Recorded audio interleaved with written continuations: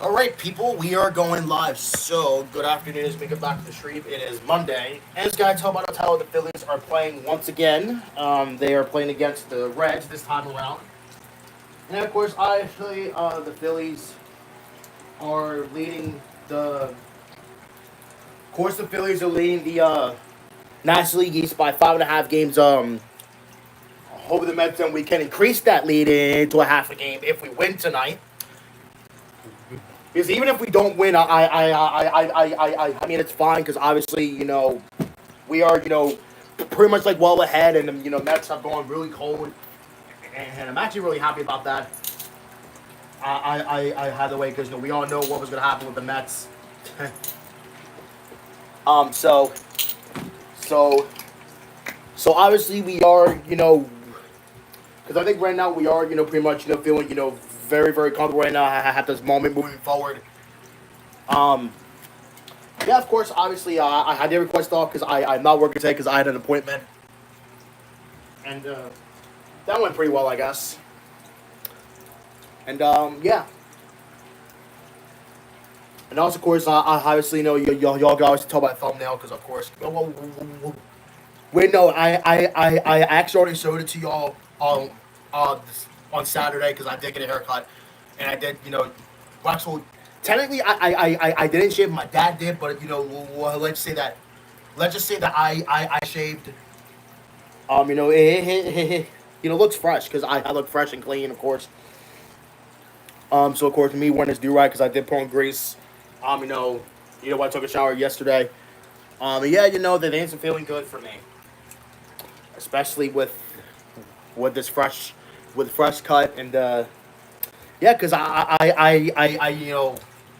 I look young again. So, but yeah, I look young again. So, yeah, that makes me feel pretty happy.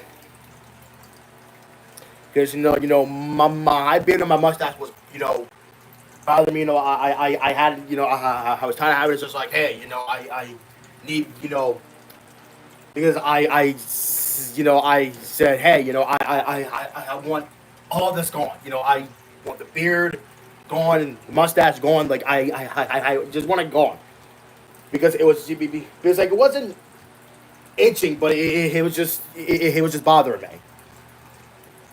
And like almost most people at my job like my haircut with a fresh cut um the other day, which felt pretty nice though.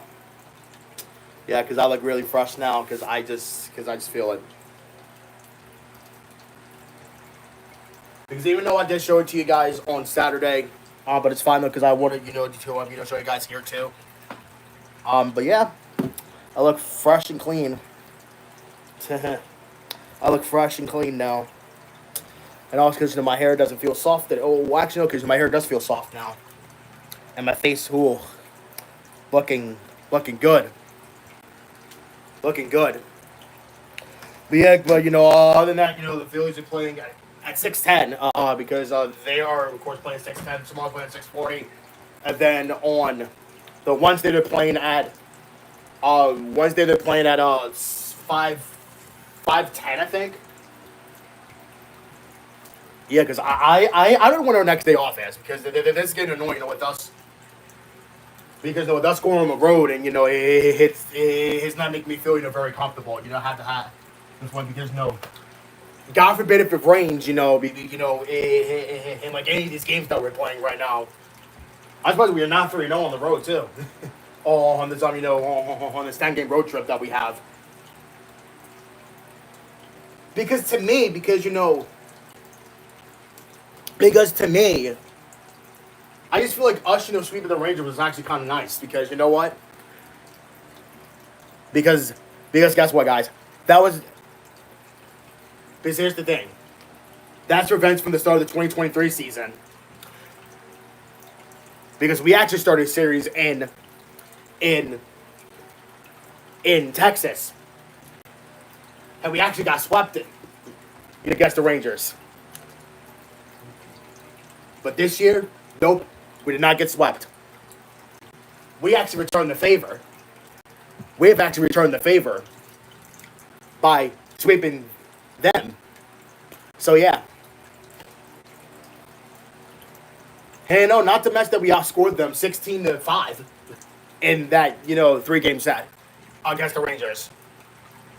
We actually outscored them 16-5. Well, yeah, because we scored 9 runs in the first game, 3 runs in the second, and then 4 runs in the last one. Yeah, I think this might be a scheduled loss today though, because we got Walker on the mound, and I think that's not going to go well though. I think to me that's not going to go well for us, though. Yeah, because I think I'll resume this rotation for these 3 games. So I think it's going to be Walker in the first, then Suarez in the second, I think. And then Luzardo in the third. Or, no, I think it's Sanchez, I believe. Well, yeah, because I think it's going to be Walker, Sanchez, no, my bad. Walker, Suarez, and Sanchez. I think, if I'm probably right. I'm going to have to look, though. I might have to look, at them now. Let's look. Though, because I'm very curious, though, because I'm just saying, because I'm just very curious. Who's starting tomorrow? Is it Suarez? Yes. Okay, good. Yeah, so it's Walker. So yeah, so it's Walker today, Suarez tomorrow. Then I presume Sanchez on Wednesday? Yes. So I was right. Well, yeah, because I said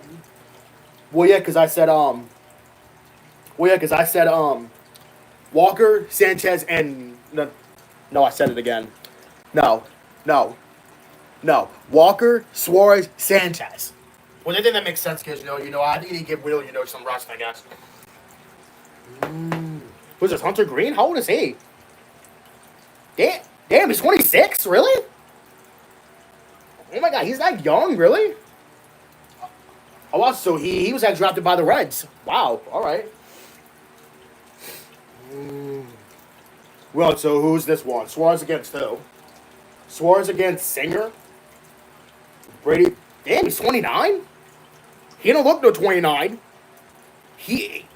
Oh, wow. He's 9-9 with a 4.53 ERA. Wow.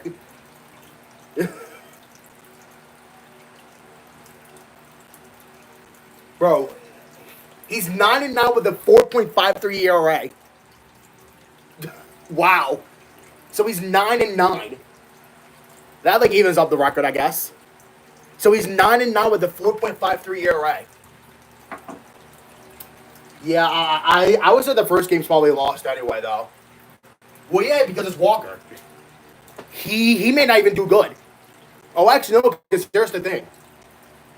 Some of the rest people have not faced him before. No, that's nonsense. Bro, how old is Tom Walker? He's in his freaking 30s? It's freaking early 30s? Oh, yeah, I guess that makes sense because, some red players are young. That makes sense, I guess. That makes sense, I guess, but still, I mean, because, Walker is in his 30s, maybe his late 20s, early 30s, probably.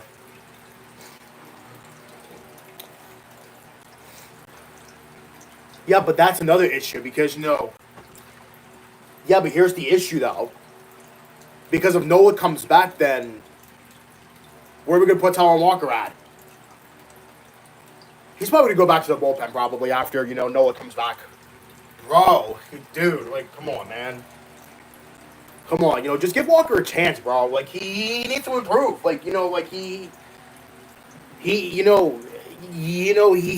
needs to improve. He just needs to improve. What the hell? He just needs to improve. He does.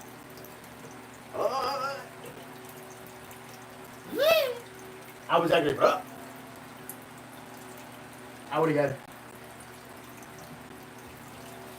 got. Oh my god. Yeah, no, I missed. Really?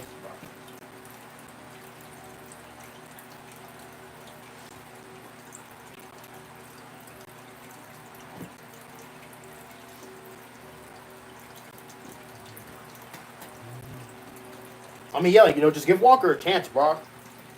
I mean, that's, it's just the only way, for us, for him to get better. Like, it's only just for us getting better. Oh, Jesus. I only have 71 videos already.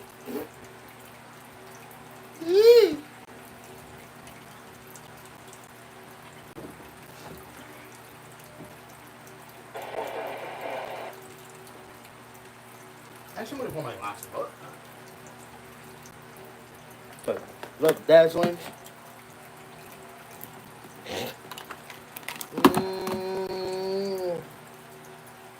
That's for kidnappings. I was okay with that. I bought that protein soda that I bought. Okay, why did that card fall down again?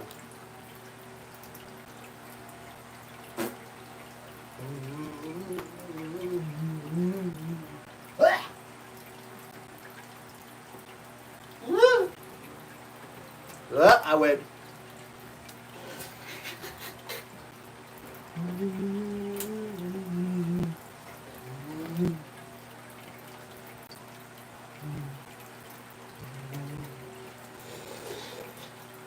There we go. Well, so I guess the race after the race that was on yesterday, the race after that one is on. It's the Cookout 400, which I'm not idea where that is. And the next one is the one from my Daytona. That one's fun now. I do like the NASCAR race from Daytona. Well, yeah, because they're popular.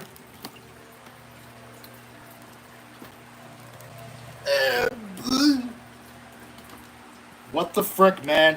I'm trying to put my pad in place.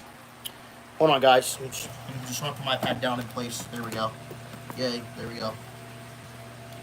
What?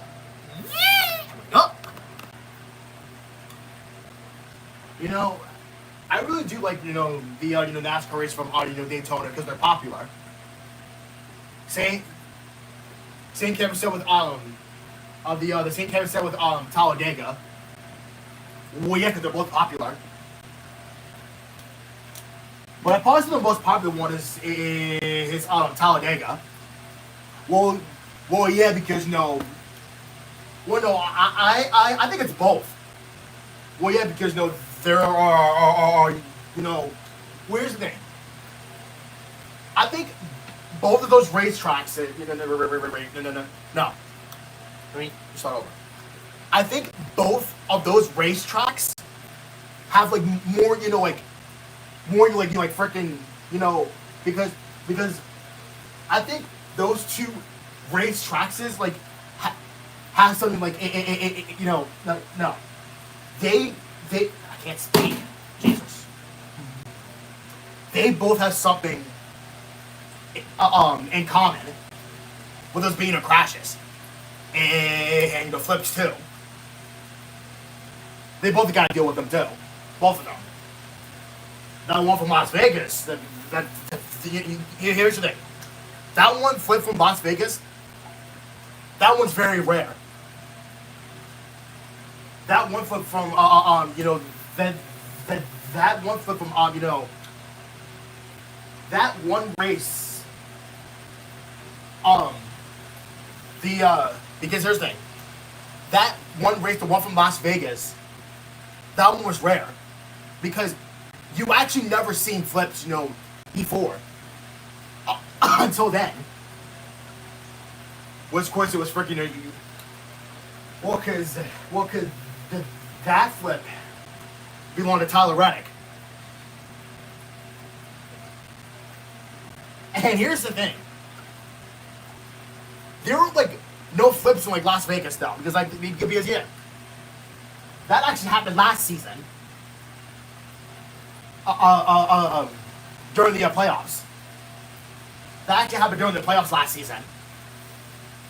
Because I think that was like third to like last race, I think it was, for the 2024 season. But that was rare though, because like you actually have never seen flips before, like in like Las Vegas like that though. Well, let's hope that doesn't happen again this year. I mean, I almost really hope not though.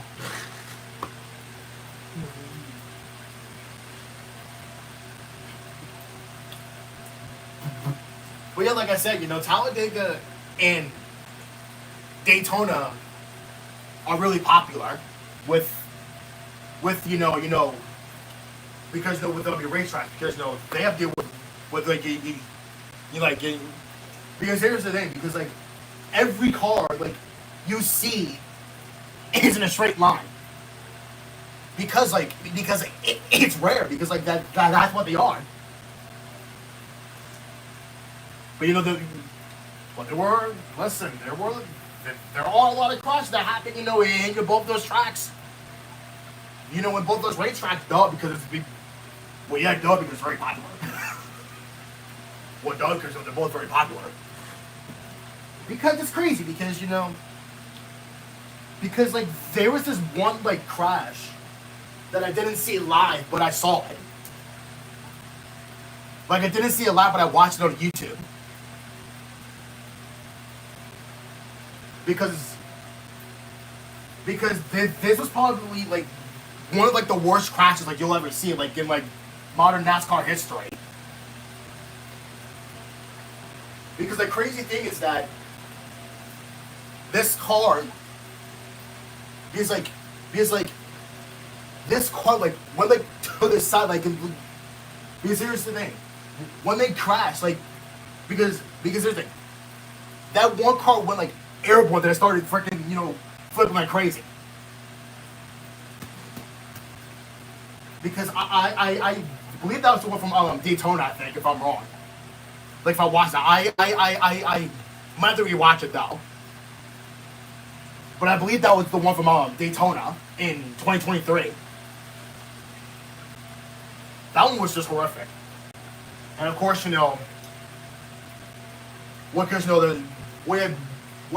driver in question's name is Ryan Preece, which he is the race to the static dog.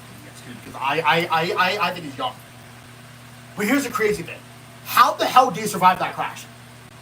Because here's the thing: when your car goes airborne and starts flipping like that, there is no way that you cannot survive that. That is just freaking like barrel rolling and all that. Like there is no way that you cannot survive that. But for some reason, there is no way that Ryan Preece survived that though. He could have been dead by now if he didn't survive that crash. But somehow he lived. Like there is no way that you cannot live from that crash, bro. There's just no possible way. I would have probably been dead. Well, yeah, because it's flipping like crazy. Because the car goes freaking like airborne and then they had to start freaking like flipping on the damn grass. Or yeah, like it starts flipping on the goddamn grass. Or no, in the field technically though. But yeah, like because like the car goes freaking airborne and starts flipping like crazy. Barrel rolling. That's what they call it though. That's what they say, on that anyway. There's just no way that you can survive that crash. Like, there's no way though. Like, there's just no possible way. I would have probably survived it. Because it's horrible. Because, like, and to me, it's scary. Because, like I said, like, when your car goes airborne like that, because here's the thing. When your car, like, starts to go, like, airborne like that, it's over. Because, like, there's just no possible way that you can survive that crash, bro. Like, there's no possible way. Those chances are, like, very slim, you know what I mean? Like, in my personal opinion. But listen.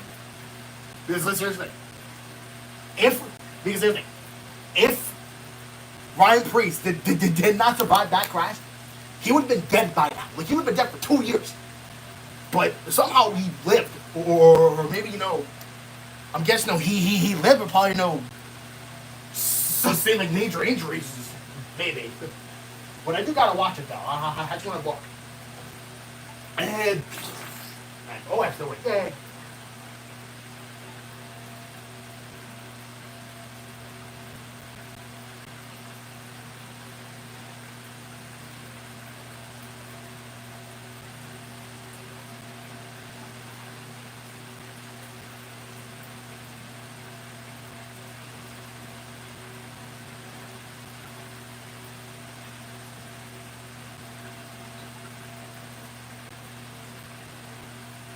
Yeah, I gotta start watching this race again now. Yeah, it was at Daytona. Yeah, it was. Yeah, it was at Daytona. Ew. Ew.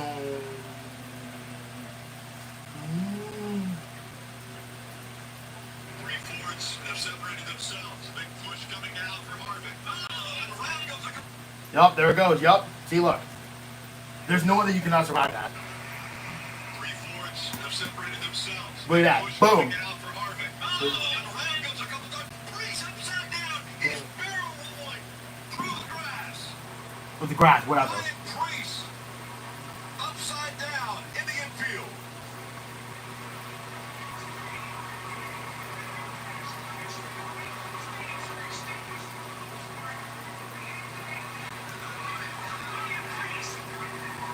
Caution has come out. He's on his wheels. There was fire off the left side of the car. A huge barrel roll for Priest and the AMR safety crew there to it.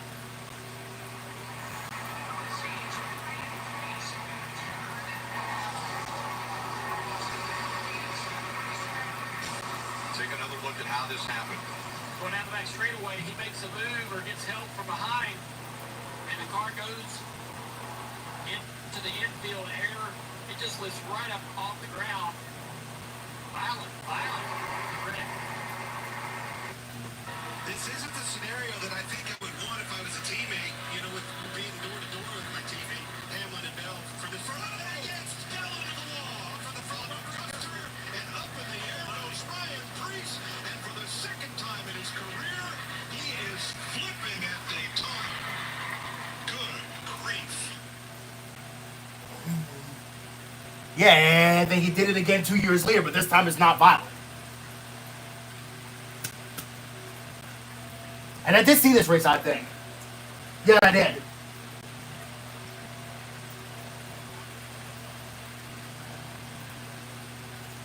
Speaking of, I actually gotta watch that NASCAR race.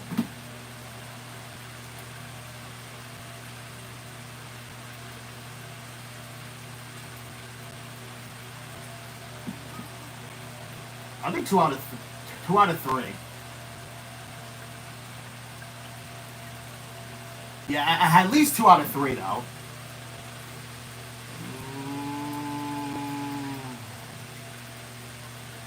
Wow, we have an F.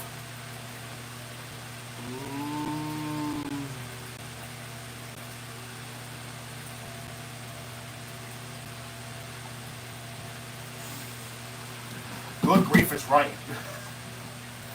Go bowling up the Glen. Yeah, let me see this. Why is this 2.5 hours? Will you please explain?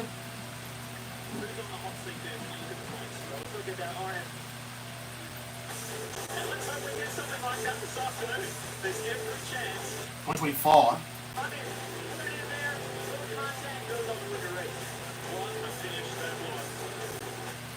Oh, September 15th. Wait, who won this one? Oh. Let's check out the starting Rick Brooks you'd like to go bowling, and as Marty and Jeff have already mentioned, Carson, most of them. Oh, this explains why it's 2.5 hours. Daniel Torres. He said, "Young desperate." Row 16, Cole Custer. I said, "How do you do that?" He said, and it's a long match straight away. Oh, God! That's a lot of turns. That's a lot of turns. Oh, okay. No wonder why it's. No wonder why it's 90 laps. Okay, let's start the race already. Jesus Christ, bro. race this afternoon. Just 3 to go in the playoffs. By the way, Here we go. 6. And we will talk a lot about this in today's race because this is a revised. How many turns is this? Right where they are here is where we will have cautions today. You can see the 2 lines there. That is the. And he's trying to keep that distance. There we go. Oh, whoa, looks new. Oh, wow, all right. Players underway. And there it was. Down the turn 1. Plenty on the inside. I can see why this is 90 laps. Some walk-ups. Good bit of play thus far. I- Trying to keep that Gisbergen out. I can see why this is only 90 laps. Sideline, but Pletten's gonna lead him up the hill the first time through the air. I can see why this is only 90 laps. Decision right here. Oh, really? That looks new. On the right side of Wayne, he's going up the S's. It gets very tight up there. That was a good decision.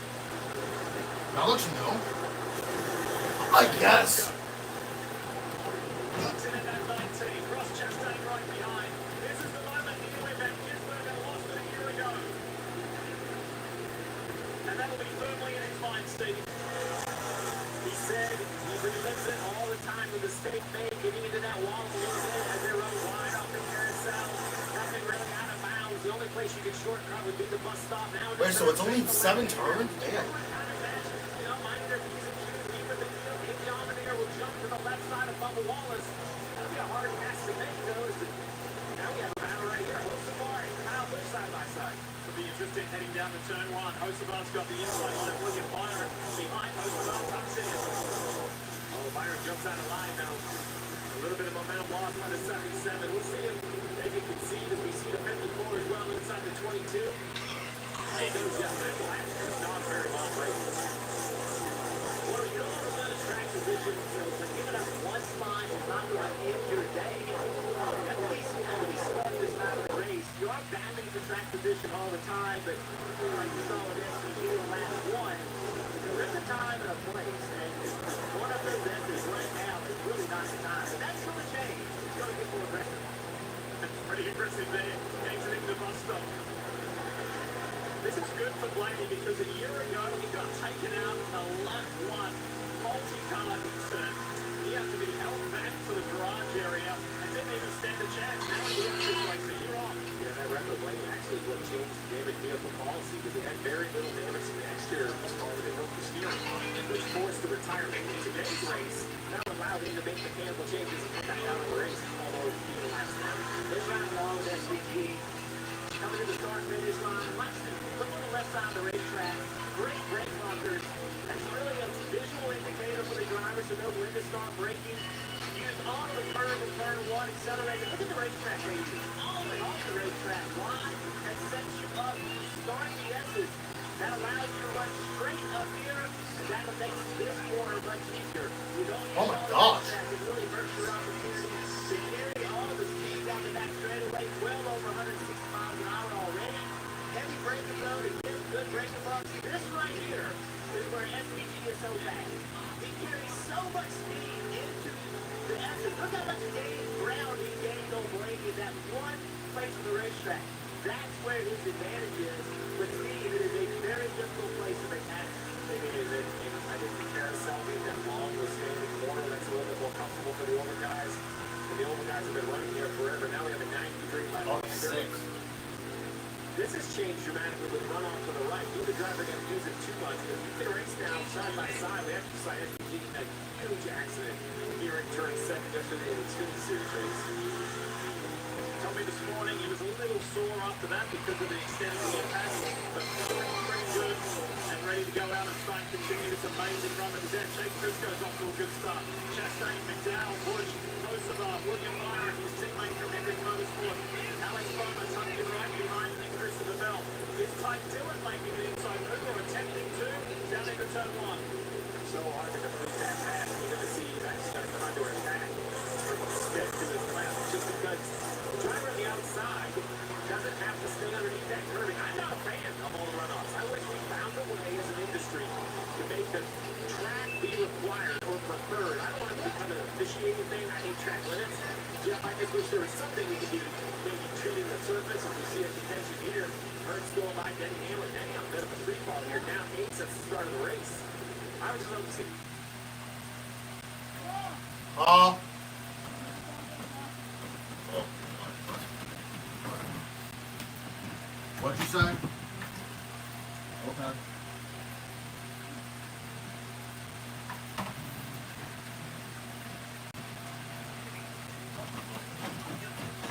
drivers kind of be restricted to the racetrack, or at least prefer to be on the racetrack.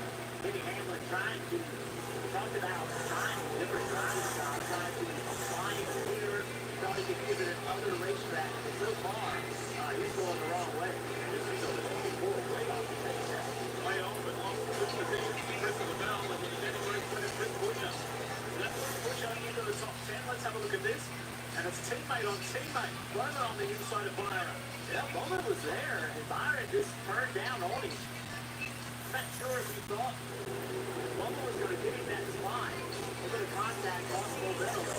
Terrible spot. They're under attack. Yeah, that's what happened. Lose that momentum to everybody. Well, they see it. They're trying to jump on you. Trying to follow the Toyota can, trying to get it. Division.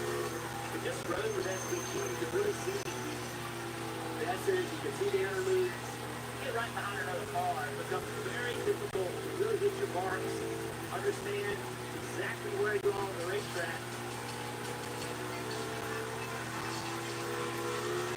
Let's talk more about William Byron.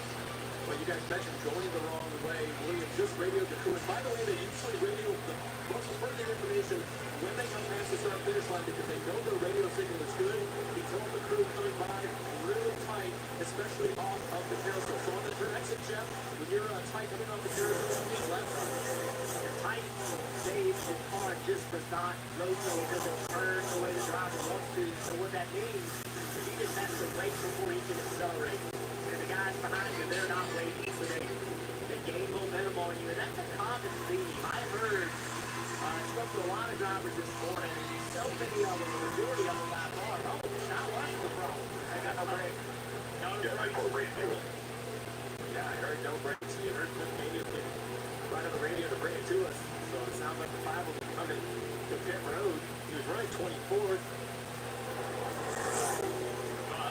24 from quite a distant qualifying effort of 26, which is highly unusual for Kyle Larson. That's high. No brakes this early in the race. Replay here. He just loses it. Yeah, all on his own. Said no brakes. So obviously he has enough brakes to slow down a little bit. If you got to down the front stretch with 0 brake, you would go straight into the barrier, as we've seen drivers unfortunately do over the years. So, but something is amiss with the 5-car power. So whether he has no rear, no front, or maybe the pedal itself is just long. You know, he was reporting a brake issue. We'll see what he does. Like right here, he has no brakes. He's using some braking in that corner. It's obviously just not what he wants to do. I don't think the brakes for that road, or he's trying to ride it out. Remember, stage 1 comes to an end in 13 laps. Second weekend last weekend in Iowa for Larson. He did everything and everybody, and he was pretty unhappy about that. And then the frustration continues this weekend. So, led every lap has Ryan Blaney. The other end led 2 laps here in McLean up until today. So, contrast year on year. However, that mirror is full of that WeatherTech Chevrolet of Shane Van Gisbergen. Dave, tell us more about Larson. He's been into his pit stall lead. Can he bring the car to a stop? Gingerly, yes, he does. And you mentioned last week in Iowa, Cliff Daniels told me they've got that car home. It was destroyed in so many ways. But again, this weekend, mechanical issues for them. Steve, what do you think of the checklist as you do the driver complaining about brakes? Well, it's clear to me looking at just the helmet, but those aren't the normal tire changes. Those little mechanics flying over there right now, reading his radio. He says he can pump the brake pedal up and hit his pedal, but then when he steps on it, it slowly decreases like he's moving the brakes. That tells me they have some sort of fluid leak. It's not just air in the system, so that's what I was looking for, Dave. Much like these crew members are doing right now, looking underneath the hood, see if there's any fluid on either of the calipers. Nothing obvious, but this is going to be hard to diagnose. It's probably a day ender, at least to be dependent for the 5. That's a tough one for the 5 team. Meanwhile, it's going great with your Ryan Blaney out in front, led every lap. Your home auto business vehicle are all protected with Progressive. I don't care.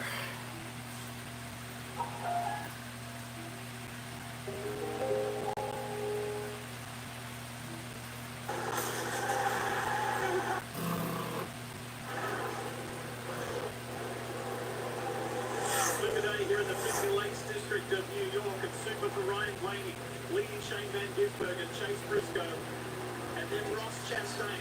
Positions unchanged since the drop of the green flag. But something that has changed is that the driver who was meant to be in this race today, who is not. Tell us more, Marty. Yeah, that's Connor Zillich, and it was fantastic leading down the green to see him back at the racetrack. It's even better to talk to him right now. I think number one, what everyone wants to know is how are you? But number two, what happened? You're mirroring much of what happened. Yeah, first of all, I'm doing okay. Very grateful to be able to walk away from that, and I guess I didn't walk away, but very grateful to be walking today and just be all right.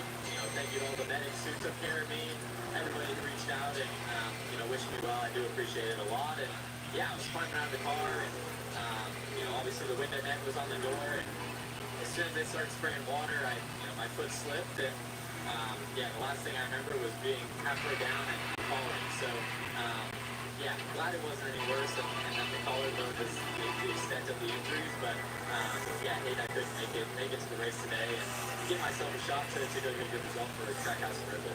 So what happens from here? Because obviously you're contending for an Xfinity Series championship. You have the benefit of no weekend or no race next weekend. You're not racing Richmond. So what happens next, and how long until you're back in the car? Yeah, we're still working out with all the doctors to figure out what's going to be the next steps. But I've got a little motivation from Shane, my teammate.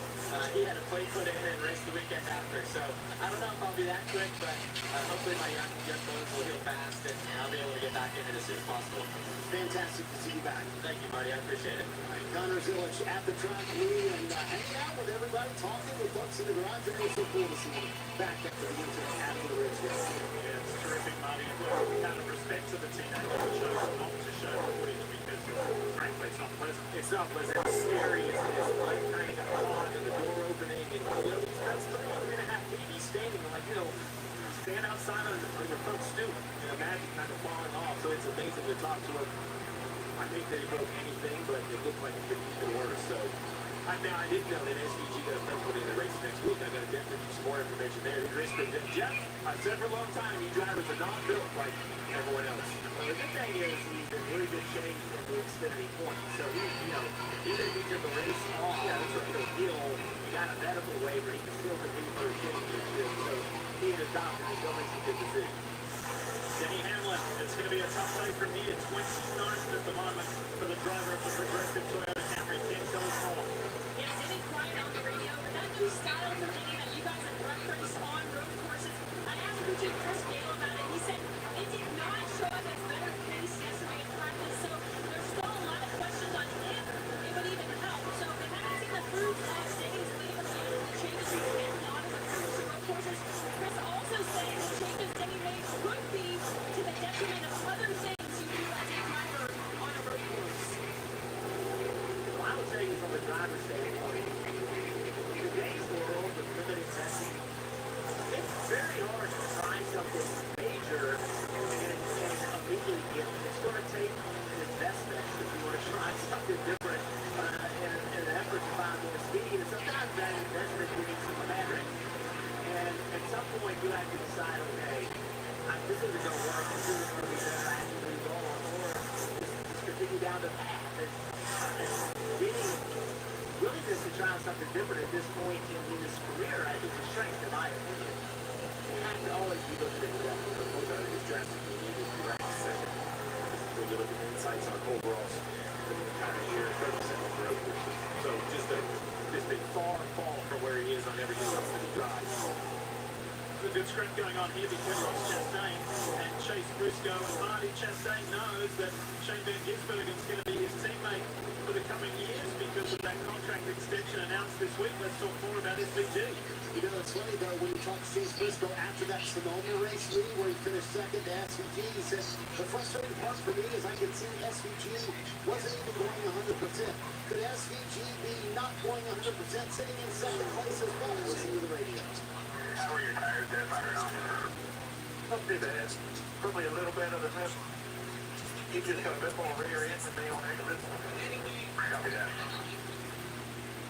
SVG later said in the conversation, I'm just hanging out, Steve, saving my rear tires. So let's have a discussion about that. How much will that be a factor today for the drivers, kind of saving those rear tires. It kind of became the story of the Sonoma race a few weeks ago. Yeah, this tire compound seems to start tight. They basically quickly just go away with the back of the car. The one thing in Sonoma is more acceleration here. Walk spin it so fast, he's just leaning on it. No lateral grip, which can make it nearly impossible to make speed here. Well, and he has a boost too because his dad just arrived last night from New Zealand to cheer his son on in pursuit of Blaney.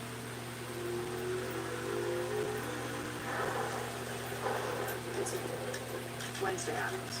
Your life just took a What dark the turn. frick? I regret to inform you that I have devised the needle misfortune. What the frick? It's pure torture for your taste buds. The four nightmares mix of dread. I'm sorry, what? No waste my time, I see this. I'm sorry, what is Let's this? run the truth. Enjoy the anguish.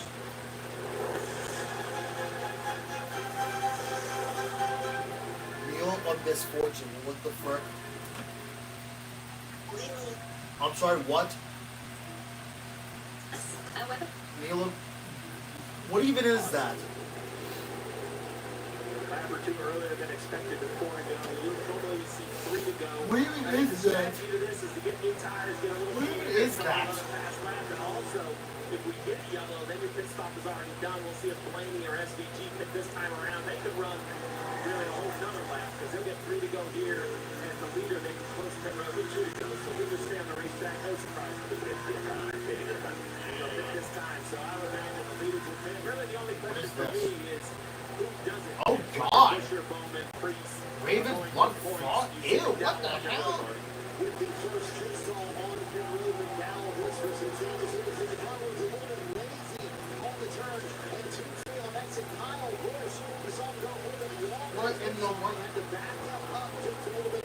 Is it really good? Yes, but he struggled What? with the Ew. especially on the exit of the I don't want that meal. That looks gross. They're going to lose a lot of track condition here with that pit stop. Oh man, right through the box. You see the wheels turn. Did a nice job committing. The crew did a good job getting the air hoses out of the way. So minimum time lost for a pretty big mistake. You see, what, a few car lengths behind McDowell. Just gonna have to let the whole thing blend to see what he really gives up. Well, there's one right there. There's Bell. Here comes Byron.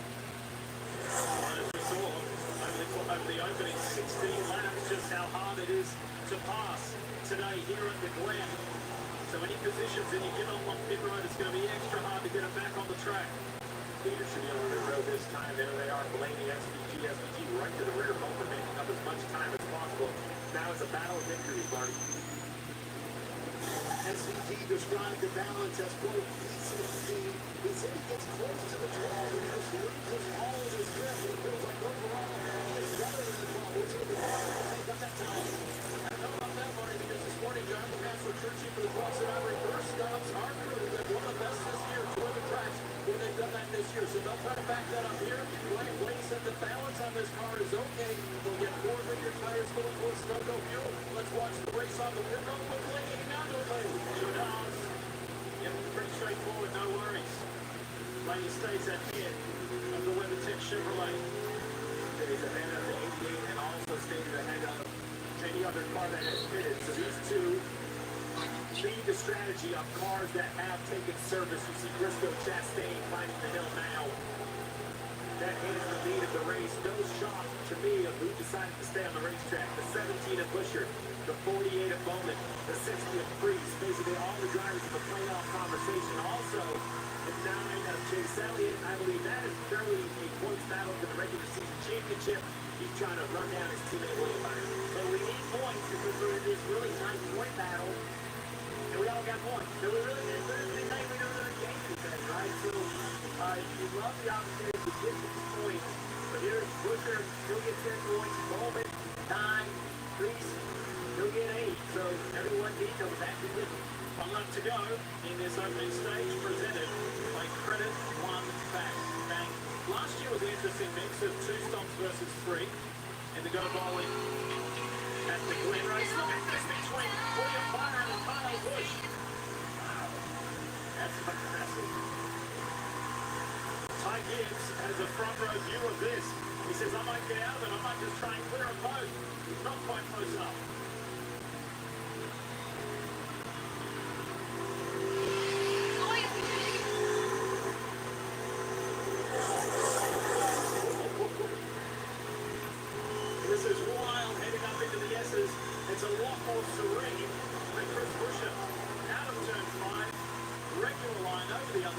strip. Heading towards turn 6. Alright, so he's going to pick up where he left off here at the Glen. That is in a winning position. Chris Pusher, the BuiltSubmarines.com RFA Ford, win stage 1. There it goes. Ryan Priest followed him across the line, as Jeff and Steve mentioned, for those much needed. So there's stage 1. And pretty straightforward, other than Kyle Larson. Certainly straightforward for Ryan Blaney from pole, led the majority of the laps.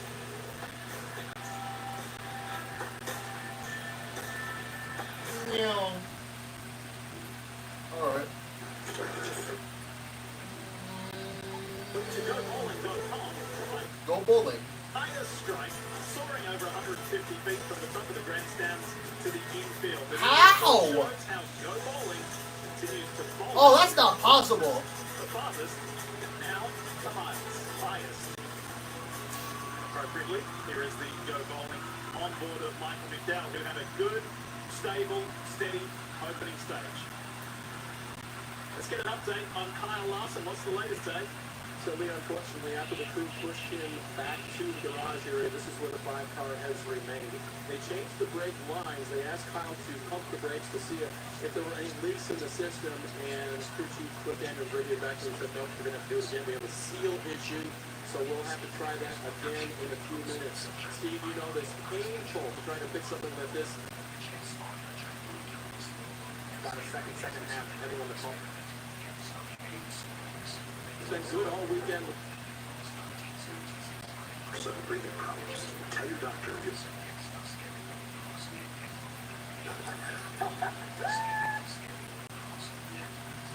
At this particular time to the guy who's led those laps today, Ryan Blaney, first one up. Do they have? Your point, Steve, everybody wants to know because Now into the bang spot, 88 now side by side with the 12. I like what the 12 is here because left-hander on board with Michael McDowell back a few rows. He's hanging tough.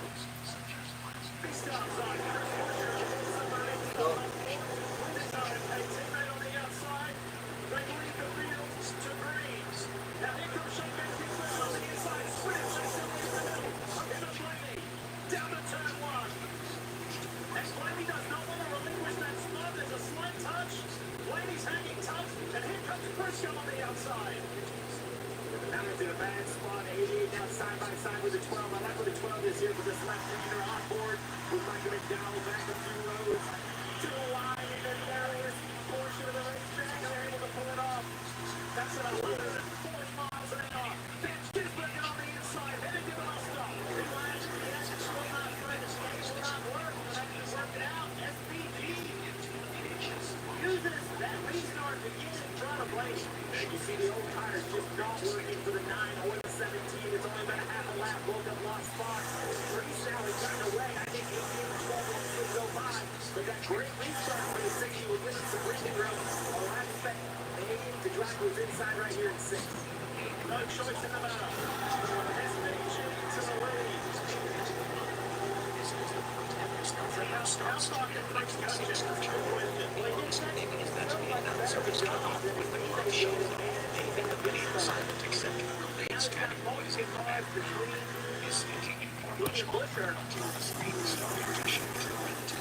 What a shot that was from Christopher Bell's front end. Diving on the inside is time already. Good clean run there.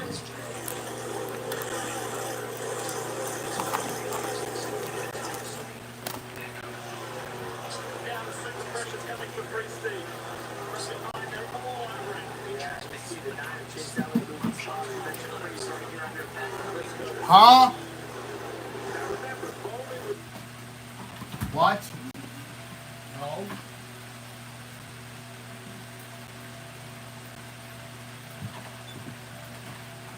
I need to turn my fan down a little bit so I can hear.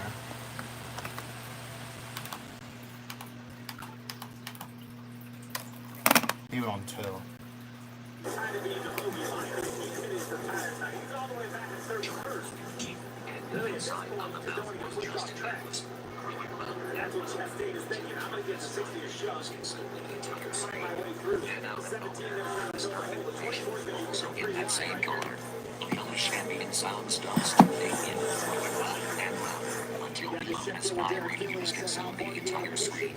Then out of nowhere, starting with Tesla, in was the close-up of a different humanoid creature's face in the darkness. It was just words. Anytime that they bring the 60 in the pit road from right now on, they can make it on one more stop. This is a tough position for Busher to be in, Jeff. To not get run over, to hold your line. I mean, look at the zig to zag. The closing range is just so high. It's also not just the cornering ability of the race car, it's the braking ability of the race car. Low red tires, the car does not slow down as well, it does not corner as well. Everybody around you has way more speed. You have to know when to fight and when not. You almost have to give them a lane. You have to give them a lane you want them to have to not slow you down more than it has to be. There's an art to this. Pushed offline, you can lose 4 seconds in one lap. Toyota on board with Christopher Bell, having a look at one of his JGR teammates up ahead in tight hits, who's having a real nice run today. He's cleared McDowell.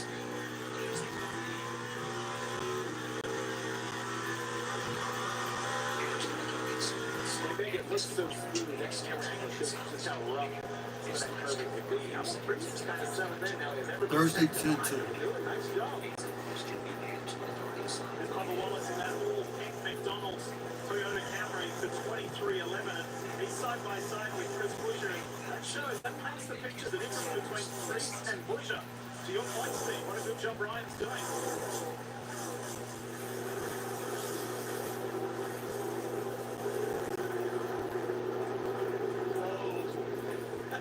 Betting all the curves, shot way up the racetrack. Oh, not done. Not done. Keselowski squeezes in. One side to the other. Todd Gilliland's now in the mix of the 34. It's not Chastain. There goes Eric Jones. Jason saying, what are we doing? And you heard the crew chief say, bid. Enough of this. We've got to get some tires on this race car. Well, 48 at Bowman, only 4 cars back, who was on the same strategy pre-yellow. He decided to come get his fresh tires. The 9 has fallen almost all the way to the back of his teammate. So Alan Gustafson says, we're giving up time. Let's just come to pit road, jump onto a different strategy. Oh, man! Oh, what the hell? Spun around. This might close pit road for the 9. Big contact for the 21. Should be an instant yellow. Josh Berry. Yeah, I think so. And the freight liner forward for the Wood brothers. He tried to jump the pit road right here. Let's see if he makes it. He's so far back. He's going to try to turn right. There he is. Will he make the pit road before the yellow comes out? No yellow.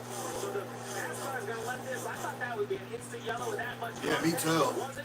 The 9 of Chase Elliott instantly got the pit road. On the Jim Davis Philly race, they tried to hold the caution as long as they could. If the field was past the incident, they would hold it, Kim. Yeah, Chase saying the balance is good. It feels like it's okay when they get a decent lap. Obviously, no rear grip going away on those older tires. They put fresh stickers on and as the fueler rolls over the car, that's going to slow us up just slightly. Oh, Caution's out.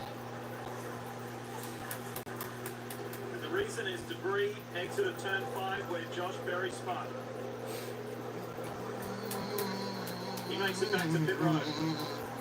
That part of the racetrack, we've seen so many big wrecks throughout the history of this racetrack.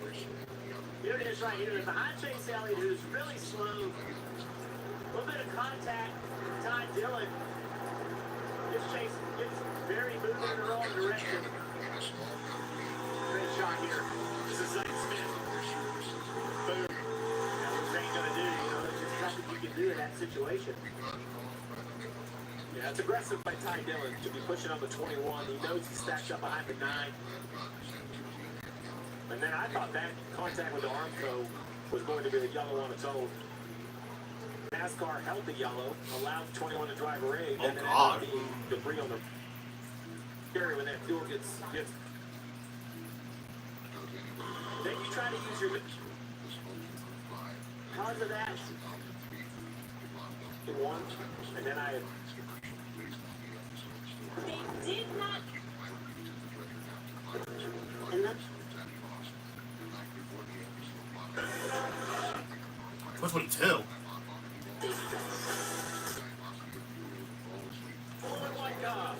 Yay. in time to see them go racing in the second stage of Go Bowling at the Glen. Shane Van Gisbergen leads Ryan Blaney, and then Hold on, I need to go to the rookies real quick because I know they end theirs early as balls. It's annoying.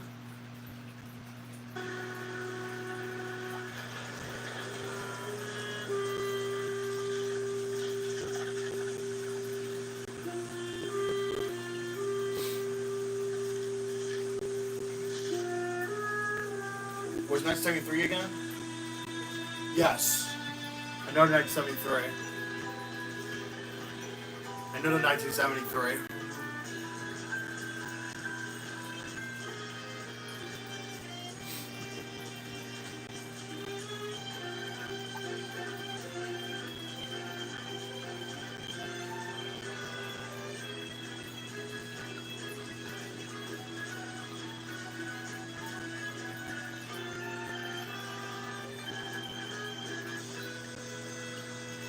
Told you. Told you. Told you.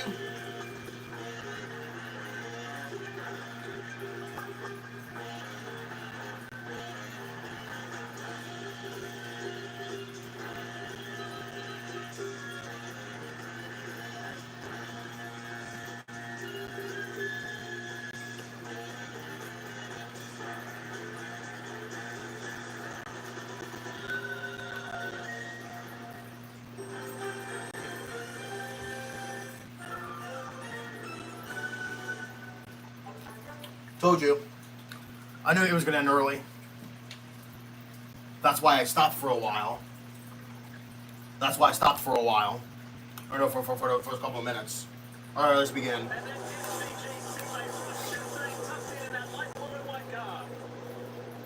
he gave it Blaney to the outside. Believe it, he cannot beat him off this corner. He was right.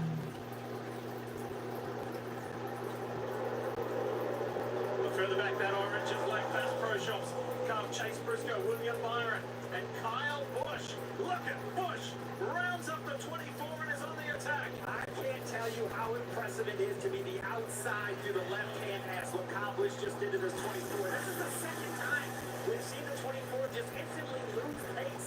We thought it was momentum last time. Maybe it's momentum again, Jeff, but the 8-car clearing him through the left pass on the outside, a move you rarely see. I think he said, all right, William, you or I are going to lift it. It's not going to be me. And he put William in a position where he doesn't have to lift it. He's continuing to fight the rest of the day. Alright. These two guys are just getting into it. Austin Cindric and Michael McDowell. Did you see that on the exit of the bus stop? They were roughing each other up. Bubba Wallace had a front row view of that. McDowell goes wide, tries to get the inside run on Cindric. Not quite close enough. That can be a dangerous spot to make a pass just because sometimes the driver doesn't expect it. The spotter can't see it. So How much is in fifth, not sixth? to make the pass, but you gotta be careful it's on contact just because drivers aren't expecting you to beat if the driver's right. Good job going forward for Cindric. Ball by 13. But it's 7. Back here, Ty Gibbs. He is the monster car with the There we go. roof number on the right-hand side. Left is the Okay, now they updated it. There we go. Those tires, Oh, no. this is what it looks like in 17. What am I? There they go. My bad. Good tires, but what do you do with them and where do you go? There he goes. He's right up the inside. Past Tyler Reddick. There's Ryan Preece. He's just ahead of Chase Elliott. They always have in for those fresh tires. Oh, it's madness back here. It is so aggressive. Back to back. Excuse me. They're chasing the guys who did it earlier. These guys just go to big tires. They want to try and take advantage of that big grip. Dust, debris. Just every lap, every corner, somebody's dropping a wheel. Rats. I love this shot. Look at this Chevrolet onboard camera, that right rear suspension. Now as it turns to the right, watch the left rear suspension of the 24, excuse me, 54. Kind of squats and rolls to the left. sway bar or whether you run one or not, that's what it controls, right? With that 54 turns like that, how much the rear of the car actually rolls. Anti-roll bar by design, by nature. A lot of tire lockup. We have heard from the drivers at the pit saying, once you lock the tire out once, it's really easy to lock up multiple times. Kind of battle. A side slap there from Daniel Suarez on John Hunter Nemechek. That's how intense it is, and that's all the way back in 23rd, 24th. Damn, bro. It is hand-to-hand combat. Denny Hamlin. Damn, chill, bro. Is it Gianelli not having it? Hope you like that shot as much as we do through the bus stop there. That's the back cam. Oh. Under that. Chastain really starting to put the pressure on Blaney as we come around to 60 go. I really don't, I'm not sure this is going to be just an easy decision by the entire field. The opportunity to pit with 3 to go is available. I think that's the move I would make. I think it gives you the best opportunity into the final stage. You saw how much old tires struggled at the beginning of this stage earlier. So I don't think you want to stay out on old tires, but the decision is about 3 laps away from the leaders. Cam, what you got? Yeah, we've got a big name in the house, Michael Jordan. Rats. His 2311 drivers. And good reason to cheer for Bubba Wallace. Bubba running in the top 10 currently. You know, we used to come to road courses and know Bubba was going to struggle. And he's been honest. Rats. There's a time he hated them. But over the years, he's worked hard on coming up the plan, studying, understanding where he needs to position his car to make speed.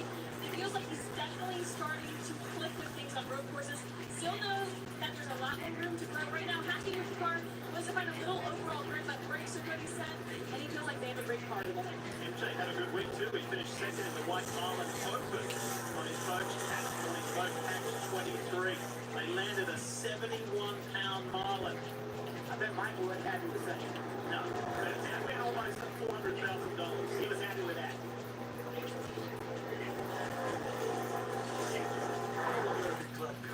Extra elevated Cuba Lexicon. For just $1 more, you can make it a Happy Gilmore meal and get a collectible cup. Gilmore with his old meal deal. Sure, I love your cup. Huh? Happy Gilmore meal from someone? It's been extended. Happy Gilmore. Happy Gilmore 2? Oh, that's when the movie came out already. That's my time.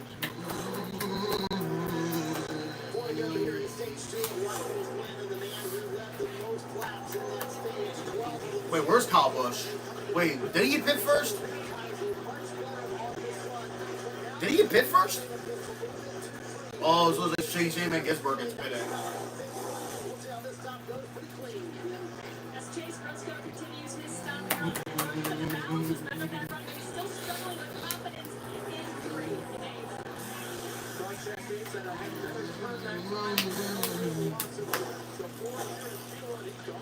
19.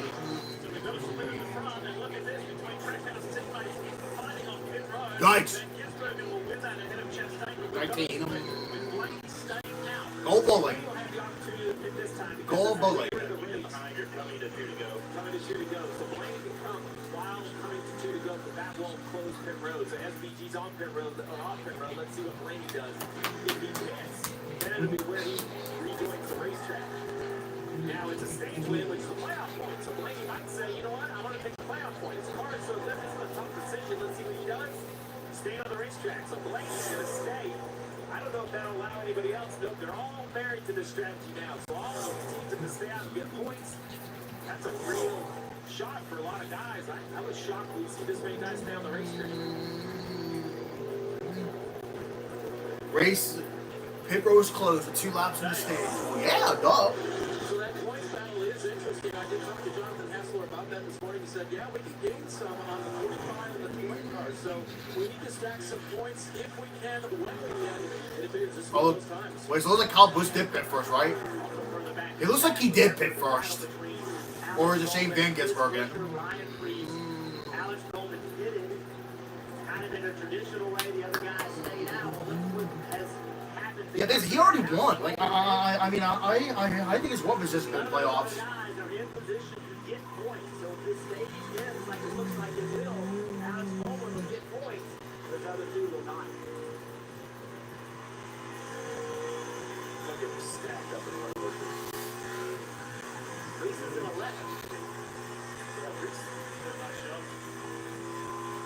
Look at his teammate Chris Bush is back in 15.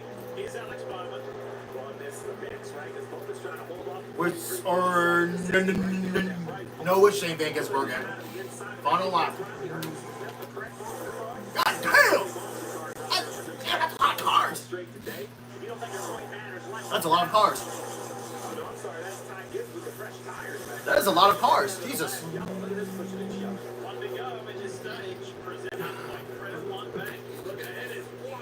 Whoa. S's. Oh, that was close. Oh, that was close. That was close. That was close. I thought that was going to be guardrail for sure for the 43 of Jones. Yeah, almost. You got slammed out of the line, no doubt. Ryan Priest now 11. Can he pick up that one spot? Wait, so it looks like how many turns is this? 7? Yeah, 7. Lucky number. Hee. For me, though, at least. Oh, what the heat?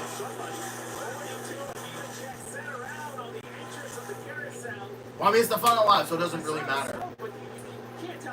I don't think it doesn't matter, because I Ryan Blaney won the stage either way. Yep. There he goes. So there is the end of stage 2. And the pole man, Ryan Blaney, grab maximum points. Have a look a little further back. Who else is going to grab points? We've been telling you a lot about Bowman. Alex is going to grab 7. And Ryan Priest indeed does grab 1 stage point. That was a nice comeback. Look what happened here. Teammate on teammate. A little hip and shoulder out into the grass. But then what happens to John underneath the check? Denny Hamlin. After the race, stay tuned for the NASCAR Cup Series post show to get a special look at USA's Series 4 Rainmaker. I don't care. I don't care. Who the frick is that? Oh, look, a boat. Yay. Oh God. Oh, that's why this is short, because it's the, oh yeah, because the line. Picks from the 4th position. A lot of debate on the radio whether they would stay out or come down, and ultimately deciding fresh tires were worth it because he was very loose in the right-handers, Dave. Interesting you say that. Yeah, Brad Keselowski told me this morning tires will be a factor. Their fall off, the fact that we may want them. Watkins left.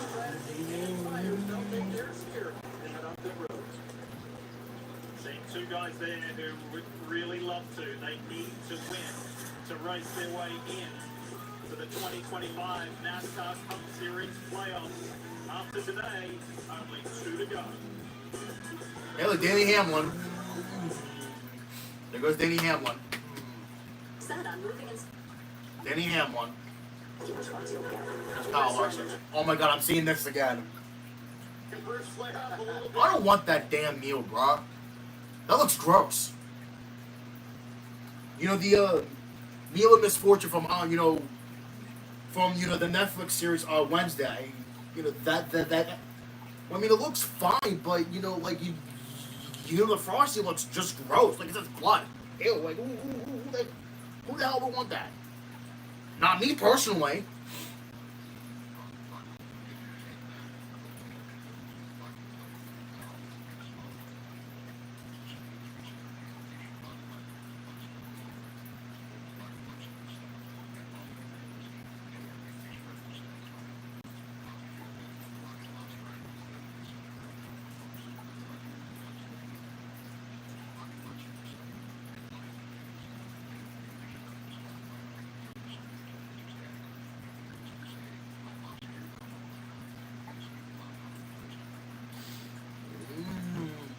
After that incident a moment ago with top. That is the series premiere. The Rainmaker. Ryan Blaney. Really, August 15th? I'm going to take 4 tires anyway, so it's not going to be a big decision.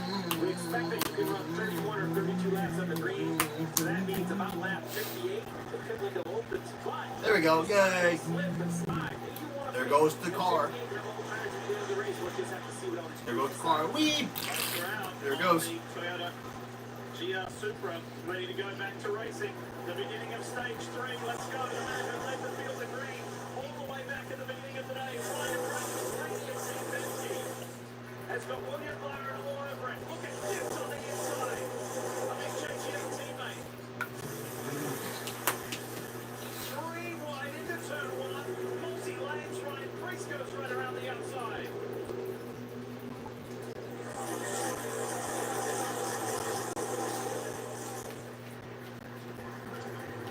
That revised restart zone is working.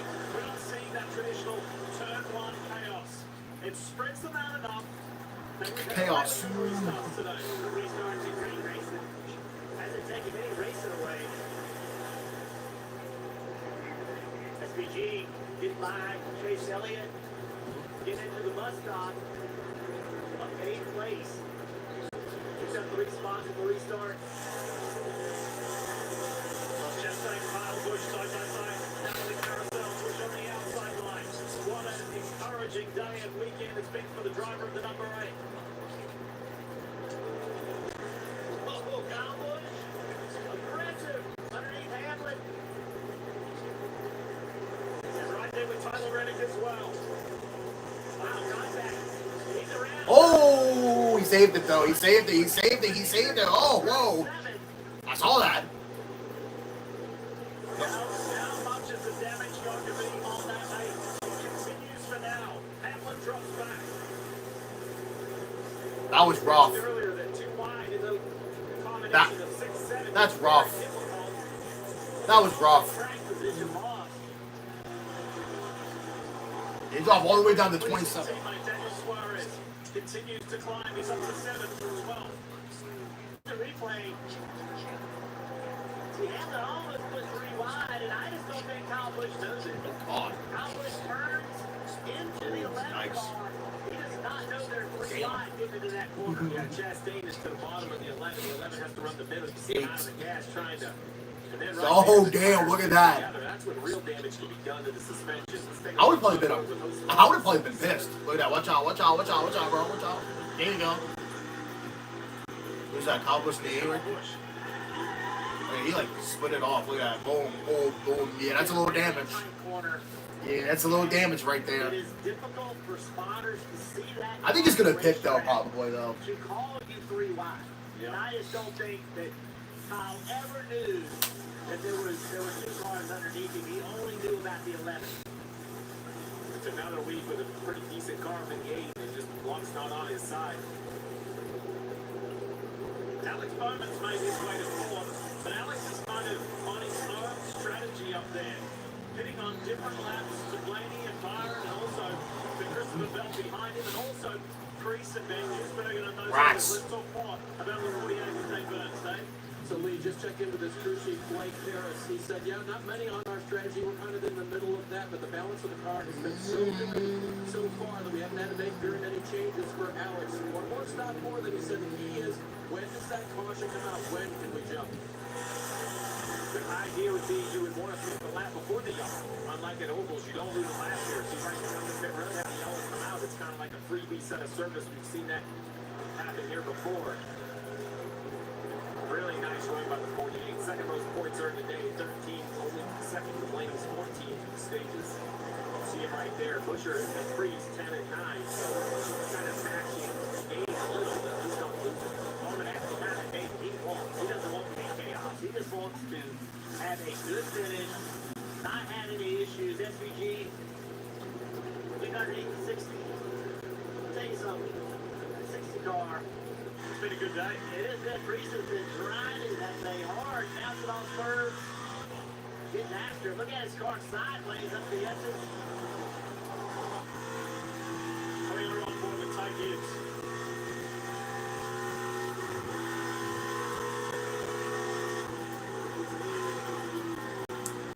Oh, he's in 7th.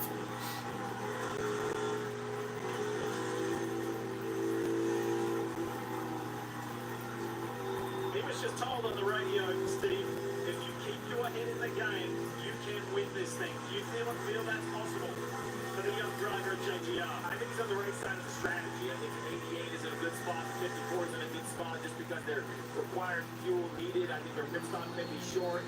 So I agree. I think he's right in this. I mean, he's in position. He's inside the top 10. I like that conversation. I mean, the 88 is making moves, but you can only see him a couple cars up. 2 laps ago, Ty Gibbs was frustrated. Pit box trying to step in, get his head in the right direction.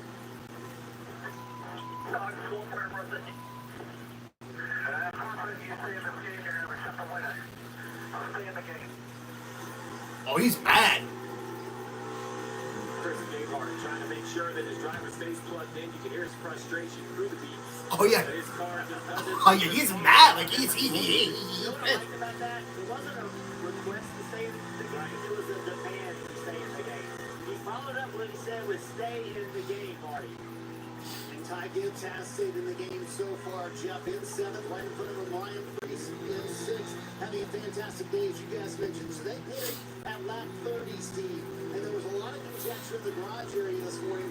Would you hit as soon as the window opened to make it to the end of the race? But with all this tire fall off, Steve, would you want to go a little bit longer? Split stage 3 in half. I think a lot of teams are thinking as soon as that window opens, and for a lot of the 4 teams, that window opens in 2 laps. Longest They're time. going to come to pit road to try and make it to the end of the race. Yeah, I mean, I think 40 to go is just way far out. Most of these guys can run 31, 32, 33 laps. So it was 40 to go and then trying to save gas and Oh save God. tires. Damn. I just don't see that being the right opportunity. I think that we haven't seen a lot of movement through the field, but the guys that stayed out on much older tires, speaking of older track position earlier, I would just expect to have the late yellows. So while the late yellows will help your fuel tank, they're going to really improve those Goodyear track tires. Check this out, Jeff. I know that you jumped. We both saw it at the same time. Yeah, it's a very difficult place to make a late pass. Trying to get him doing all that he could. A little bit of contact there with Preece, so that's just good hard racing. Excuse me. No. He continues to shadow Ryan Preece. Up front, Ryan Blaney has a 1.5-second lead over William Byron, and Van Gisbergen has gone from 12th to 3rd. There they are, first Damn. and 3rd right there.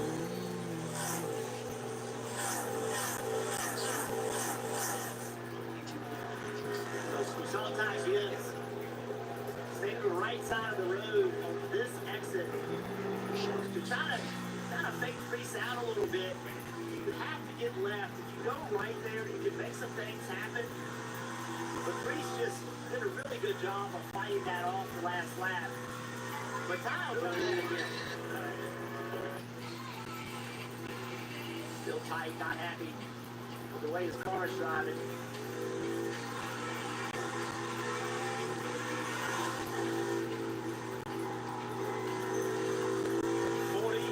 To go here at the Go Bowling at the Glen. Can it be a pole to victory lane day for Ryan Blaney? We're gonna find out, actually. We're gonna find out.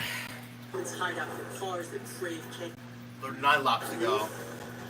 38 now. $15 a month. And there's not even a lot of laps, too. Get out of here. Submarines. You're looking for a stable, impactful career. Visit buildsubmarines.com. We build giants because it takes one to build one. For a reliever on board the buildsubmarines.com forward. As we welcome you back to Go Bowling at the Glen. You're watching the NASCAR Cup Series here on NBC Sports on USA. Lee Kiffy, Steve Letarte, Jeff Burton with you from the Glen on a 90-degree day. Yes, it's a warm afternoon to go racing with 90 laps around here.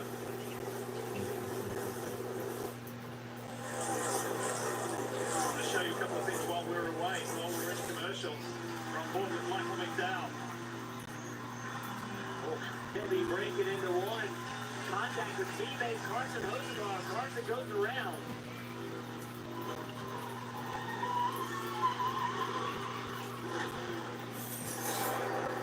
Meanwhile, back at the front, the two guys who started on the front row in this race on two different strategies. Ryan Blaney continues the lead away, but for how much longer? About 1 corner. Inside SVG.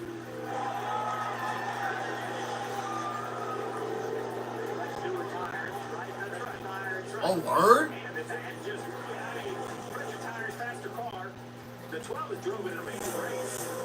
I think this is successful so far. What they tried to do, they gave themselves an opportunity to remain in the game. Now remember, I have Blaney needing more fuel to come to pit road and Byron and Bell. So this is a big advantage for the 88. You see on our page, just low fuel remaining for Blaney, Byron, Bell, and Bowman has a little more fuel on board. First car to come to pit road with 36 to go, the 60 of Preece. Now we mentioned the window would open here pretty quickly, especially for the Ford. So Ryan Preece comes down pit road, sent it to his teammate Chris Buescher. Preece has been very happy with the long run today. He's going to need it with 36 to go. The biggest complaint for Chris Buescher entire life be good enough to think with 36 to go you're just done for the day. I think late caution, if you change this for leaders, that could be a different decision, but I think SVG can run a few more laps. That's dangerous. Sends Briscoe. Oh, here we go. Whoa. Wow, bouncing his way back onto the track. That was full motocross style. Yeah, Ricky Carmichael will be impressed with that move across the roof. Yeah, Briscoe wasn't impressed. I promise you that. No. And that's what I was saying earlier. Like, we always see when it finally comes to somebody threatening somebody else, but there are 100 of those that happen all day long. Not to mention That was very dangerous. Kind of file those away. So he's Chastain and Wallace up through the S's. Ross is on a mission here, and Bubba's not giving him anything. So that opened up an avenue for Chase Briscoe. Then hit the curb. That's right. It wasn't malicious. It was just circumstantial. That's right. The left front tire got to the left of the curb. The car starts hopping, and he's going to go up the track whether the car's there or not. We see the 24. Oh, Kyle Busch is spinning again. So last change of rights. You'll have to wait a little bit here. You've been talking about that, Steve, because they last minute on lap 16. And here goes Byron. He probably might have not been back on pit road before the end of the day. No. Wait, why did I do that? The car's going to drip in maybe 4 or 5 cars at a time. Some ovals we go to, it looks like yellow. Every car comes. No, it was.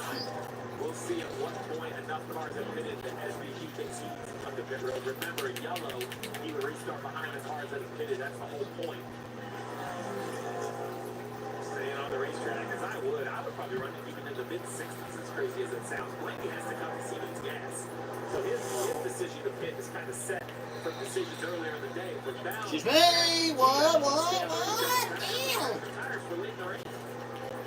No, I messed up. Rocks. That was more than Burns. Coming to pit road now, Lee, the car's got just a little bit tight for Ryan Blaney. Doesn't want to turn. And he said it was better than the first run and during that second run. And imagine what he was doing in the day. He lost SVT around him from the moves that he's made. He just saw another. Did he learn enough? That's what he said. Nelson coming off the top 10 finish in Iowa. It's first top 10 since Texas and Maine. That car is in my game. Still left in rear. They're getting adjustments to get out of here. Look at this angry little bunch. They're back at it. They're still at it. Briscoe around Suarez. Now it's McDowell's turn. You know, Briscoe, when he enters the bus stop on the right side of the car, he had to be nervous. Rocks. He just got uttered out of the way. The backup front, SVG, he has been putting the flyers down. He took off the man some mid-73-second laps, and that is absolutely fine. Chastain was able to clear Ty Gibbs. Speaking of the 54, the Monster Camry, let's have a listen to some recent radio. And so we got to do something. Well, I'm sure you got a real good understanding that from inside the car. So, you know, you can call the strategy if you want, or we can keep rolling. But I was... Oh boy, things are getting tense at JGR. It's an interesting dynamic they have currently over there with a young driver. Why would you do that? Experience could keep with the environment. You see the 9 on that road. Yeah, the 9 is nice. Chassis adjustment. He said, I just got to keep the left rear on it. Remember, somebody right now is on the left side tires. That's a great point, Kim. When we talk about tire wear and rear grip going away, the left side seems to be the challenge as the 54 jogs his left side. He's under attack like 22 of Logano. The interesting conversation tomorrow, you know, with Ty Gibbs and the entire team, right? Because what you're hearing from the big box is, hey, we got the strategy. What I need you to do is make lap time, right? I need you to focus on getting the best possible speed out of this race car. Let us worry about the strategy. You have to trust us. But it just doesn't seem like that's where they are. Oh, damn, bro. Every sport, we've been reading so much about psychology, about trying to control your emotion in the moment. And I think that's what you're seeing in the 54, the Richie wanting him to control the party. Bro, Jesus. Coming down pit road. He's had no real complaints about the handling of the car to Adam Seavers, but 2 laps before they quit it, he did say the brakes were starting to go a little bit long, and he saw them have to Are you serious? on all good right now for Alex Bowman. He'll be on or off the pit road. Lefts get changed first, rights get changed second when you're watching Glenn. Drew going after it. This should get it to the end. Where can he end up? He's good on points now. He does not have that win to ensure him in the playoff. Alex Bowman having a good day and was hanging in there. So let's see what this with 32 to go. How it shakes out. No! No! Rats! Wrong. He's in a 10th spot. He's in that no-win zone, but above the line in the playoff points picture. It's been a productive day.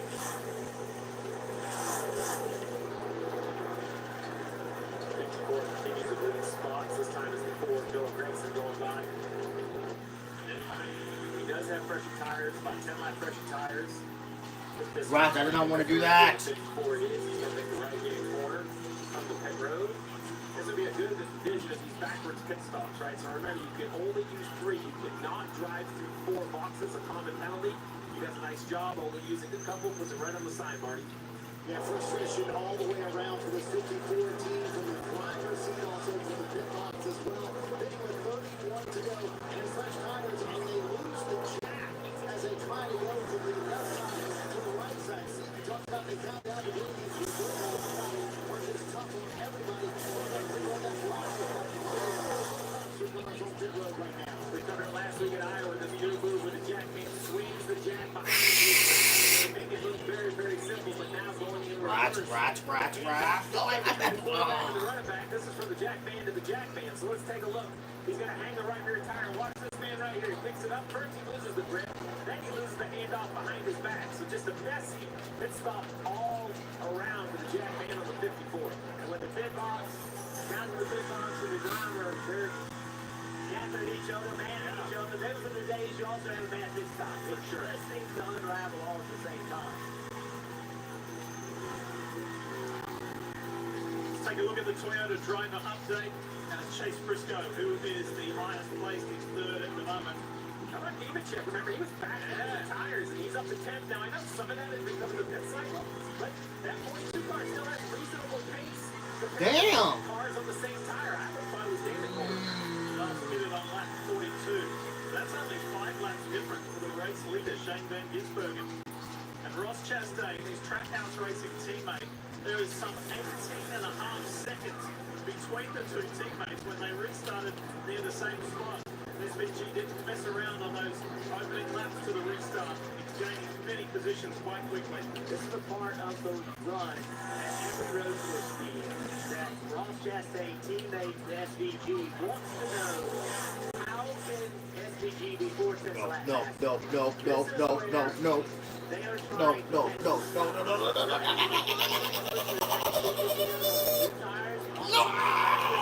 This part of the run is where he is just so fast.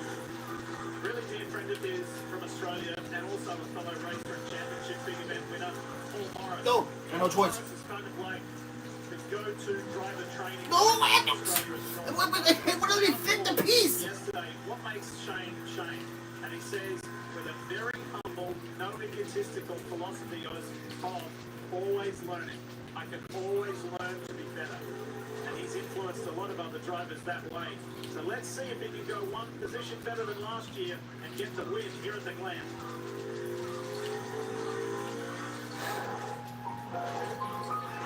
Change.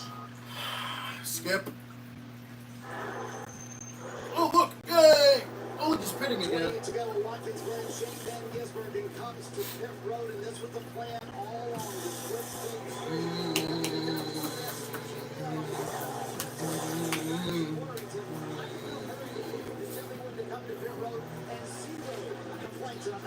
Good chain.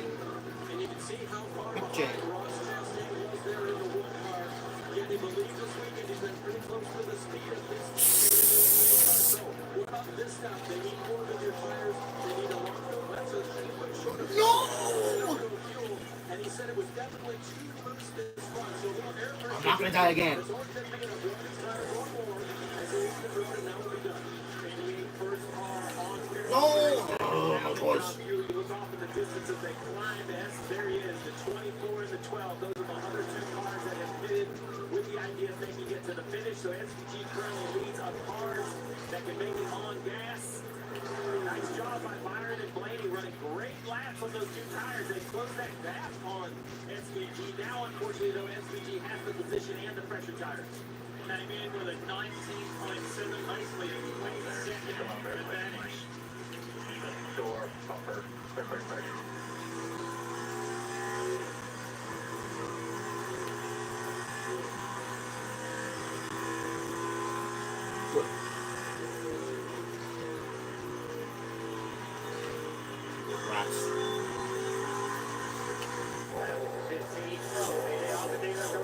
Excuse me?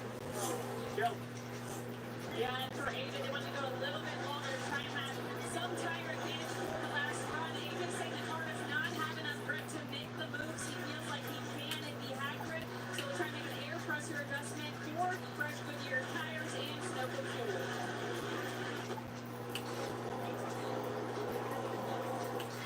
Excuse me? It's Brett Keselowski and Austin Cindric as they enter the bus stop.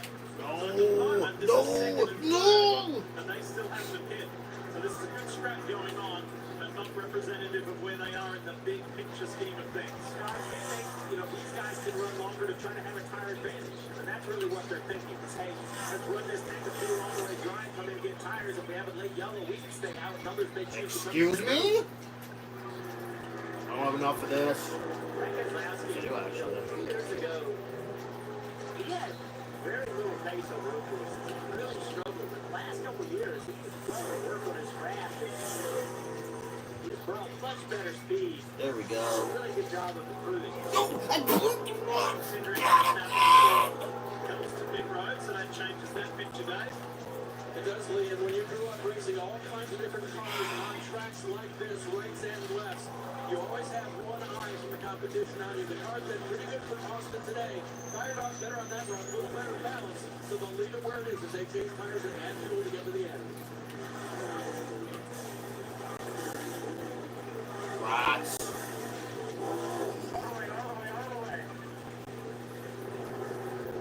Now, as a driver, this is just a thing you cannot have a penalty here, right? With much green flag racing, you would see 25 laps to go. If it maintains a green flag pass through, it's just a huge penalty.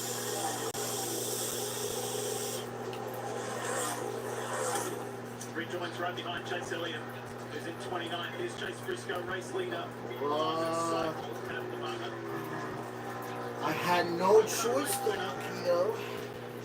Has had some 9 top 5 finishes this season. It's been remarkable in his first season at Joe Gibbs Racing. He's been the king of qualifying. It's been an incredible season.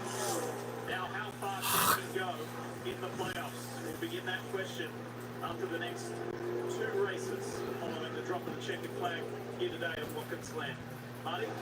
This long green flag cycle continues here at Watkins Glen. Paul Wolf's original plan coming into the day was to pit as soon as the window opened in stage 3. We saw everybody else kind of doing that, so like he always doing something a little bit different for Joey Logano, deciding to pit here with 24 to go. 77 of Hosmar also coming to pit road. He's running inside the top 15. Oh, the 8 to 99 here heading into the bus stop. It's really tight through here. Very narrow, 99, like we saw earlier. That's right. Ross Chastain just hitting that curve on the inside edge.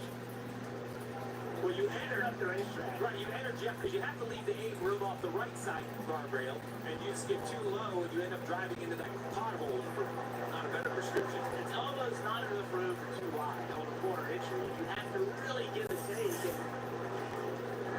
And on the outside, he's not very happy, right? He's just got run into. That's a bounce back out just ahead of his teammate in Austin Dillon.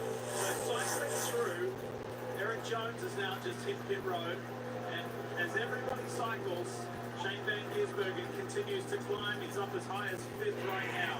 So it's Briscoe, Keselowski, McDowell, and then Shane Van Gisbergen. I believe that he's only running as hard as he needs to push his rear tire on the 24. 23 laps to go here at the Glen.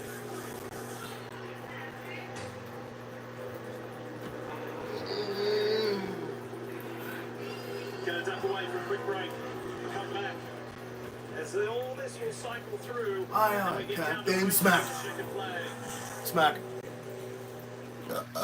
Skip. Hey, Jalen Hurts. Smack. And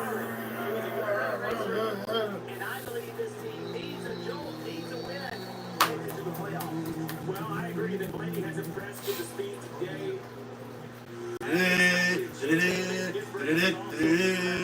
not only has had speed, but he's raced with a lot of kind of temperament and maturity. He's only pushed his car when he needs to, as hard as he needs to, and I think he's doing the same here today, saving his career time.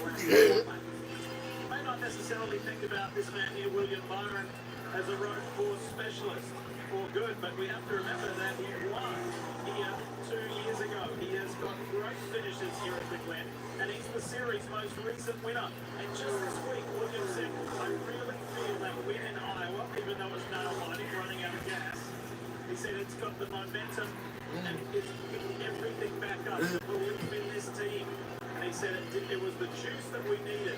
So let's see how far he can go, and he takes the fight to Shane Van Gisbergen. You know, the biology, you see how Briscoe runs the 19 off from pit road. He's joined back in about the 19th position with a little bit fresher tires with the cars up the road. I think he has the opportunity to drive his way back into the top 15. And if we do get that yellow, I believe he can stay on the racetrack. Also, slow stop for the county.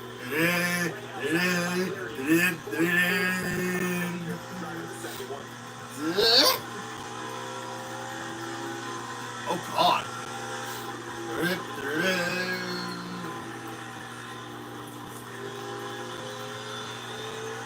Cowboys, Eagles, September 4th.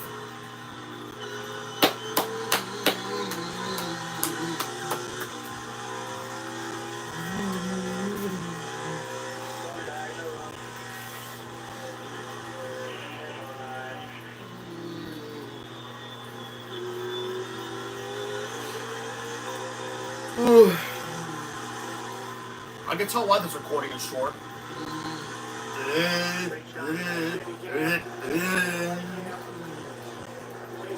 SpongeBob, get back to work.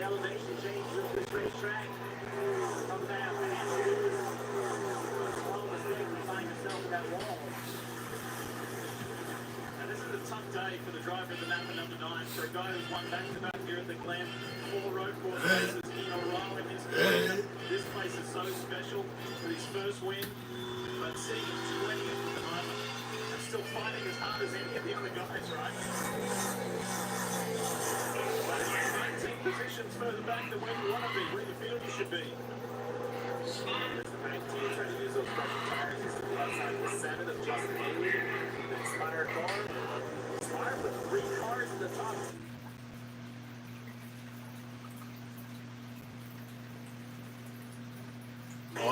That's almost called my great speed in practice. The speed, a little bit of the combo platter has quite a line for them today with Haley on 19. The 77 spun around up before. He's at 26. Nice Hurts right there on the bottom of the racetrack, 35 car. Good day for him so far. 14. Briscoe, he wants to get through this mess because if he can get in front of Hurts, I think he can use those tires at his advantage, but he kind of has to tiptoe his way through. So far, he's about a 66. He'll look at Ty Dillon. 3 wide here for Chase Elliott and Haley.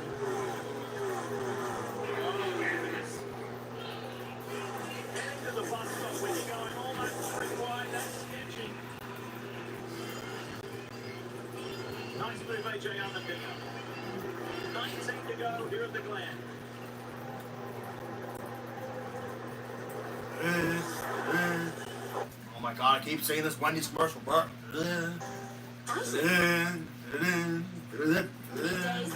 Hey, look, IHOP, yay. Oh, finally. Some fuel for the day and also tires. They know they're going to end up in somewhere in the 20s when they leave pit road. They will have a tire advantage. We'll see how much round Brad can make up.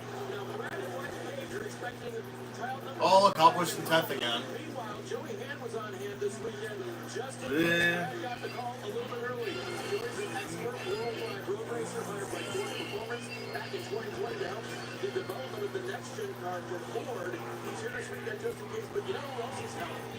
Ryan Blaine, who runs up front, chasing down Van Gisbergen, Buscher, and Byron, trying to make his way to victory lane. Blaine has been one of the best students from Joey Hand. Hand says he is absorbing everything he needs and really applies it on track here. So Joey, a good resource for Ford, and this weekend for Keselowski after Blaine. Still very much an active driver too, Dave, in the IMSA WeatherTech Sports Car Championship. As we had a pass during the break.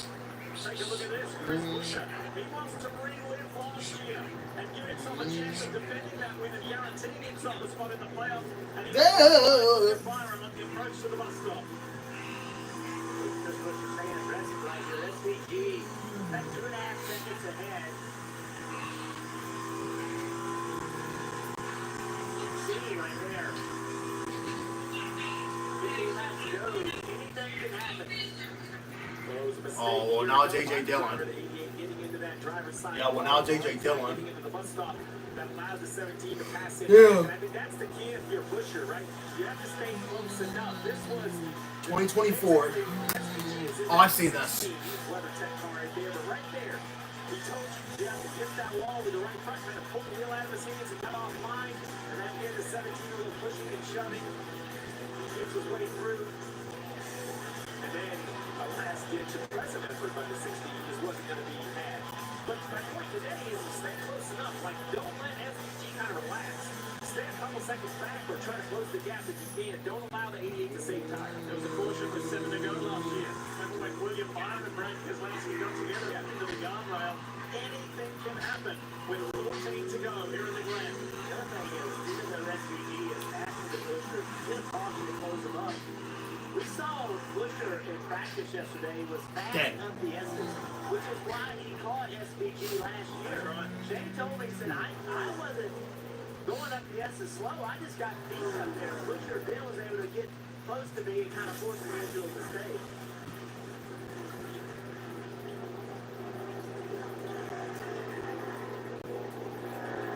At this stage of the race, we start looking at things like the Xfinity fastest lap. Who has it?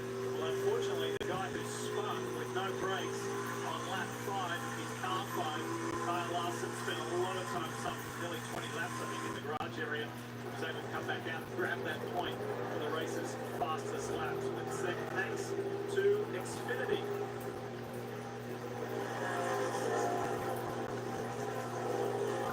When SVG crosses the line this time, there is just 13 to go, so let's take a walk through the field. Marty Steiner, kick us off.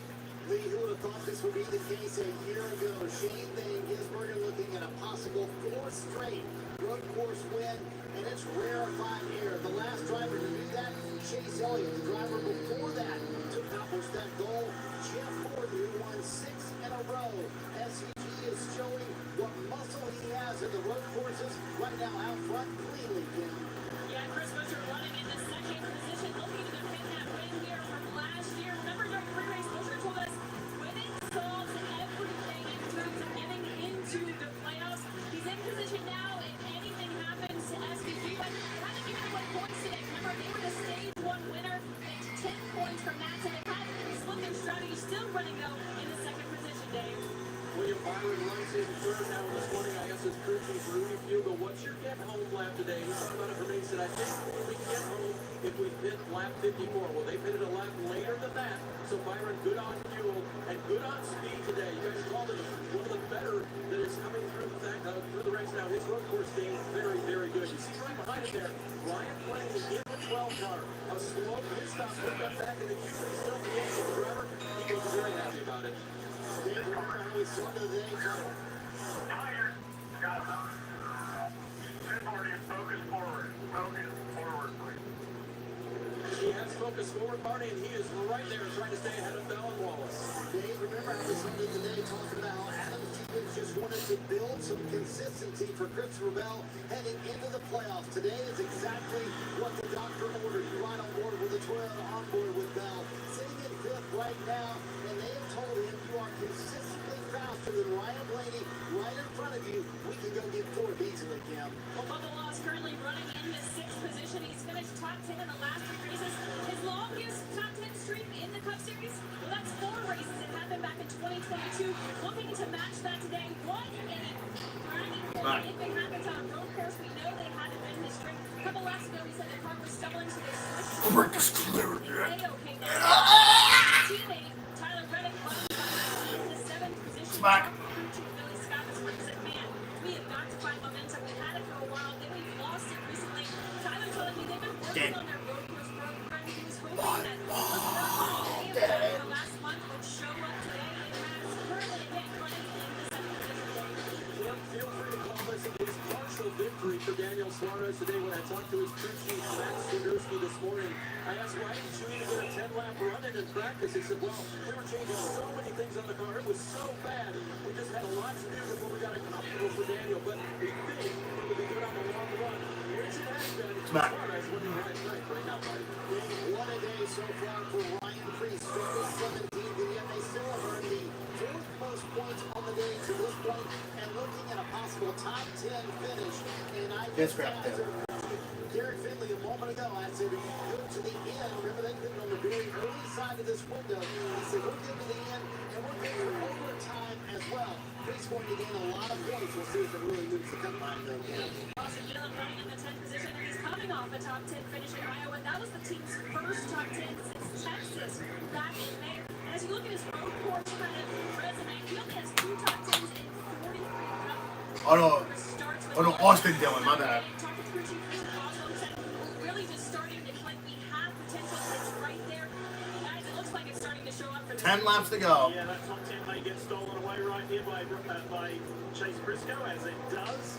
But still, 2 really productive weeks for the 3 team from Richard Childress Racing. Back to race to the checkered flag. It's been a fun summer. Rats, I went backwards instead of forward.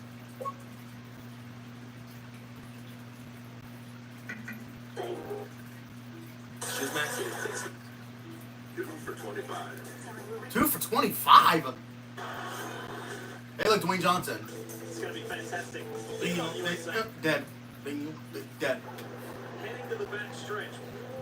Whoa! What was that? 140 miles an hour. That is wild.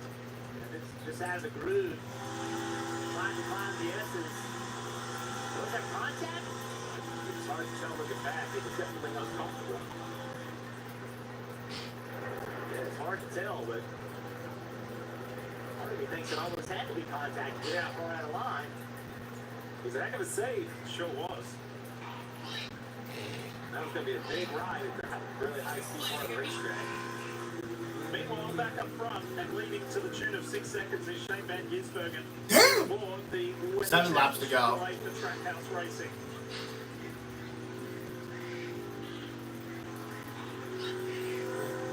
6.5 to go. Even a little bit less than that before this guy can get redemption for what went down last year on that final lap. His teammate Daniel Suarez is running in the top 10, and here's Ross Chastain. So, interesting day for the Trackhouse trio. Well, I think for Ross Chastain and that win at the 600 exactly what this one car needed. He's locked in the playoffs with that win with now only a couple races remaining after today. So he has to be looking ahead. I actually think his road course racing is only improving, right? I think having SVG in the car, Ross was very humble about trying to learn from him, and here he is running 12th, closing under the back for 3 days.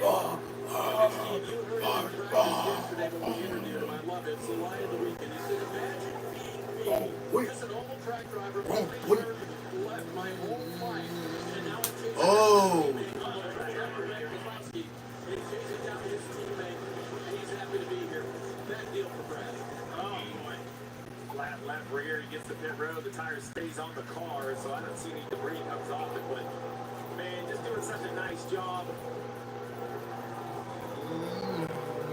He'll come down to the service of his crew. He's running 14th at the time. Yeah, and he's going to come out well outside the top 30. He won't lose a lap, so if he's lucky enough to get a yellow the next next 2 or 3, this would actually be a good break, but those never seem to happen that way when you get the flat tire full speed to come to pit road. Disappointing finish here. A lot to be proud of. The speed they brought this weekend, Marty.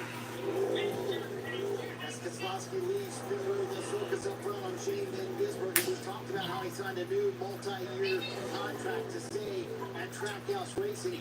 I spent some time with him this weekend, and I said, why sign a new 5 laps to go. racing in the United States? He said, yeah, I've been having the time of my life. Even with the tough lessons of the ovals, it's been fun. I really love learning. He said, I was at the point in Australia, Great. this right to a new challenge in my career. I've done everything I could do in being supercars for 40 years. I just need something else. For the timing of Justin Martin's call, for that one start in Chicago, I had no idea what it would result in, but it's the most fun I've had in racing in a long, long time. Yeah, it's funny what happens with the I think he's going to win this race again. I mentioned earlier that Because look how many seconds. Paul Morris was really Geez, good friends 7 with seconds. Damn, Morris. bro. Was really good friends with He look how far he is. the dots. Justin said, hey, I'm looking to do something pretty cool. And Morris said, well, let's get Shane Van Gisbergen over here. So everybody worked together to give this guy an opportunity to win on the I think he won this race either way. And Shane himself thought that was going to be a one and done with the Project 91 part of Trackhouse Racing. That Project 91 has had some phenomenal world-class drivers come and racing the cars, but it's kind of taken a back seat now with a future, with some restructuring in the team that's taking place, and this guy, you know, is going to be in this seat for several more years. From the back of the field, Alex Baldwin, we talked about strategy they have played today to get points.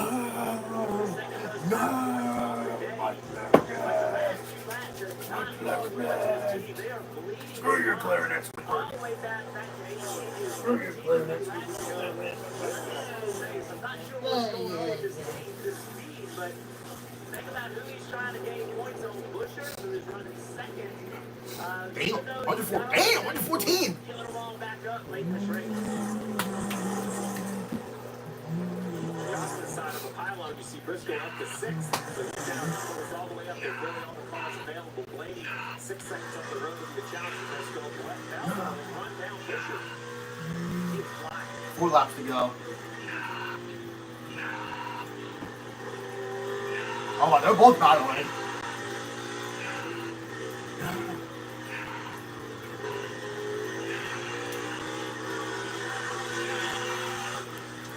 This race is followed by only 3 cautions, 2 of which were pristine finishes. That one debris caution, as we saw, was in a contact with the 21. 3 laps. 3 laps to go. See how you do up the messes, but Busher's always been so fast. It helps Busher so much because you're not doing very bumper getting to the interlude, you can't make a pass there. And again, even though Bell was faster on that time, Busher was able to beat him up to the S's. Look right here, Bell, all quarter entry, makes game, makes even more game, even more answer. Wow, look at this. Right when Busher made his clear on Van Gisbergen a year ago. So here's another passing zone. Busher's able to lead back now with a lot of speed, so that takes away an opportunity for Bell. Gains on entry. No. No. Breaks in on corner exit. Again, corner entry speed is better. Exit speed about the same. 2 laps. Doesn't make a move. Yeah, at this point he won. Because look how many seconds. They're going to go over the 10. Look at that. 0.99. Like almost 10 seconds.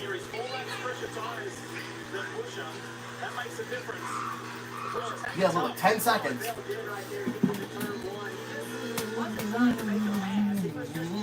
Look, 10 seconds. God damn. Make you think about, I'm going to have to make a block here to keep him from passing me. Hoping he'll make a mistake. He doesn't have a good direction at the start of the carousel. He's going to be waiting. Look how many seconds. Damn. Right here. 10 seconds. Comes out of this Mustang. Very efficient and low. So we need to get this timed a little bit better. Much cleaner time that time too for Busher. Clear track ahead. Look how far he is. He wants to see this white flag. Last thing he wants to see is the yellow before. Well, it's a dramatically different final lap. One lap. To go, presented by Credit One Bank. And Yeah. instead of seeing a mirror full of other cars, and especially Chris Buescher, he sees a 10-second gap back to Chris Buescher. Very different a year on. Look at that. SVG at this point now can just stay in his rhythm. He was very vocal in Mexico when they tried to slow him down. He said, man, if I slow down, it's like this my marks. Let me just do what I do, be who I am. And I would encourage him to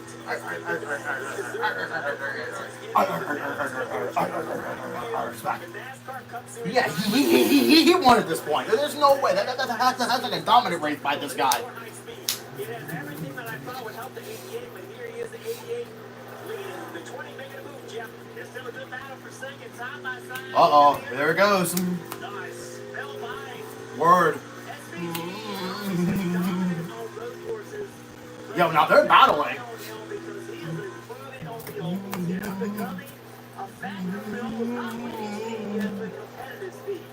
Started with Marcus Ambrose, a Glen winner, forcing the show open. Marcus Ambrose. Look how far he is. Look at that. What he's doing now. SVG does it again. But a year on, he gets redemption and wins at Watkins Glen.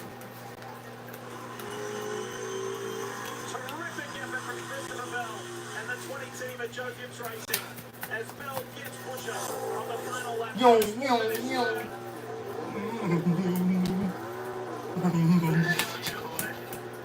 Not even those races have passed yet. Look, look how many seconds. Look at this. Look at that. Look at that. Look at that. Look at this. 7, 8, 9, 10.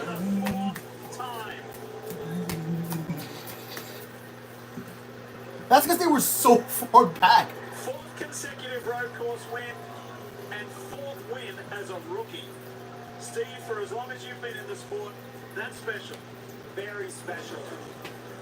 He's showing his dominance on the road courses. I agree with Jeff. His ovals continue to improve. He's doing it with absolute. Oh, he's needing something. He's asked. All he does is talk about how. Oh, he's drinking water, I think. He's very likable. Oh, that's Red Bull.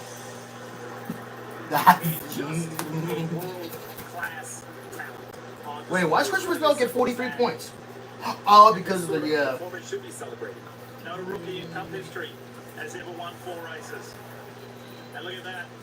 The Brickyard 400 winner, Bubba Wallace, congratulates him. His teammate Ross Chastain was right behind. He told me this morning he felt a bit beaten up after that big impact in the Xfinity race yesterday. How old is Shane Van Gisbergen again? There's no way he's a rookie, though. And you know what? Really special. Shane lost his mum in recent years, and he hasn't seen his dad since Christmas.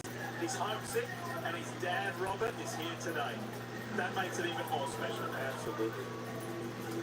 Sharing success with your family. Oh, he's 36? That much sweeter. He's 36. No. That ain't no rookie, bro. He's 36. All of his rivals, all of his competitors, all of his peers know that he's got work to do on the oval, and they know how special he is here on his domain.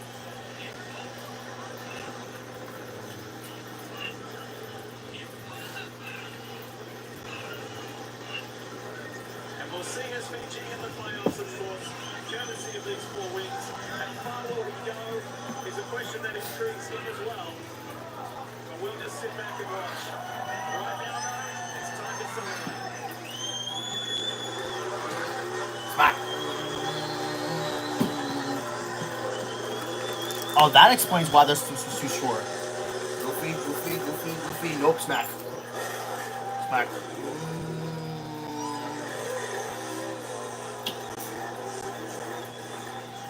You think it's funny? You think it's funny? You think it's funny? Now my thumb's hurting me again.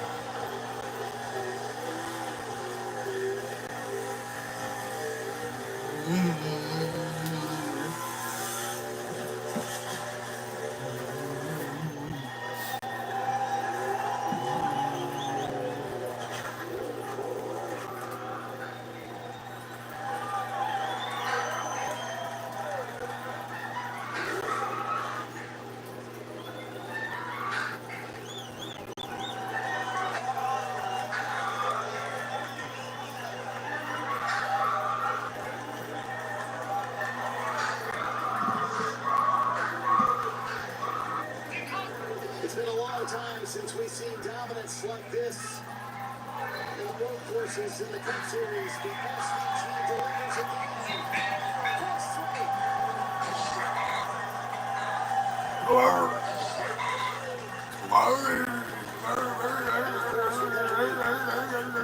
SVG win. There's a rugby ball involved, but the team Hawks first.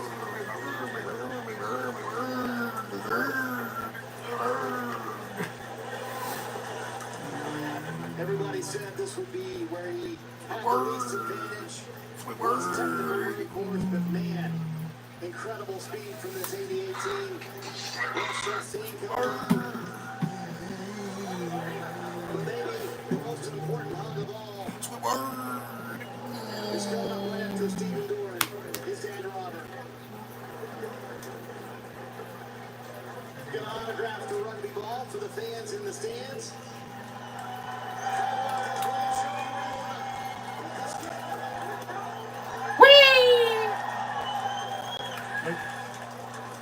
Oh, I forgot that. What a day for this race team. Jess coming in as well. Jess and Marks. So does Watkins, Glenn, Hawking no more. Oh man, good to get that one back. Thank you everyone for coming out. What an awesome race. The last step was a bit we cleared out, but the battle coming back through, I had a lot of fun. And thank you to winner team. Trackhouse car was just amazing again. And get another win. And I definitely gave that bus stop all another meter on that last lap. So, but yeah, awesome. You lost your mom a while back, and your dad was here today. First time you've seen him since Christmas. Is this one a little more personal? Oh, it's just amazing to have him there. It's been a very tough year for Dad, and yeah, he's been able to travel, so have him here for the next 3 weeks and share this with him. It's amazing. If I would have told you as we stood in Victory Lane in Chicago that you would be standing here, 4 Cup Series wins on the season, a new contract in hand, would you believe me? No, but that's the stuff you dream about, right? And, I'm a very lucky guy to get to drive for an amazing bunch of people and just execute, man. The day just went flawlessly, and I can't believe it. Really enjoyed it. Thanks again, everyone. Yeah, 22 playoff points in the bank now, which is insane to think he would sit right now before he gets reseeded as the number 2 seed.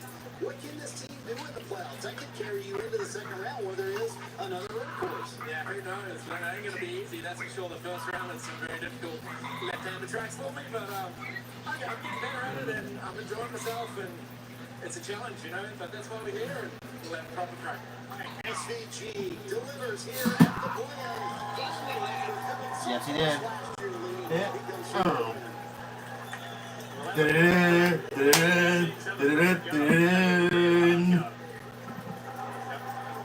And look, we've got the progressive post-race show coming up where we're going to dissect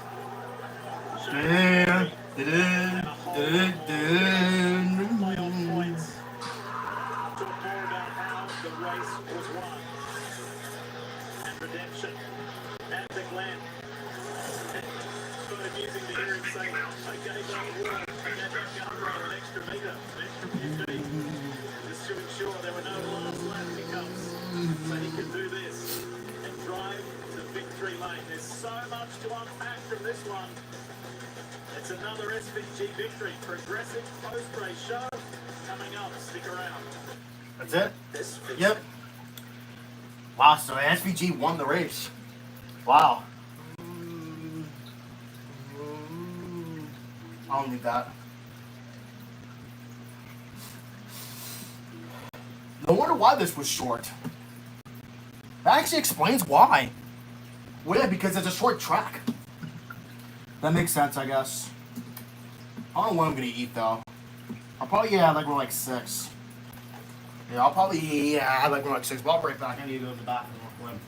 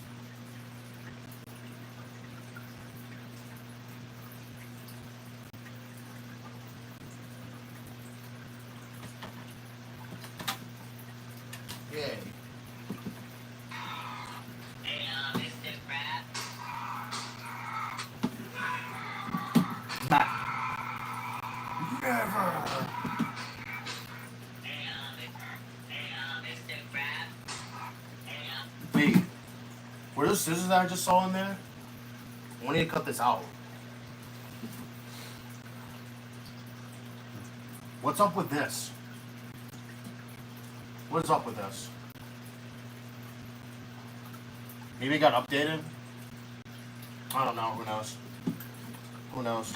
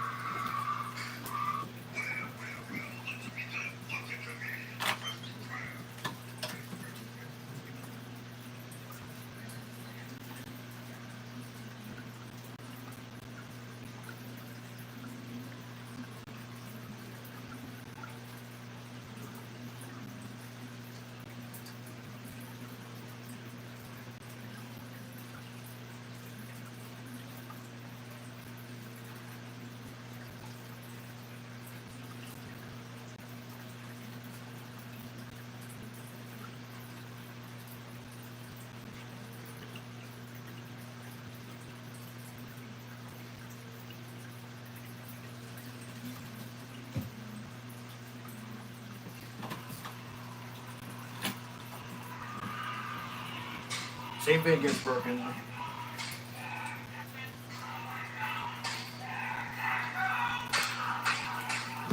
I'm back. It's back.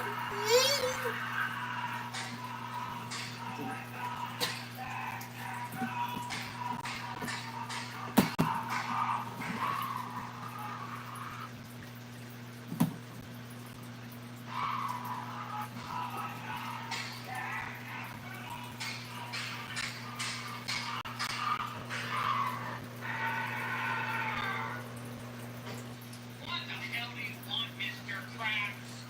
Mr. Squidward, my cash register has no money. You want to explain why, Mr. You tell me, Mr. Krabs. When was the last time we had a fucking customer in the Krusty Krab?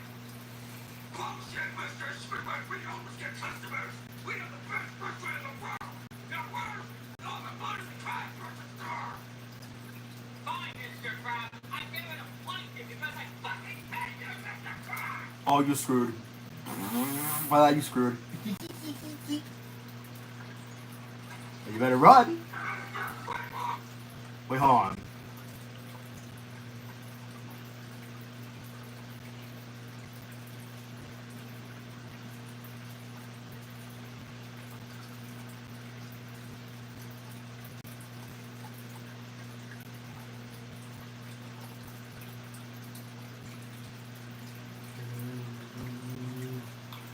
When is there? Oh, August 21st? Jesus. August 21st. At 12:45. Okay.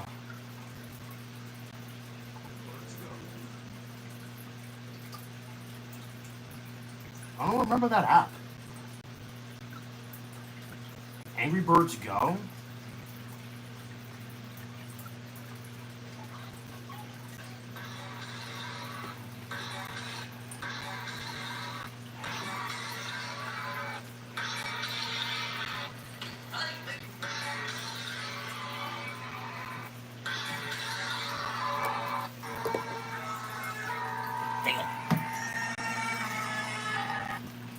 I'll plug my charger again.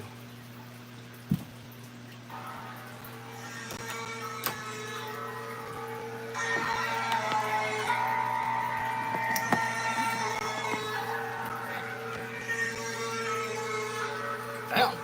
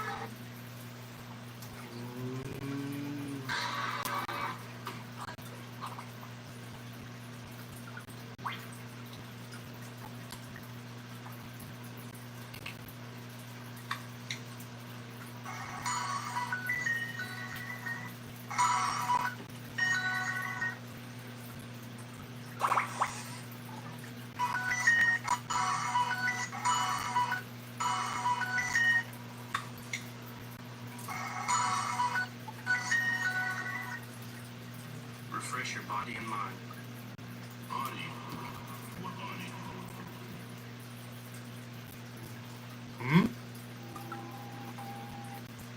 Tevin Hood.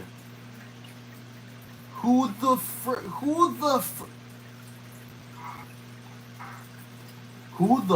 is...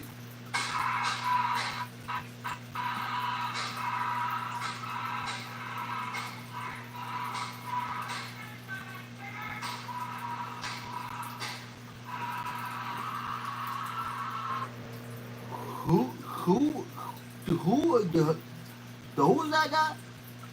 Tevin Hood. Who the frick is he? I've never heard of him. No. I've never heard of Tevin Wood. And he got gunned down at his house, bro? Nah, that's crazy, bro. That's just mad crazy. Temperature 74. Simple. Feathered clouds, winds for southeast, 8 knots. 8 knots. Water temperature 77. Say 7. Air temperature 74. Say 4. Buoy 52. I'm like, I'm so lucky I don't have to walk to work tomorrow. I'm so lucky though.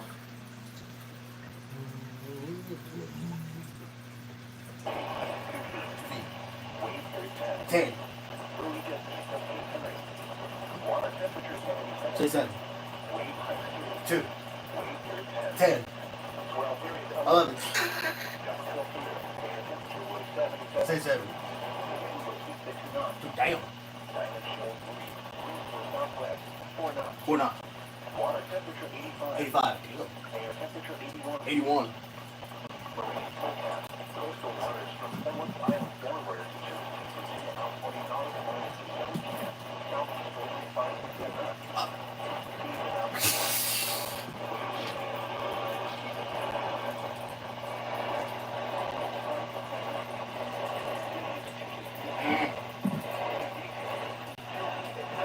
Give me 9 seconds. Rats.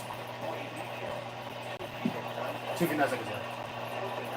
Southwest 5 to 10 knots. Wave detail. 8 to 9 seconds to southwest with at 3 seconds.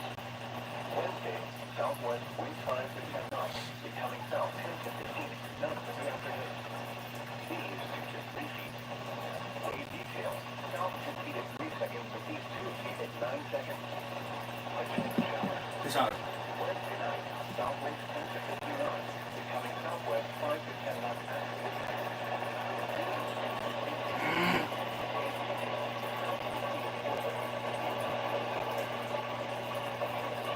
This hour. Southwest wind 5 to 10 That's it. Seas around Wednesday night, southwest 5 knots. What's that? Southwest Damn. seas around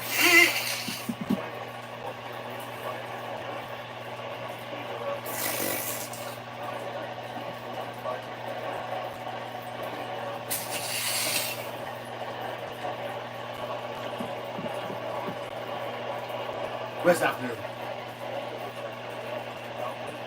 What's that?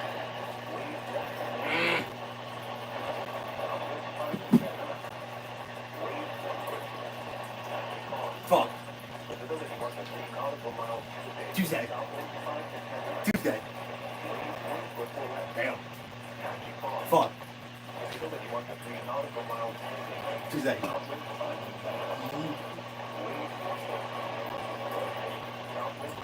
What's that? Oh. I heard that. But again?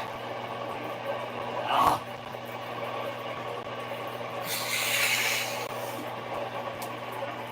Yeah. Oh, man. But that. Ah.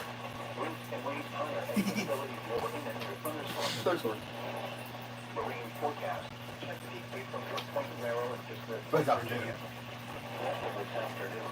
Southeast winds 10 knots. 10. Waves 1 foot. Tonight, south winds 5 to 10 knots.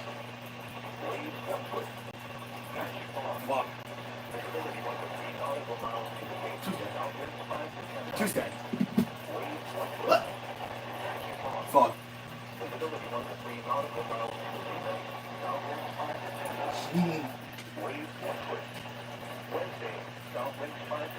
Up. Ah. I heard that.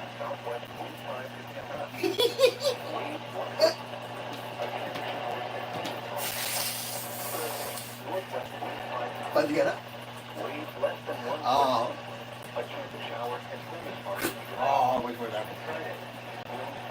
Fuzz. Oh, man.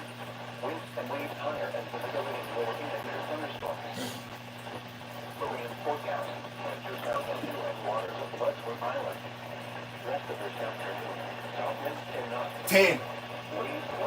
Mm-hmm. 10 off. Come on.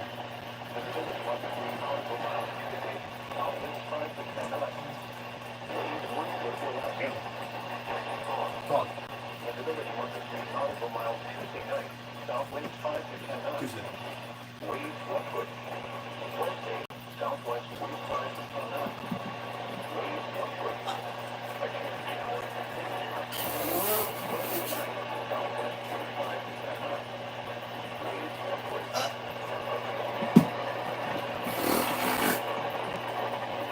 Okay. Wow. About to get up. Ah.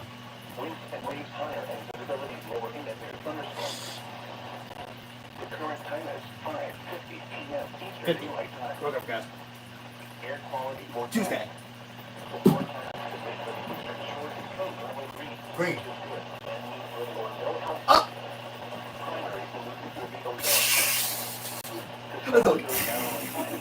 I told you. August 11th.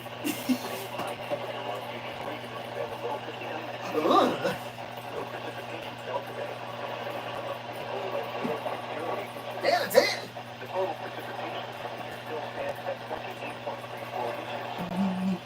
Ozone. 50. 50. 8 p.m. 8 p.m. 8 p.m. Just 8. Up.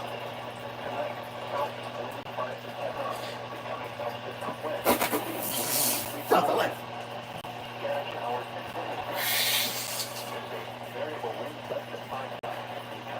South.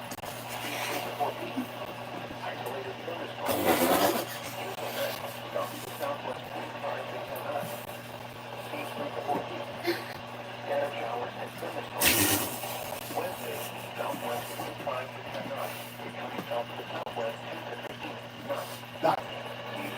Ah.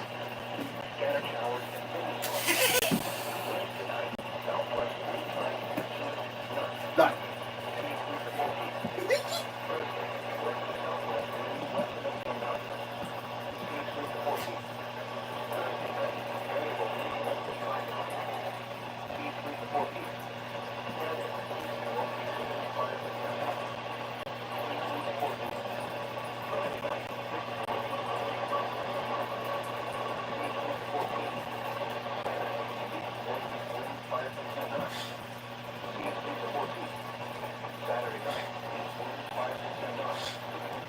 Variable. The variable. The variable.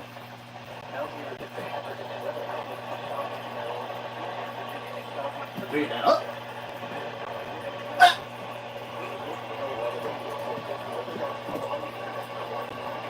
Margaret. Tuesday or Sunday. Up.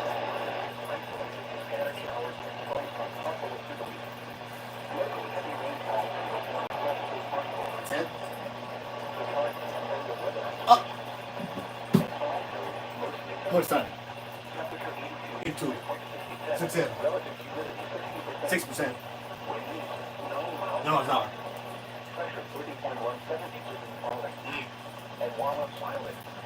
What time? 78. 78. 76%. I'm on top. Ugh. Hold on, yeah.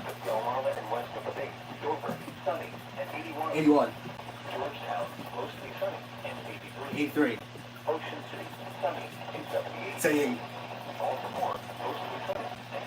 85. 86. Damn! 81.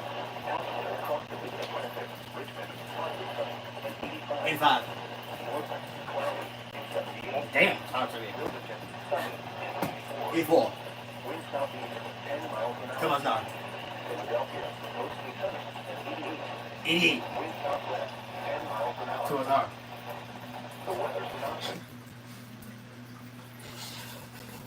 Damn, 88. Damn, they're 90. 7.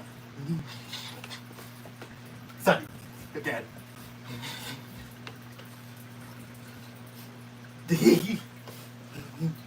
Alright, please, we go some.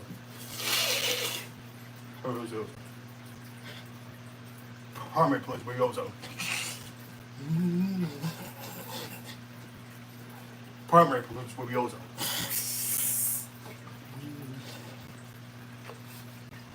I was waiting for it though. Who the frick? Who the heck is that shirtless? Is that JJ? Is that JJ? Bro, why is he shirtless, bro? No, boy, you're shirtless, bro. Oh. Ah, rats.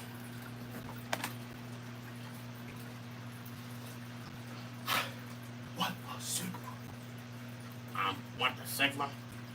What the Sigma?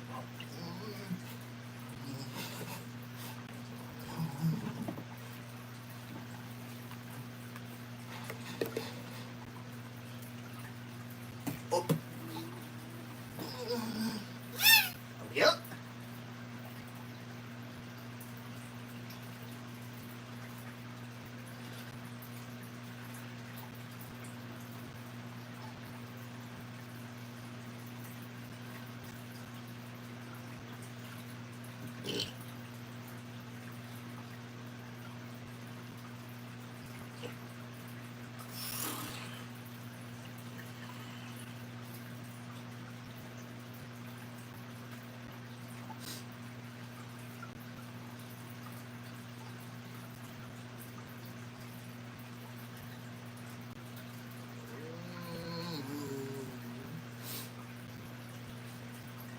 For the first time since 2018.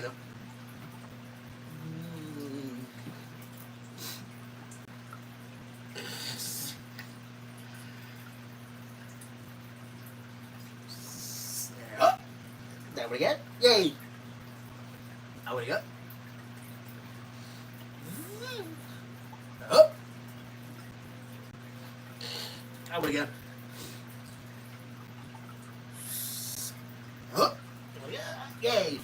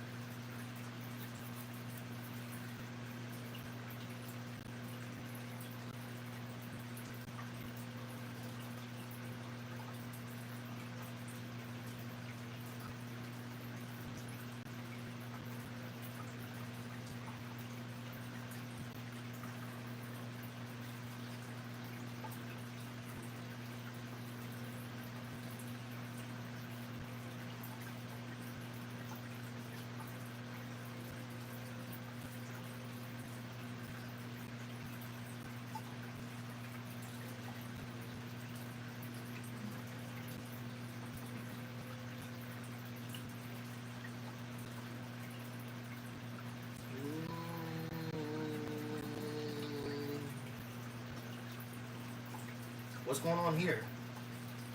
Team power rankings. I think we're in third? Yeah. Oh, wow. Okay. Okay, we're in third. Okay. Okay, not bad. Not bad.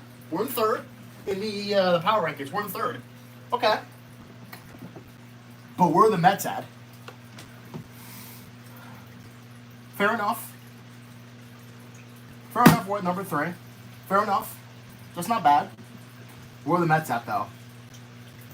They're not even on this list. They're not even on the list. They're not even on the list. The Mets.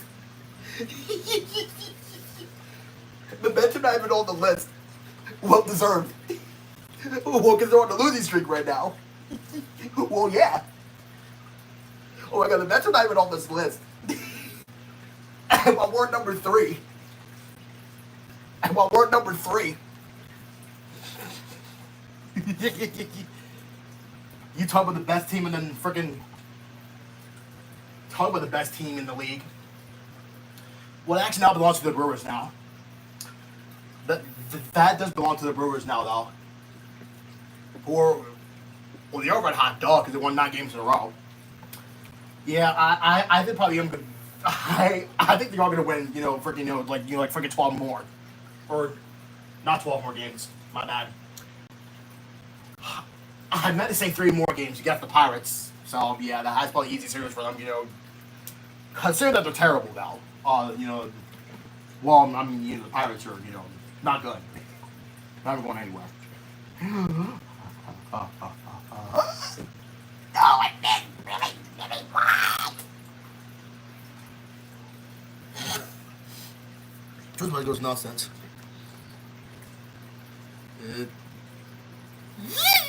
That what again? I think I did. Yep. Yep. Yay. What? Good.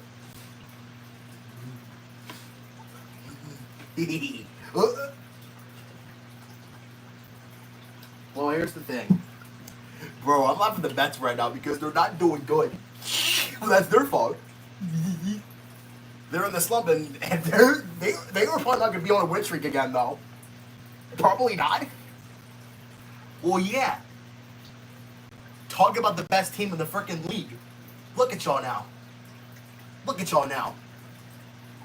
Look at y'all now. Y'all lost how many games in a row so far? Like 8, I think? Or... Wait, no, I think no. Wait, no, I think, no.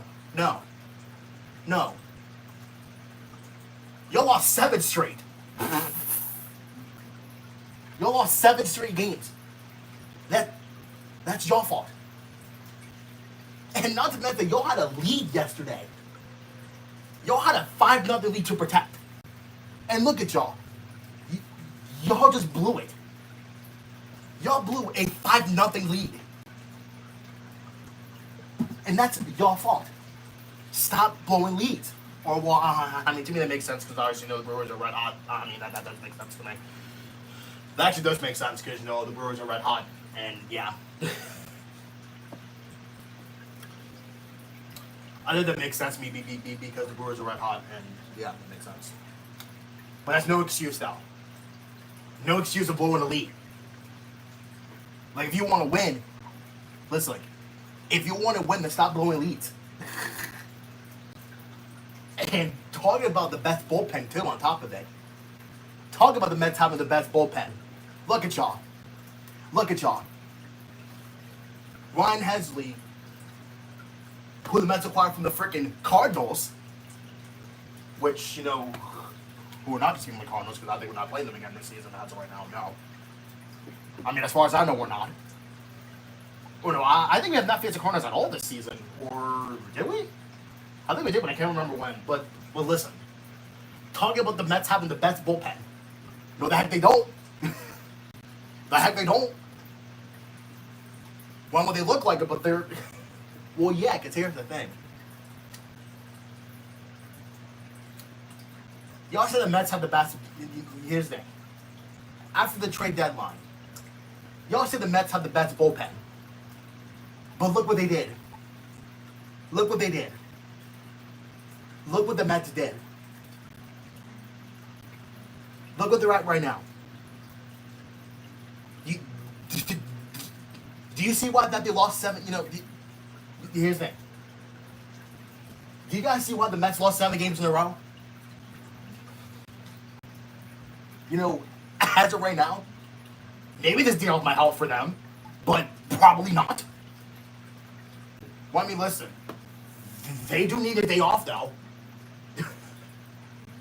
But if they keep losing like half of their day off, then that's their fault.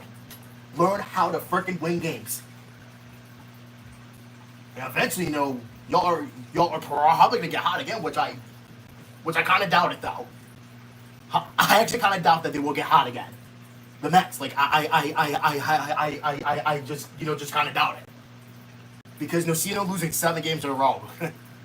Yeah, I because me and Don were talking about yesterday. When I got done, they said he hates seeing the Phillies win. Well, listen, that's because you're a Yankees fan. I'm a Phillies fan. You should actually hate the Mets losing more than the Phillies. Maybe you're probably stuck in 2009. Like I hate saying that, to you, dude, but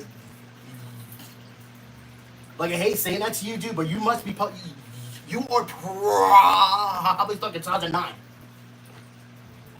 I was not a Philly fan in 2009.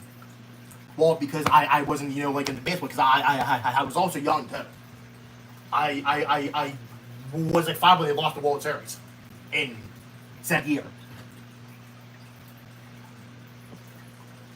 Now, if I want to become a Phillies fan back in the day, see, Jimmy Rollins, freaking Ron Howard, Chase Utley, Cole Hamels, Roy Halladay, freaking whatever, I would must be a Phillies fan for freaking 17 years. But I'm a big Phillies fan for like a few years now. Which I kind of regret that this isn't now. Well, because I just didn't want to, I don't know. But anyway, I just, went off topic all of a sudden. But that's fine now. But look, I hate seeing the Mets lose though. While my friend Dom, he hates the Phillies win. Listen, actually, my bad. I hate seeing the Mets winning. But he hates seeing the Phillies winning. You must be stuck in 2009. You must be stuck in 2009. Because we barely even played, to begin with, too. We barely even played with the Yankees. We barely played against the Yankees. Because it's only like a 3-game set. And not a 6. Because the Yankees are in the American League. While the Phillies are in the National League. That's why we play only 3 games like each year. Not like 6. Because the American League is, pretty much different. But that's the thing, though. Because here's the thing. I hate seeing the Mets winning.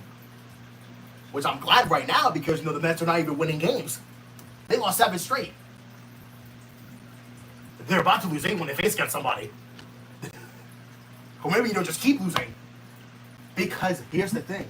Look who's behind them in the wildcard standings, too. Look who's behind them. It's the Reds. Because if the Reds keep winning, that means but here's the thing. We had the Reds while the Reds are trying to. Because here's the thing.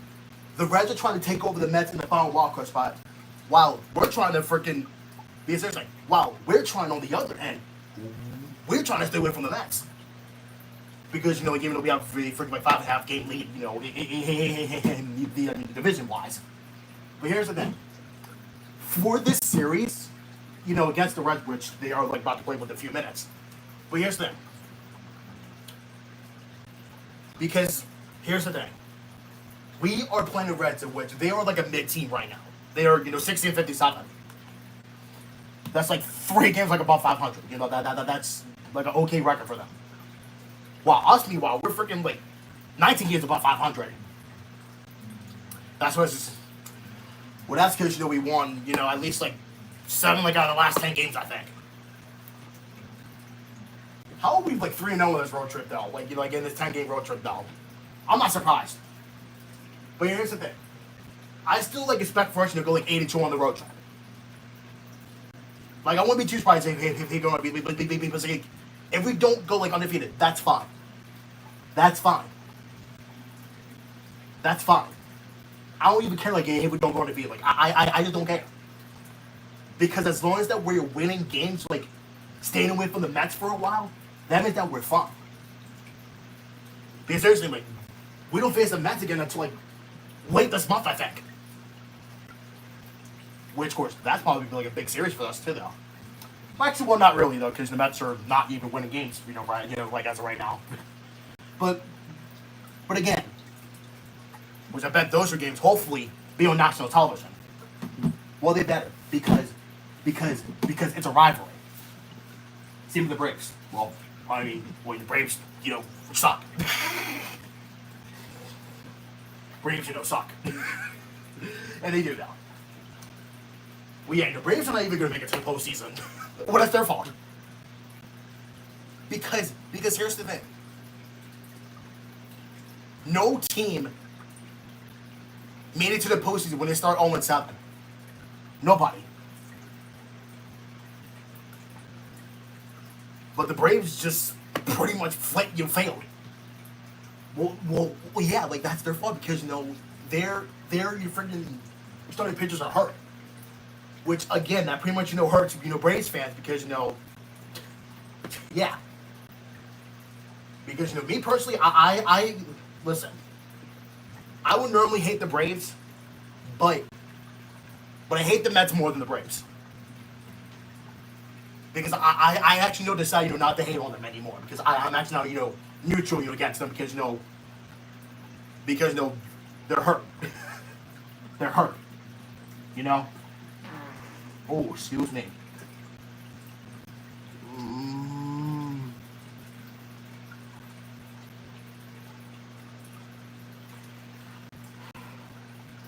Well, here we go. What the hell?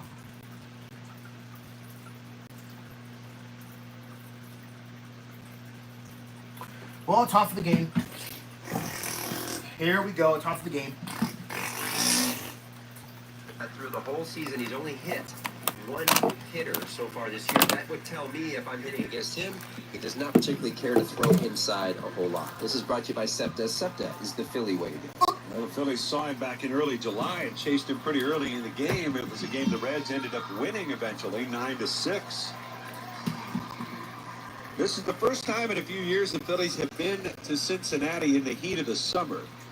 And this could be a very different ballpark, a very different experience. When it's warm, the ball definitely carries, and it'll be up to the pitchers to keep the ball down and try to keep the ball in the ballpark the next few days. Yeah, hopefully the hitters all aren't trying to launch. Just barrel it up.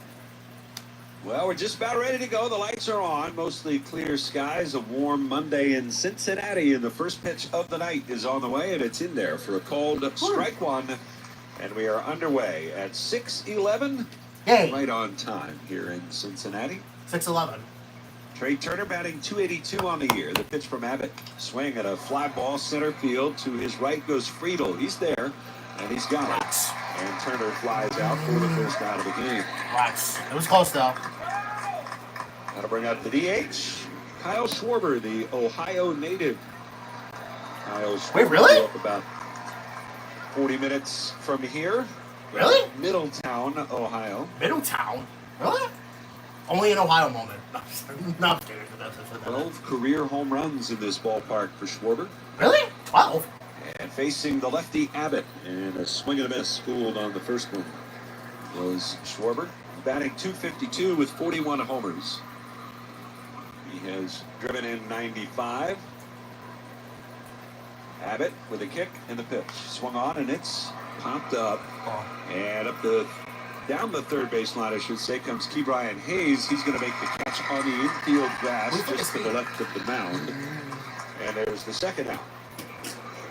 These hitters are going to have to work hard on getting him in the zone. He has a lot of stuff that moves, but he also tries to get a lot of chase. In fact, you look at his strike percentage, just balls thrown in the strike zone, and it's the last couple of games, it's been less than 50% of the time. No. Get him in the zone. I was about to scream on my phone. And the pitch. Harper swings and fouls one back out of play. And it's 0-1. Bryce trying to get out of some early August struggles. A few guys like that in the top part of the order. Turner, Harper, Castellanos have all really struggled here of late. The pitch. Swing and a miss. Fortunately, the Phillies getting production from the bottom of the lineup in the absence of those three big bats. Harper quickly down to the count. No balls, 2 strikes. And Abbott with the pitch. Swung on, fouled away. Harper spoils that one to stay alive. Yay. 7 pitches, all strikes so far for Andrew Abbott. Damn! No balls, really? Look at this guy. A quick first for the Reds. Here's the pitch. This guy. It's up high. Now there's a ball. Harper batting .260 overall with 17 home runs. When are we going to see into his wind and the one. When are we going to see the Mariners? Swing and a bouncer back towards second base. Dela Cruz crosses over, makes the play, throws to first, and the side's retired. There's a 1-2-3 start. I could already. Here's the thing. I can tell by the background there are barely like any fans out there. I can tell there's a. I can tell there's like barely like people there. Barely. Like I can tell there's like at least like 15,000 people there. Well, I mean that's probably average, attendance for freaking Great American Ballpark. Or wait on. What's the abbreviation for that?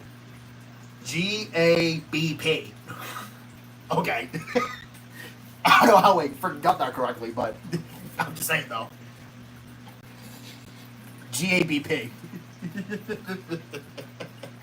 I just had to throw it in there though. GABP. Or B. Or B. Well, yeah, because I said B. Or B. Or B. Or B. No, like, not the word B, the letter B. That's what I'm saying, like the letter B, not the word B. Like a freaking like a bee, stinging you like the letter B. Or B. Or B. I can't even say it now because I'm freaking laughing over here. Or B.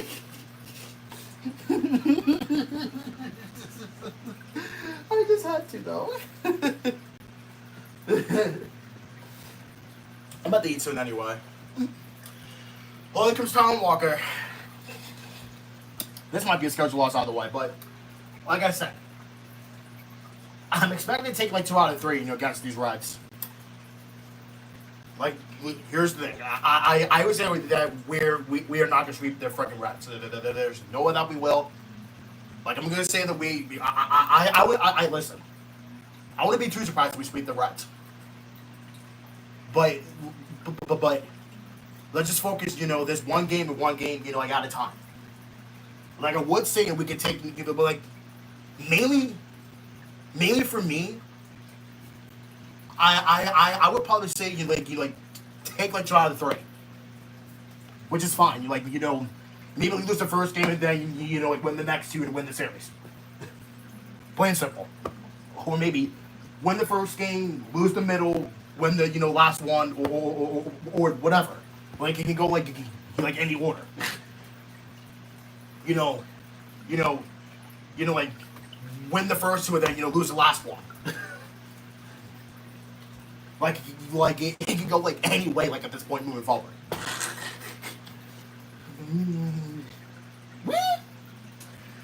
6-17.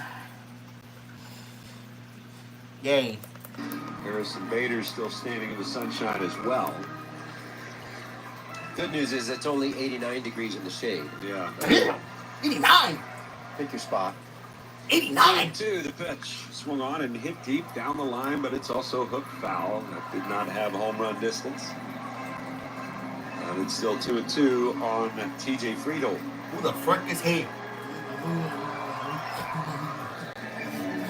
Long shadows of the light tower stretching out in right field and out into center. Walker is ready. It is 2-2 again. Swung on, belted to right center field up the alley. Castellanos on the run won't get it. If one hops off the fence, Castellanos bare hand picks it, fires it in, but it's a leadoff double for T.J. Friedel. I can barely even hear the crowd. They're not even that loud, though. And just like that, the Reds with a scoring chance. They are 11th in baseball in runs per game, just behind the Phillies. 11th? In that regard, and coming off a game in which they scored 12 runs yesterday against Pittsburgh. 8. Just coming off a 4-game series split with the Pirates. And the pitch to Steer. He shows bunt and takes in off the plate for ball 1. I would say the Reds have a little bit more traditional top of the lineup type of club. A true leadoff guy in Friedel, a true number 2 hitter in Steer, good contact hitter. 1 ball, no strikes. The pitch. That's a breaking ball. It misses low. He's batting .241 is Spencer Steer with 14 home runs. 241?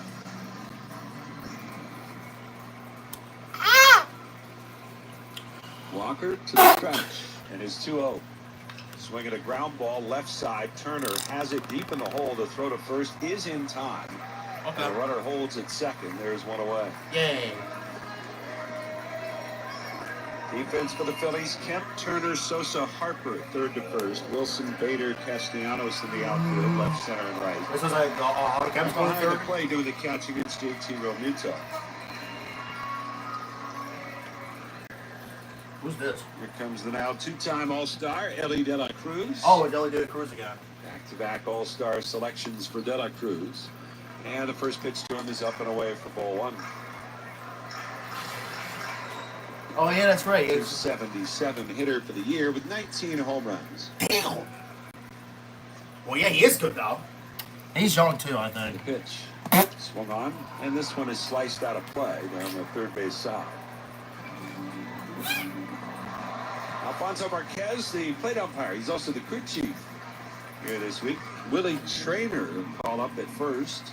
Carlos Torres at second, and Charlie Ramos at third base. Oh, it's Alfonso Marquez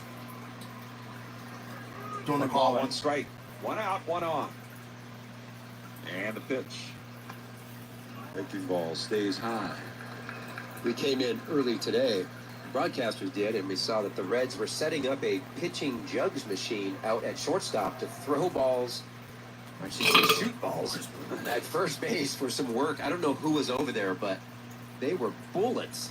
2-1 pitch. Breaking ball. That's a called strike. That's to get somebody over there ready to receive the throws from the shortstop De La Cruz. Have to. I would think so. Now they were a little bit as wild at times, but yeah, I had never seen in my career a jugs machine or pitch machine set up at short to first. The pitch. And it's outside. And De La Cruz, switch hitter from the left side. He runs the count full, 3 balls, 2 strikes. Partly cloudy skies, and the sunshine had ducked behind a cloud, so no bright sun in the eyes. And left of Weston Wilson, the pitch. Breaking ball, swing and a miss. He got it. Boy, big cut, no contact. And there's a big strikeout for Taijuan Walker. He will use all of the pitches. He has a ton of them. The curveball he only uses at 6%. He will use that. That was a slider. It was a good pitch. Oh, he used a slider. The fact that Taijuan doesn't walk anybody, at least he hasn't been going after hitters. So now Andujar. Who? Trade deadline changes for the Reds. The pitch. The who? And that first one misses down a little bit low. The who? 1, I guess. That was a pretty good pitch, and JT is letting Marquez know it. He's batting .303 with 7 homers. Damn. On the season. 303. Walker's pitch. And it's down and away. 303. Taijuan starting against the Reds for the 6th time in his career. Really? 32-year-old right-hander has a birthday in a couple of days. Ooh. I didn't know that. I didn't get an invitation. 2-0 pitch. Swinging a ground ball right side, long run. Sosa to his left, scoops it. And he'll throw to first. It's not in time. Sosa, I don't know if he had trouble getting a handle on it to get it out of his glove. It seemed like he was a little slow in doing so, and Andujar beats it out. The Phillies will not challenge. That might be an error. It's funny, though. he was playing so far up the middle. Now he got that might be an error, though. time. when he went down to get it, he kept running to throw it on the run and just took Or, too much no, time. I think that's not an error. 100%. He could have been quicker with that. And normally he would be. Well, that's going to go down as an infield hit. And with runners on the corners, that'll bring up Gavin Lux as the inning continues for the Reds. Friedel stopping at third base on the play. And Walker will have to make another pitch after seemingly getting out of the inning. And the pitch. Breaking ball. Lux could not stop the swing. 0-1 the count. 274 hitter with 4 home runs. Oh, so short lead for Andujar at first. Harper holding the runner there. And the pitch. And that one is a little bit high. Walker, in his previous 5 starts against Cincinnati, a 3-1 record with a 4.23 earned run average. Oh, but he's 3-1 One though. ball, 1 strike. 2 outs, 2 on. A snap throw over to first. Andujar dives back in.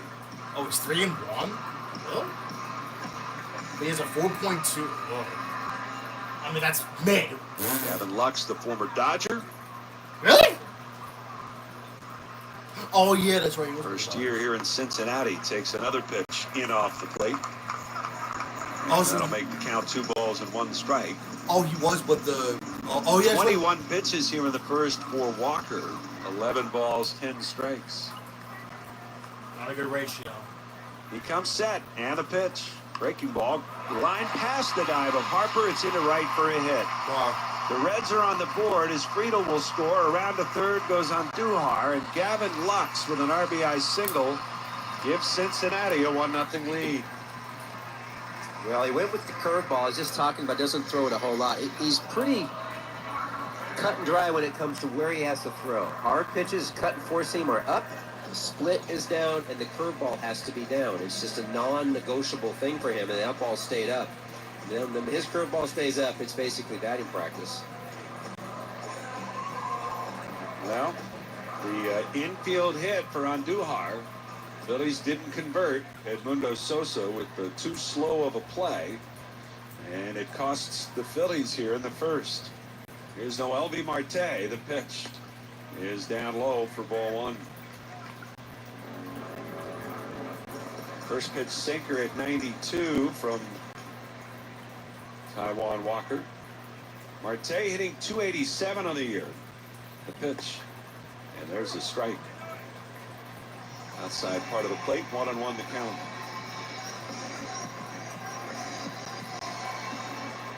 Marte with 8 homers, 33 runs batted in, playing in his 50th game. He's had some injuries. The pitch, and that's down low.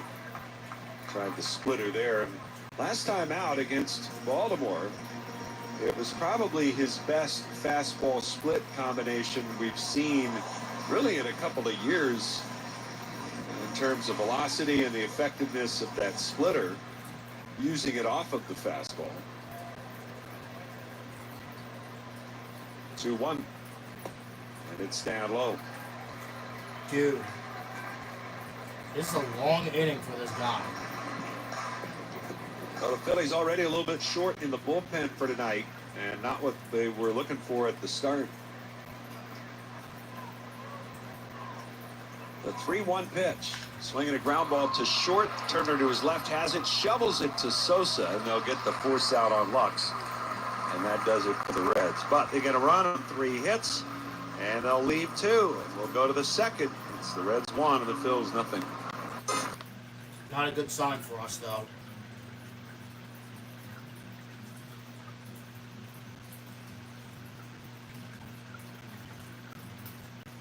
We cannot look to lose this game. Oh, actually, no, even if we lose this game, I mean, it doesn't matter, though. Because here's the thing. We are still comfortable with this lead, like, in the division, you know? We are still comfortable, you know, with the lead, like, in the division. Like, it doesn't matter, like, if we win or lose.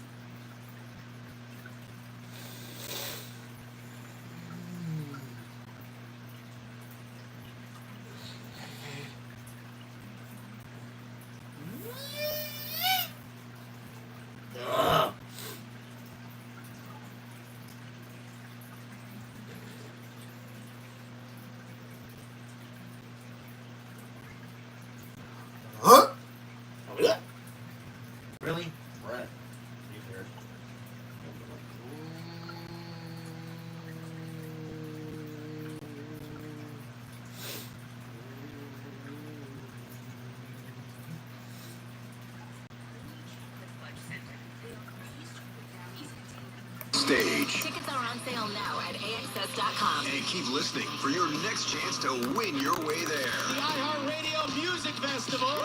This iHeart energy. Audible is a proud partner of the 2025 iHeartRadio Music Festival. Explore the best selection of audiobooks, plus podcasts and originals all in one easy app. There's more to imagine when you listen. Sign up for a free trial at audible.com. Oh no, stomach issues again? Stomach issues? Who are you? Your pancreas. I could be the real reason for your diarrhea, gas, bloating, stomach pain, or loose oily stools. I thought it was my stomach. People often do, but any of these symptoms could mean having a condition called exocrine pancreatic insufficiency, or EPI. With EPI, the pancreas doesn't release enough enzymes to break down food, but EPI is manageable. Use the symptom checker on identifyepi.com and speak with your doctor. That's identifyepi.com. Sponsored by AbbVie. If you're 55 or... I'm going to go downstairs and eat. Bundle just for I'm going to keep my... Right now, I'm going to keep my mic on. I'm going to let you all hear the game. 5G home internet for just $30 each per month with Keep it on autopay, box. plus taxes and fees. And with 5G home internet, setup is easy with just one cord and no technician needed, which is great if you're also into that whole keeping it simple. Switch now and experience the best mobile network in the U.S. Visit your local store to start saving. T-Mobile, it's better over here.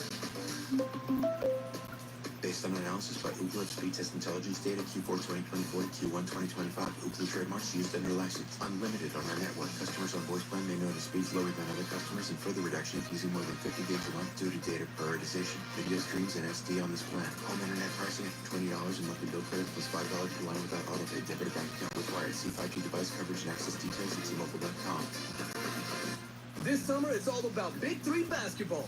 Ice Cube's Pro 3-on-3 League is back with superstar ballers like Dwight Howard, Michael Beasley, and more. Fast breaks, big plays, musical guest performances. It's something you don't want to miss. Catch it all on CBS and Vice. More residents are getting quality, affordable health insurance through Get Covered New Jersey. If you've had a major life event, you may be eligible to enroll now. 9 in 10 enrolling get financial help, and many pay $10 a month or less. Visit getcovered.nj.gov. Comcast Business High Five Hotline. What's the state of your excitement? I signed my business up for the 5-year price lock guarantee, and I can't stop high-fiving people. High five! Okay, deep breath. You're in a good place. You signed your business up for 5 years of gig speed internet and advanced security, all on our ultra-reliable network. Gig speeds and advanced security? I'm so stoked. Yep, and you get it at a great rate that's locked in for 5 years. Yay! The high five is just your body's way of saying, I'm winning. So this is natural. High-fiving everyone you see in a state of business savings enthusiasm, totally natural. Sweet! Thank you! Thank you! High five, everybody! High five! The Comcast Business 5-year price lock guarantee is back, but only for a limited time, so sign your business up today. Comcast Business, powering possibilities. Ends 9/21/25 for new customers with qualifying bundle. Current customers may be eligible depending on services and area. Guaranteed rate applies to monthly service charge, excluding taxes and fees. Other restrictions apply. Got a leaky pipe? Ace Hardware Home Services is right around the corner with everything you need to fix it, including the pro to get it done.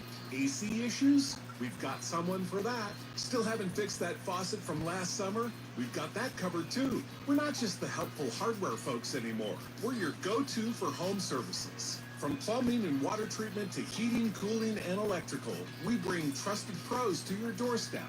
Ace Hardware Home Services, bringing helpful home.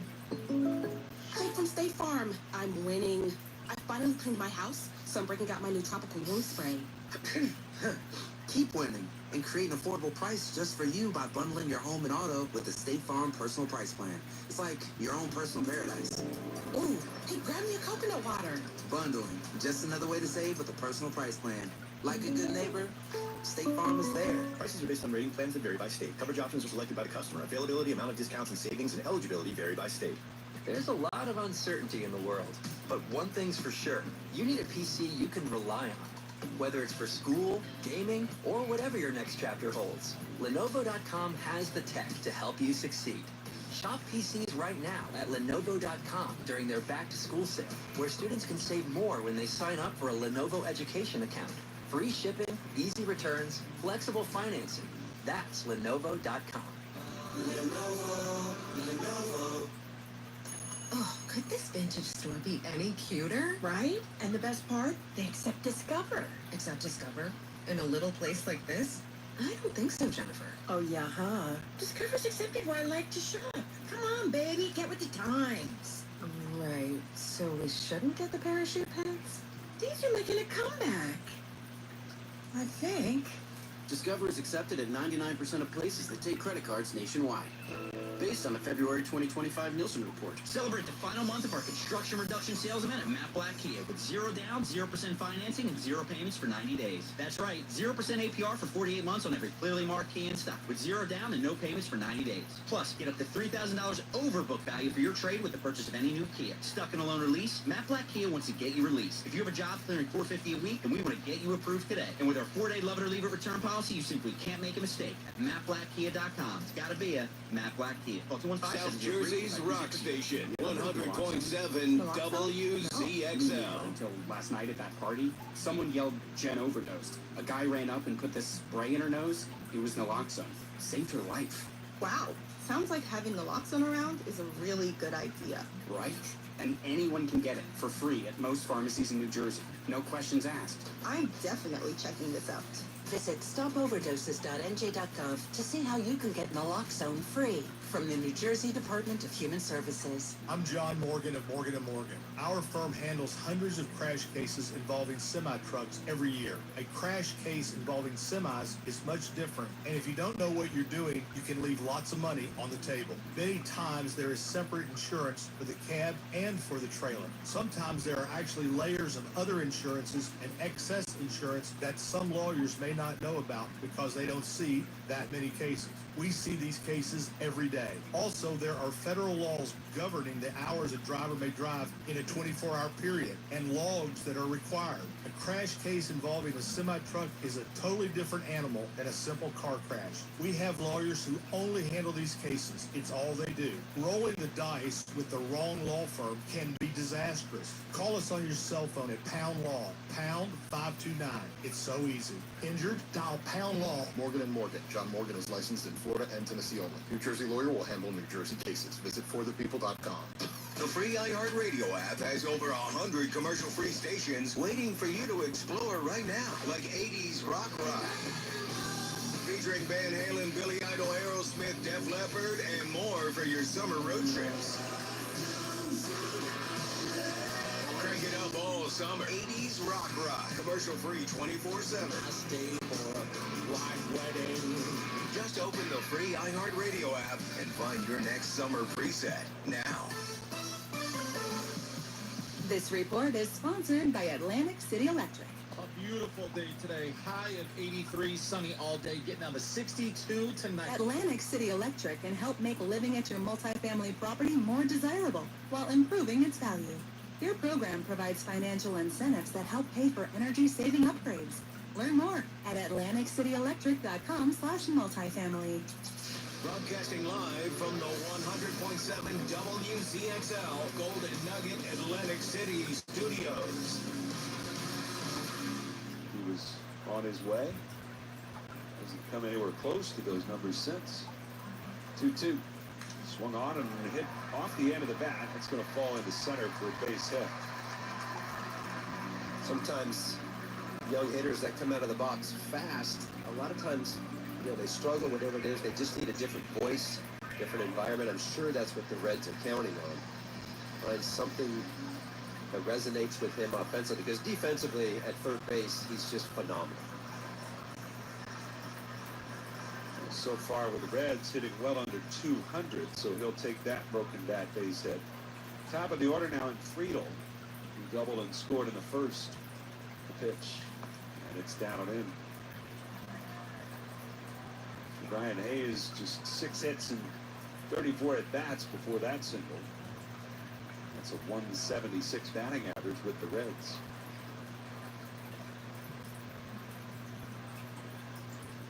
Walker sets just below the letters. The pitch. Friedel hits a bouncer, gloved by Harper, leaping in the air on a big high bounce. He'll make the play and run to first.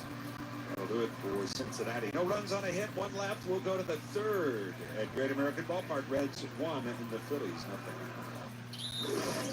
This is the iHeartRadio Sports Report. In the NBA, Ja Morant returned to play from his 25-game suspension last night to lead the Memphis Grizzlies to a 115-113 win over the Pelicans. And to top it off, he hit the game-winning floater as time expired to cap his 34-point night to end the Grizzlies' 5-game skid.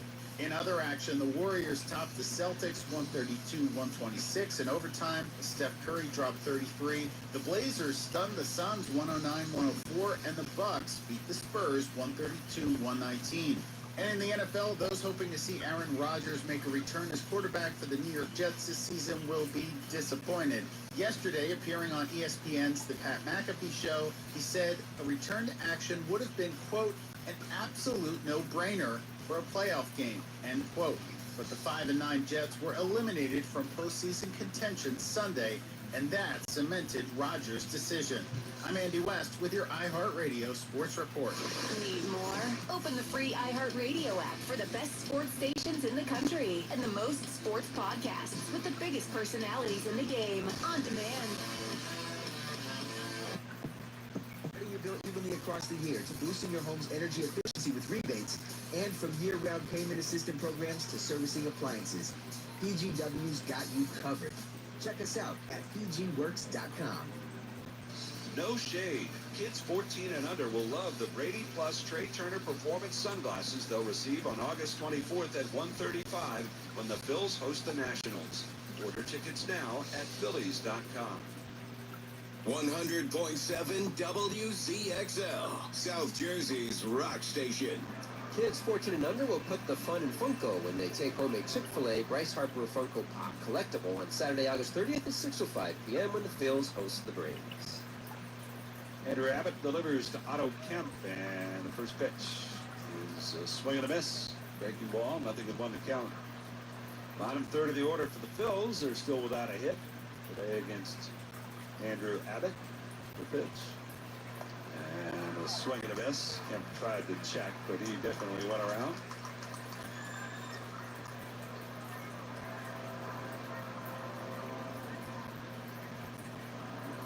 Phillies yesterday hitless over the first 3 innings of the ball game. Didn't get their first hit until 1 out in the 4th when Harper doubled home a run. The 0-2 pitch to Kemp, and it's up high. Phillies took 2 out of 3 in their series with the Reds back in early July. After losing the first game with Abbott on the mound, the pitch. Swing and a miss, struck him out. Strikeouts kind of piling up a bit for Otto Kemp. I think there's some frustration going on with Otto Kemp where it's, you get to the big leagues, your first time here, then first time struggling up here. Didn't struggle much in the minor leagues. You know, was so good down there, so it's his first time dealing with it mentally. Could be a challenge. Brings up Edmundo Sosa. And pitch. Sosa takes, and it's in for a strike. Edmundo, another start. Tonight it's at second base as they get Bryson Stott, at least the early part of the night off. The lefty on the hill, the 0-1. Down low. 1 ball, 1 strike. Sosa yesterday, a home run in Texas. Tied the game for the Phillies. Hit it off Jacob DeGrom. Patrick Corbin. There's the 1-1 on the way. And a swing and a tapper off the end of the bat. In to get it is Abbott. Spins, fires. He got it. And Sosa is out. One thing about Andrew Abbott, you know, when he was in the minor leagues a few years back, he was a strikeout guy coming up through. He threw a little bit harder. He was trying to strike everybody out. He makes it to the big leagues. Those strikeouts, as they often don't, didn't translate up here. All of a sudden, he was getting hit a little bit. The strikeouts were coming. So he transitions more to kind of a seeker, like seeking soft contact. And even so far today, with only the 1 strikeout, it really has worked for him. Here's Weston Wilson in the pitch. He's taken over at the knees, a called strike. He's been particularly good here at Great American Ballpark, which is saying something. This is not exactly a pitcher's park. Here's the pitch. And Wilson swings and grounds it to short. De La Cruz has it. Go first. He's in plenty of time, and it's another 1-2-3 inning for Andrew Abbott. He's perfect through 3. Tonight we'll go to the bottom of the 3rd, 1-0 Cincinnati. Did you know you can get your prescriptions for less at your local pharmacy? You can with GoodRx. It's the free app that can save you money on your medications. Just search for your prescription, choose the pharmacy and the price that works best for you, and then show your GoodRx coupon to your pharmacist at the drop-off counter. GoodRx works at over 70,000 pharmacies, including Walmart, Rite Aid, and Walgreens, and it works whether you have insurance or not. It's easy to save. Next time you drop off your prescription, check GoodRx. To start saving today, go to GoodRx.com. GoodRx is not insurance. Surprise! Your expenses this month were way higher than you expected! Also, you forgot to renew your website domain and now you're in a bidding war! You should see the look on your face. At Progressive, we know small business owners don't usually like surprises because they cost you money. But a good surprise that could save you money? Getting a commercial auto quote from Progressive. Plus, the freaks died in the break room and now everything smells weird! Surprise yourself. See if you can save in as little as 8 minutes at ProgressiveCommercial.com. Progressive Casualty Insurance Company and Affiliates. At Citizens Bank Park, we don't carry the title of fan lightly. We're made for counting down the minutes to the first pitch. And for losing our voice before the 7th inning stretch. We're made for leading rallies. And for following box scores. We're made for celebrating big moments. And we're made ready with Citizens. Citizens, fellow fans of the official bank of the Philadelphia Phillies. Phillies baseball is brought to you by Lysio's Bakery, available at your favorite deli, sandwich shop, supermarket, and exclusively in Citizens Bank Park. Lysio's Bakery. It all starts with the bread and proud partner of the Philadelphia Phillies. Let's go, Phils. 100.7 WZXL. Sustainability is stylish. Come and see for yourself when all fans receive a sustainable Phillies cap presented by PGW on Sunday, August 31st at 7:10 p.m. when the Braves take on the Phillies. Secure your seats today at Phillies.com. First pitch in for a strike to Spencer Steer. Underway in the bottom of the 3rd inning. Phillies down 1-0. Steer, De La Cruz, and Andujar. Here against Walker, and it's a weak ground ball hit to the right side. Sosa coming in. He's got it. Quickly throws to first, 1 down. Well, the Reds very much a part of the playoff conversation. Phillies obviously have benefited from the Mets' recent free fall, but so have the Reds. They are a game and a half behind the Mets for the last wild card spot in the National League. And while the division has certainly, I'd say Milwaukee has planted its flag on the Central. Here's this breaking ball down and in. Milwaukee, that's 6 up now.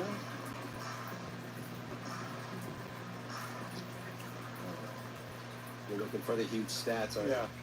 Well, it's a book. That's why I can't find it. It's a swing and a miss.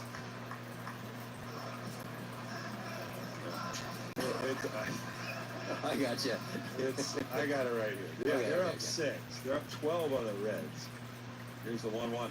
You said and 6. It's down low. You Yeah, trust your instincts, 6 brother. on the Cubs. Yeah. I did my big league prep. But, the Reds still in the wild card race for sure, and just a game and a half behind the Mets. 2-1 pitch, breaking ball, grounded towards second. Sosa 2 steps to his right, gets in front of it, throws to first. 2 gone. Mets are not playing tonight, and I guess they can consider that a win. You talking about the Mets? Yeah. They can't lose tonight. Well, okay, that's fair.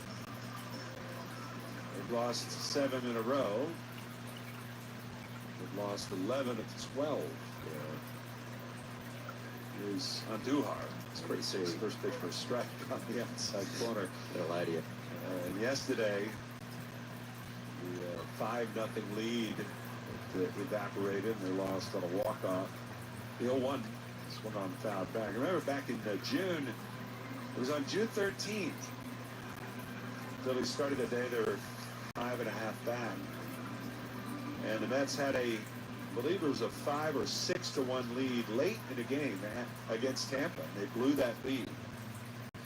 0-2 bounces in there. The Mets would not only blow the lead, they would lose that game, and that was the start of a 7-game skid, of which this now matches. So they've had 2 7-game losing streaks now this season. And that was also a stretch, I think, in which they lost 10 of 11. The pitch. That's outside. So they lose 10 of 11 at one point. Now they've lost 11 of 12 at this point of the season.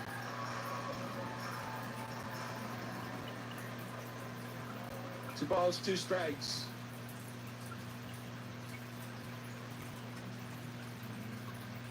1-0 Reds lead it. Here's the pitch. Breaking ball in the dirt. But with still 40-plus games, somewhere about, depending on how far along you are in your schedule, all the teams, somewhere between 40 and 44 games. There's still a lot of baseball left. Yep, that is for sure. Count is full. And a 3-2. That just missed outside. It's ball 4. And there's the first walk that Taijuan Walker has issued in a while. 3 straight starts without one. And he didn't miss by much. I mean, Taijuan has been getting way better because he's using so much more movement now, meeting pitches with his cutter, using that a lot. The slider, he's working the edges. Didn't miss by much. And I love the fact he's not going to give in 3-2 and just throw it down the middle. I bring up Gavin Lux. Some to the right, his first time up, driving the lone run of the game. The pitch. There's a strike over the outside corner.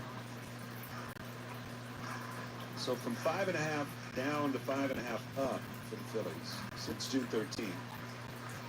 But even more so than that, you can go back just a couple of weeks ago. The pitch. Swing and a miss. The Phillies that night, they lost in Chicago. Remember the long travel trouble coming out of New York? And the Phillies lost in Chicago. They were a game and a half back then, 2 weeks ago tonight. So they've flipped it by 7 games since then. The pitch. That's outside. And I don't, do you know, you may not know, but with the Mets, has there been something with some injuries that I just have not seen come across with them? Or has it literally just been poor play? Because I know their pitchers are, they're 5 innings and out. I mean, if they get 5. The 1-2, ground ball deep in the hole, shortstop. Turner's got it, off balance throw, and it's going to be a little bit late. Harper had to kind of awkwardly try to stop that, but it was not going to get Gavin Lux, so it's an infield hit for Lux. And you got to walk in an infield hit now in a 2-out situation for Noelvi Marte. Turner's best bet might have been to go to second with that. Well, they were playing so far pulled. Yeah. I don't think that Sosa could have got there in time. Yeah. It looked like it was a tough play. I mean, he's going so hard toward third. I think there was a little bit of a palm situation there. He palmed it. Hard to make a good strong throw. The pitch. And Marte takes down low. Again, that's another ball that, as a pitcher, you feel like, well, I made the pitch I needed to make that can get me out of the inning. Yeah. And it didn't.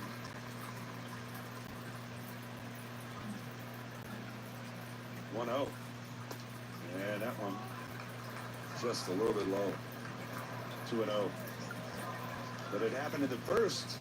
Slow roller to second turned into an infield hit. Give the Reds credit for legging them out.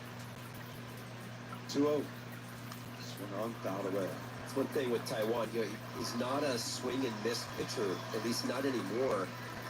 If I was on the other teams, the Reds, for example, I would do everything in my power to extend the at-bats, just with Taijuan. Because eventually Taijuan will give you something to hit. He has proven that over the last, couple years. 2-1. Ground ball foul down the third base line. The Reds have some guys that are quick, that can run. And we've already seen a little bit with, they're going to press the infielders. Terry Francona, he gets these guys to believe in their ability and beyond. I remember playing for Terry, and it was great that way. I'm like, oh, well, I am a power hitter. Now, I struck out a lot, but boy, I sure believed it. 2 balls, 2 strikes, 2 on, 2 out. Third inning. And a pitch. Breaking ball down and away. 2-2 breaking ball. Not necessarily a bad choice, but not really a competitive pitch there. But seemed like a ball out of hand. So the runners will be off. This will be the 60th pitch of the night already for Taiwan. We're in the third inning on a warm Monday night. 3-2.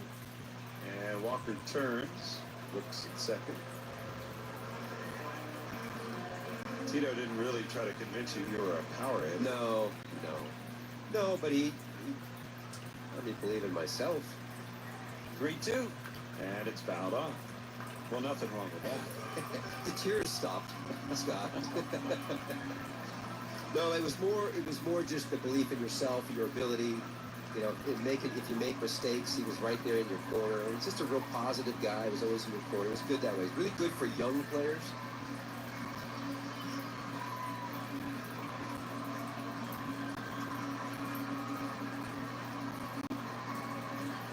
As you and I sit here, I can look down into the Reds dugout. Terry Francona is sitting, and that looks like a barber's chair. It really does. I think it is. It's a barber's chair. That's his perch. 3-2. Andujar at second. Lux at first. Walker ready. And the payoff pitch. Swung on. Popped up. Foul. This will be off to our right. So I have been corrected on the chair. It's not a barber's chair. Okay.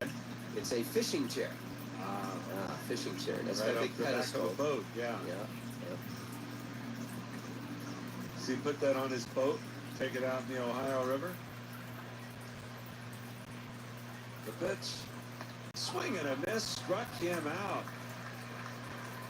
And Marte strikes out there against Walker, who comes up with a big pitch on 3-2 and gets out of trouble. We're going to the fourth tonight in Cincinnati. Reds lead it 1-0.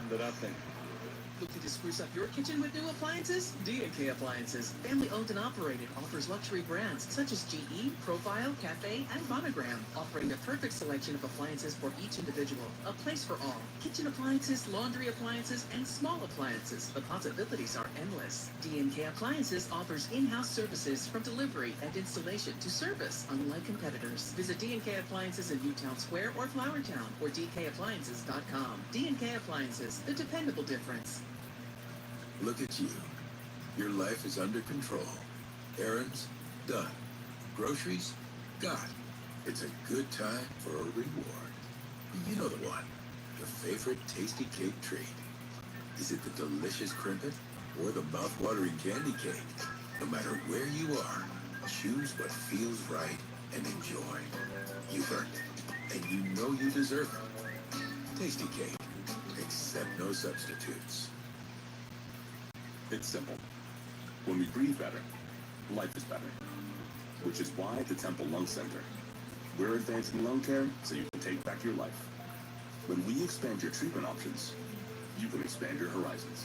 And when we perform more lung transplants than anyone in the country, you can make more moments that matter. Temple Lung Center. Breathe better. Live better. To schedule an appointment at the Temple Lung Center, call 800-TEMPLE-NET. The Braves will head to the bank for a weekend full of baseball, kicking off on Thursday, August 28th at 6:45, and wrapping up with Sunday Night Baseball on Sunday, August 31st at 7:10. Order tickets now at Phillies.com. South Jersey's rock station, 100.7 WZXL. It's the fourth inning, and that's the RAV4 inning, presented by Toyota. Check out Toyota.com to get your new 2025 RAV4 today. Toyota. Let's go Phils. Top of the order for the Phillies, as they have yet to get a man on base here against Andrew Abbott. And the first pitch to Trey Turner is in there for a called strike. 2 consecutive half innings we've had a visit from the head groundskeeper.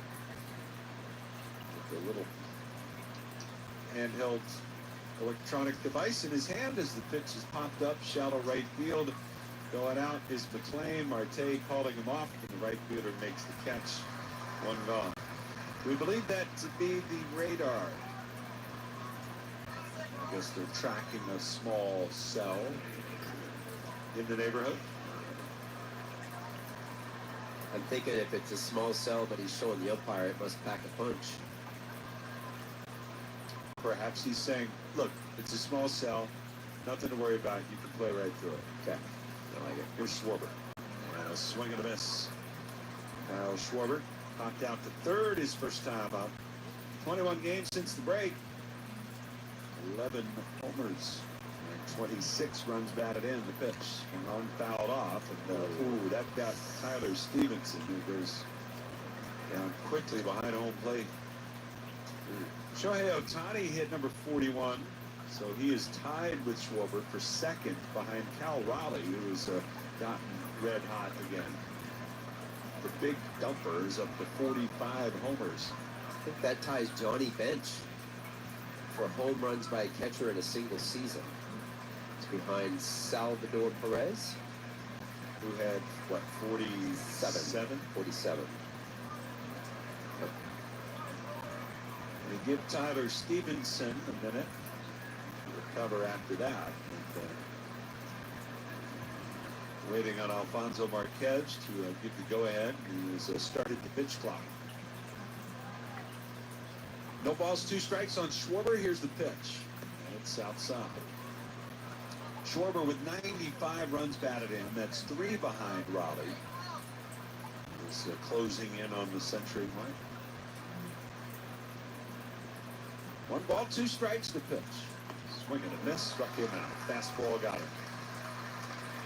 Abbott looks dazzling so far. Well, speaking of the big dumper, don't miss a midweek matchup when the Mariners head east to take on the Phillies Monday, August 18th, and Tuesday, August 19th, both at 6:45 p.m. and Wednesday, August 20th at 1:05 p.m.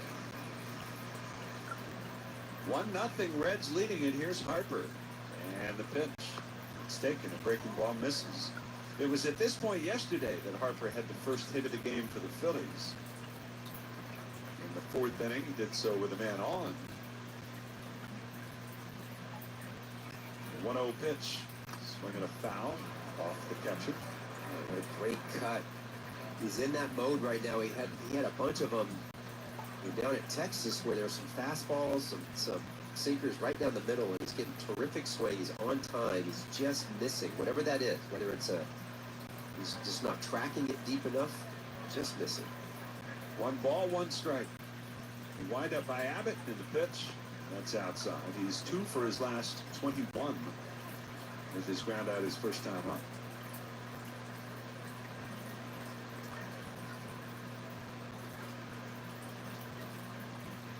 Abbott with a wind, and the left-handers 2-1 to Harper. Swing and a miss. Harper railed out front.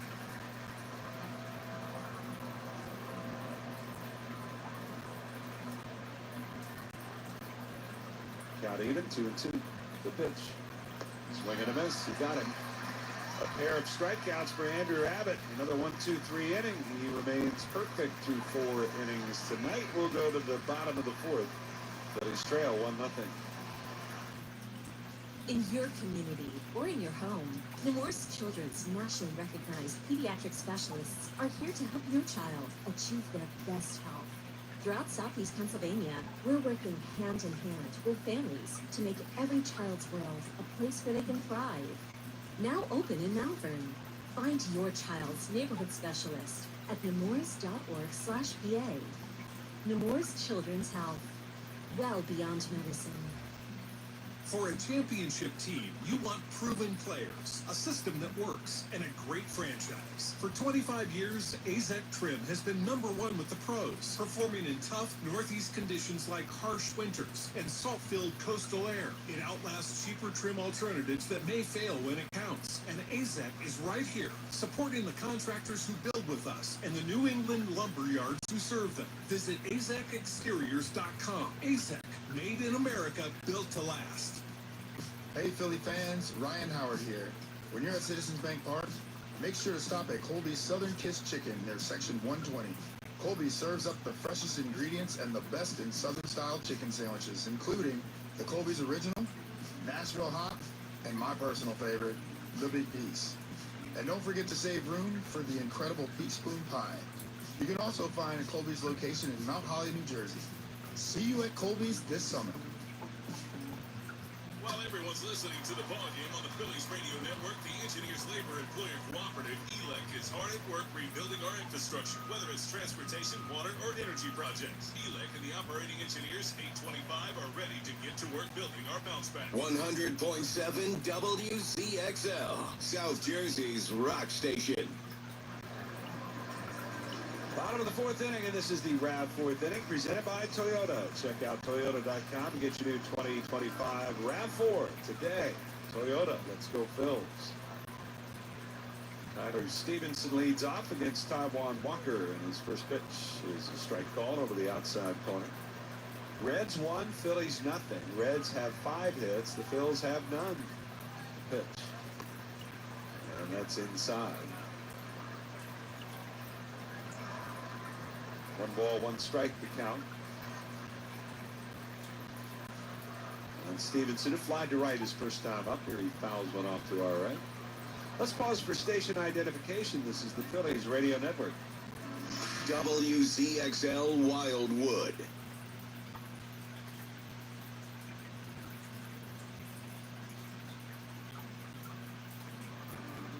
With Kevin Stocker, I'm Scott Bransky with you from Great American Ballpark in Cincinnati, Ohio. As the 1-2 pitch on the way, it's a breaking ball to Tyler Stevenson. It misses outside. 2 balls, 2 strikes. City number 2 on this 3-city road trip for the Phils. 2-2. Swinging a ground ball towards short. Backhand pickup Turner. Shuffles his feet, fires to first. Plenty of time. 1 away.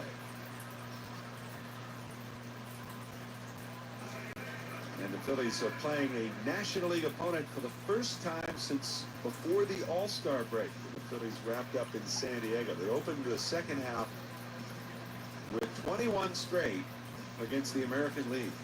Longest interleague stretch in baseball history. Here's a one-hopper hit to third. Kemp on the grass has an easy play on that one. He'll throw off the plane. 2 gone.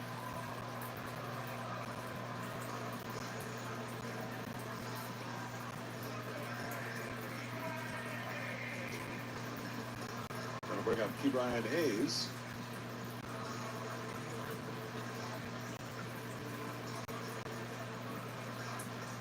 Phillies, as for their success against the American League, they went 13-8 over that stretch. Hayes takes first pitch for a ball. Want to know the count. Hayes had a broken back base hit his first time up. Oh no. Down on the way.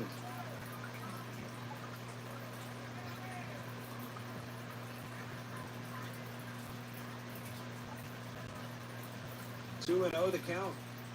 And the pitch. Swung on, hit high in the air, left field.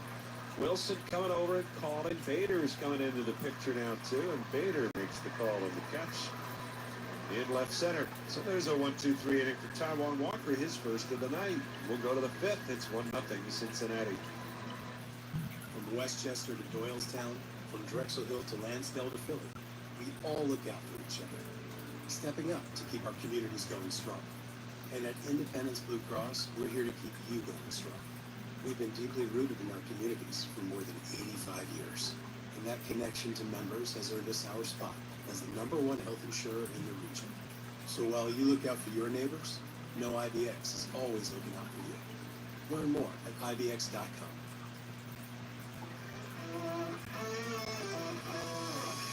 Yingling Traditional Lager, a beer that, like true legends, stands the test of time.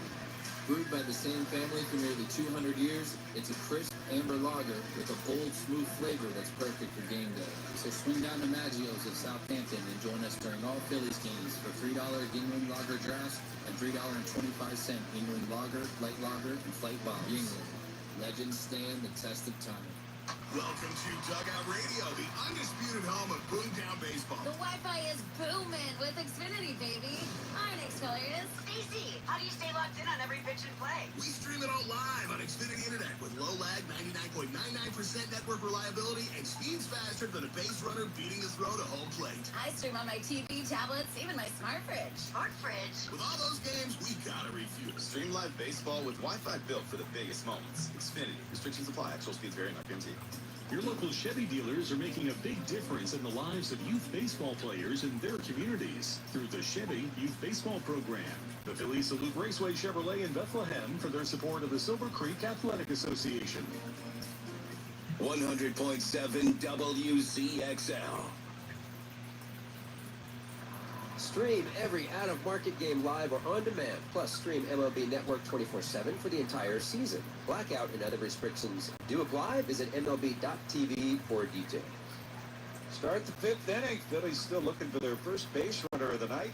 And the first pitch to JT Realmuto is in there for a strike. JT came the closest with his ground ball down the third base line. A diving stop over the line by Brian Hayes threw him out. Here's the 0-1. And JT takes a little bit low. Phillies do not expect to have JT playing all 3 games in this series, so kind of thought he might even potentially get tonight off. The 1-1. And that one is in there for a strike, given his struggles against lefties. It's interesting because he struggles against lefties, so then you have to look to Marchand. Do you want Marchand to hit left-handed or right-handed? Where's his strength? I like him left-handed. That's just me. It's a ball and 2 strikes. As Abbott to the line, here's the pitch. And it's in the dirt. Reds wear their red uniform tops tonight. Reds in white letters across the chest. White names and numerals on the back. White pants and a red cap.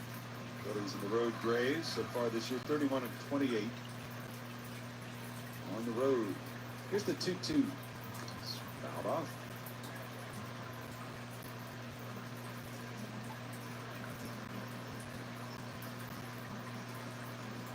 Still 2-2. JT over the last 44 games, a .329 hitter with an 800 OPS.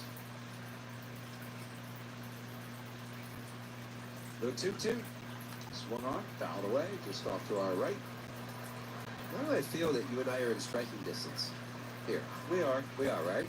Yeah, it's generally a little further down, but okay.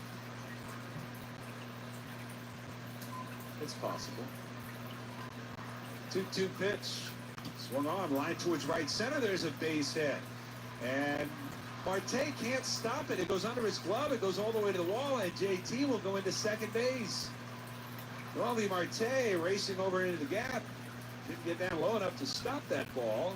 And the first hit, not only a single, but a double for JT. JT, so he's just all over the barrel. Now, keep in mind with Marte, he's naturally a shortstop. He was at third base last year, was making all kinds of errors, and now all of a sudden, you go out and they get Brian Hayes. So they're trying to get him out to outfield play. This is new for him out there. Now Abbott out of the stretch for the first time, and a swing and a miss by Castellanos. And it's 0-1.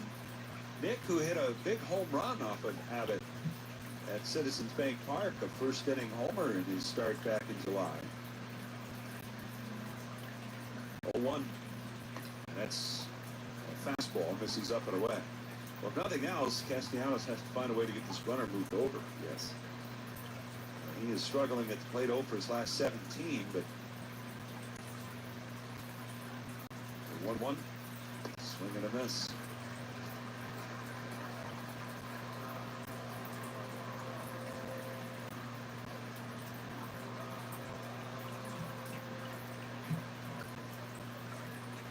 One and two. Look at second. Here's the pitch. It's up high. Righties to follow the next 2 days for the Reds in their starting rotation.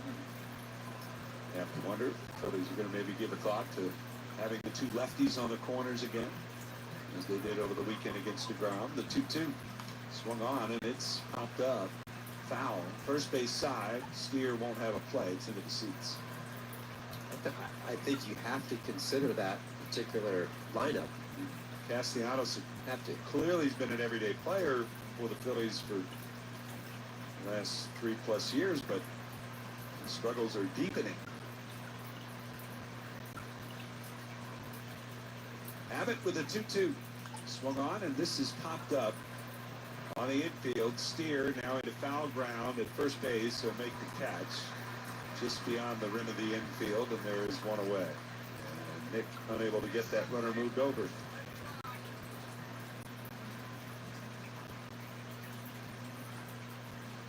So that'll bring up Harrison Bader.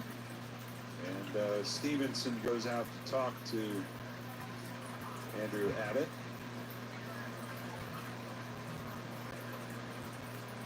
It's quite the long meeting here. I'm not quite sure what this is about.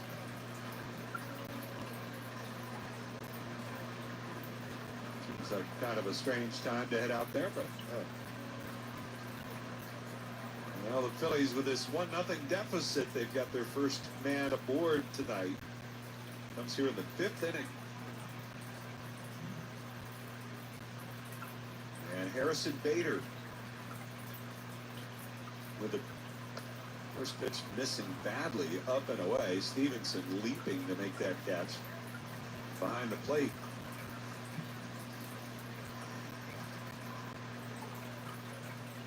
One ball and no strikes. Abbott with a pitch. Swung on, and this is hit foul out of play right side. Phillies, especially on the last road trip, played such terrific defense behind all of the pitchers. And you go into, I look at like today, it's the pitchers themselves are pitching so differently. One's being very efficient, one's using a lot of pitches. It almost feels like, oh man, you're getting beat up a little bit, but you're not. Next pitch, that's a little bit low, says Marquez. That defense that they had kept the Phillies. It's only 1-0. It feels worse because Abbott's just been dealed. And as an offensive player, you have to keep reminding yourself, no, this is what we're doing. Abbott's 2-1. Swing and a miss. Changed up on him. That's why I always, like I said, I divided the game up into threes. First 3 innings, they lost. Win the middle 3, win the last 3. Cat is 2-2 now. I'll look back at second. And the lefty will turn. JT easily gets back. No throw by Abbott. It stayed away here to Bader.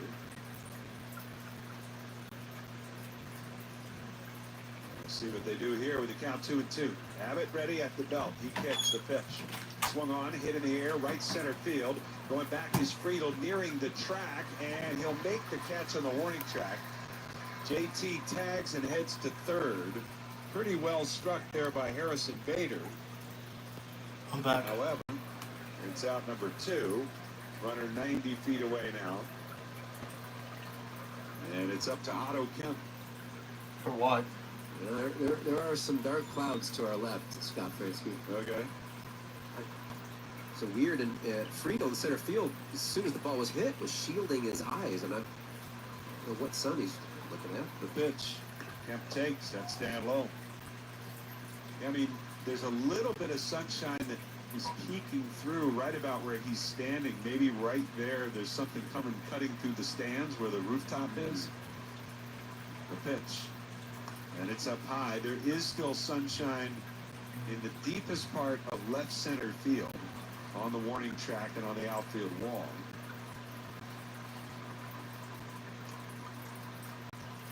Two 2-0 for Kemp. And Abbott with a pitch, swinging a ground ball to short. De La Cruz in to gobble it up, throw to first in time. And the Phils waste the leadoff double. No runs, a hit, and a man left. And we'll head to the bottom of the 5th. It's still the Reds 1 and the Phils nothing. Oh, okay, so they didn't even. Oh, wow, so they actually still scored a run. Well, we didn't. Wow, so we wasted a leadoff double. Raw. Leadoff double.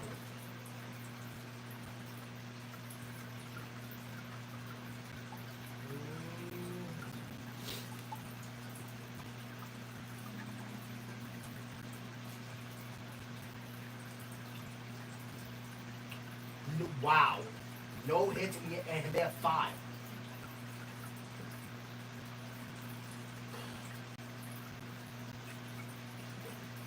Our game's going on first. Wow, we have 1. That's it. And they have 5.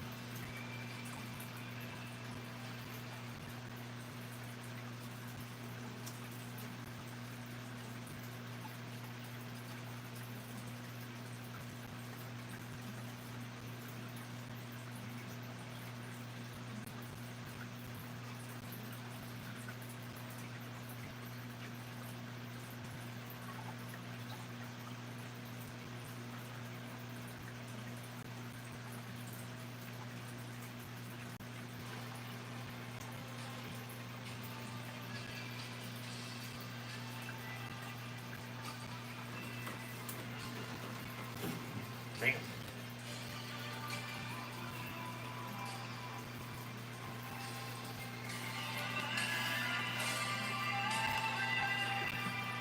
Scott Fransky, I'll give you $1 if you can tell me who he struck out first. I'll give you the inning. Can't look it up.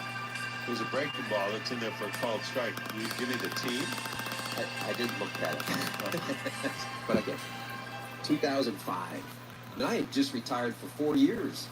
Here's the 0-1 pitch. Swinging a ground ball, hit to first. Harper's got it. Underhand flip to Walker. There's one away. So what you're telling me is you're giving me a chance to guess between the 600 or so baseball players that were active in 2005? Yes. Would you like me to give you how the about team? Alfonso Soriano? That's a good guess. No. I know. I was going to give you some more information. You're going to give me the team or something? Yeah. Okay. No. What, Chick-fil-A not in the game?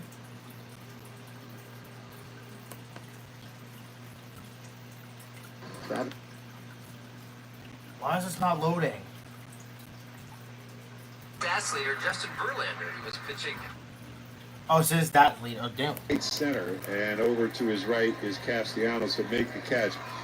Taijuan Walker threw 27 pitches in the first. He threw 24 pitches in the third inning. He's got a chance to have a real quick fifth, and that was after a quick fourth inning as well, so that would be great for Taijuan as the Phillies try to get him fairly deep into this game. Yeah, that'll be nice, though. 2 gone. Here's Ellie De La Cruz. It's 1-0 Reds. Bottom of the fifth. The pitch. Swing and a miss. Yeah, it's only 1-0. Travis Hafner, that game was against the Cleveland Indians. Yes. Cleveland Indians. Thanks for playing, though. That was the Guardians. 0-1. And that's outside. Well, I mean, I could have sat here and guessed 600. They have 5 hits, but we only have 1. Not sure when I would have landed on I've better not have a freaking perfect game against us. So swinging a grounder foul. But even if you had given me the... He better have a perfect game against us, or like a shutout inning. He executed a freaking no-hitter, which I'm very upset about. Well, yeah, score him. Anyway, moment's over. Here's a 1-2 pitch, and that's outside. I did see that he says he wants to pitch another year. What? No. Don't. No, don't. Don't. 2-2.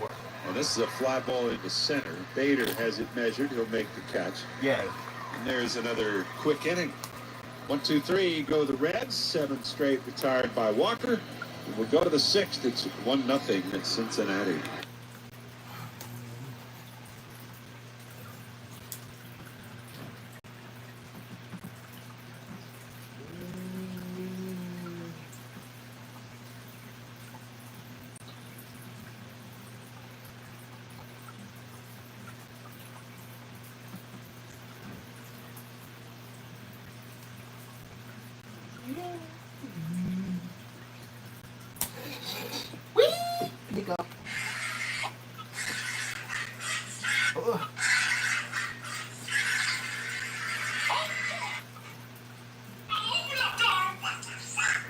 Oh, dead.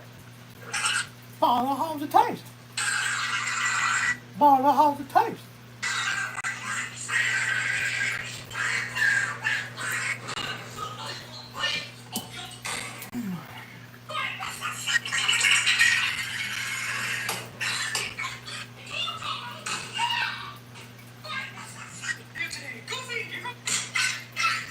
Late night legend. Damn. Down games round. Damn, Max, what are you doing to your hair, bruh? Us. Whether we're winding down from the. Maxie, what are you doing to your hair, bruh? Roll with us at SEPTA.org.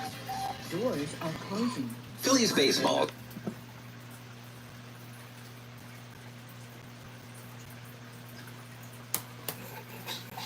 Leo's Bakery.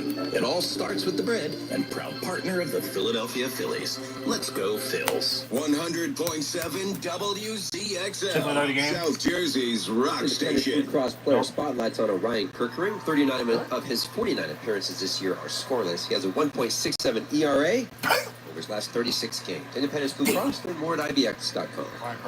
1-0 Reds. Edmundo Sosa slams the first pitch back through the box to begin the 6th inning, and the Phillies have a leadoff man on for the 2nd inning in a row. Only their 2nd hit tonight. They had De La Cruz way over in the hole at shortstop, and he hit it basically up the middle. So, Sosa is on, and here comes Weston Wilson against the lefty Andrew Abbott. Oh, he's still pitching? Hasn't walked anybody, has struck out 3. No.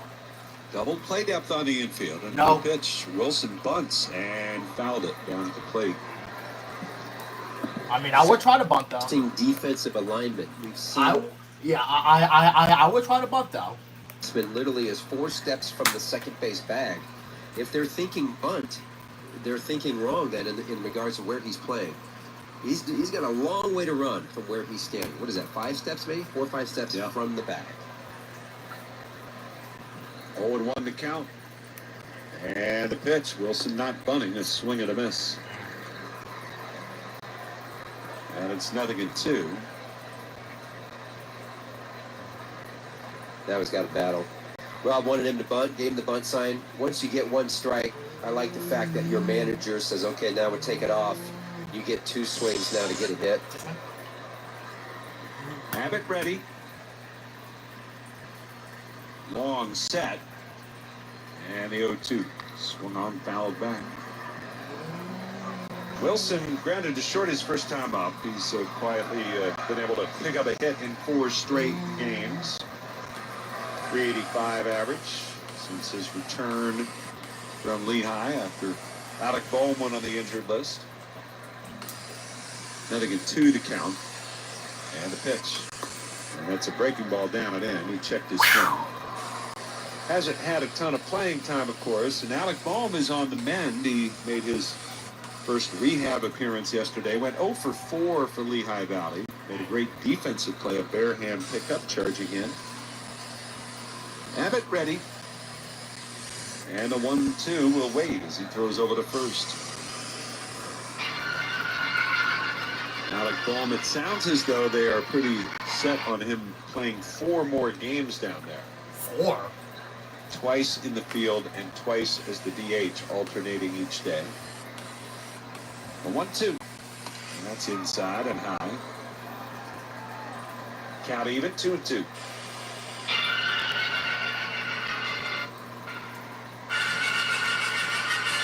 Phillies would really like him to be locked in with his timing once he does return. 2-2 pitch. Swung on, popped up foul, out of play.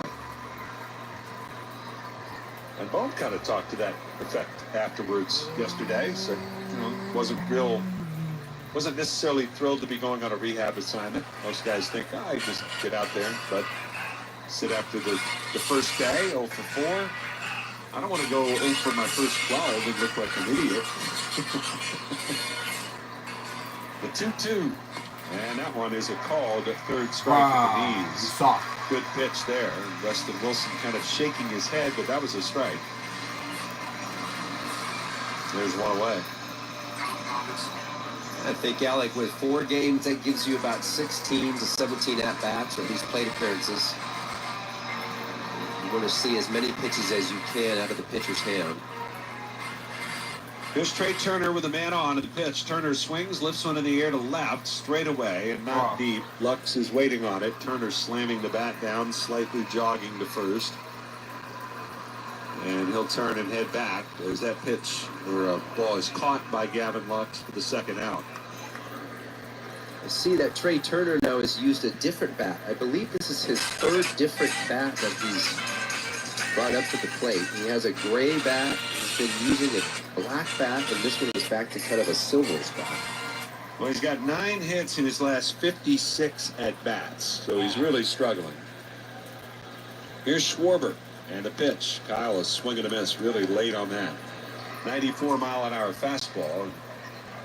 While Schwarber had a hit off Abbott back in Philly, seemingly having a tough time tracking him here today.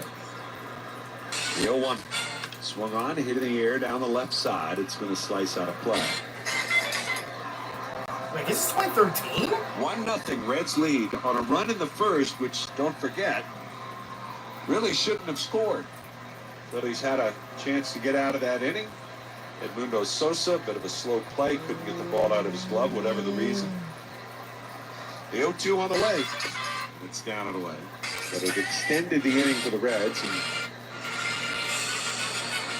gave them a chance to pick up what is, to this point, the only run of the night. Wow, just one run. Boy, that because the Walker's pretty much settled down a little bit. 1 ball, 2 strikes, and a pitch. And that one just missed.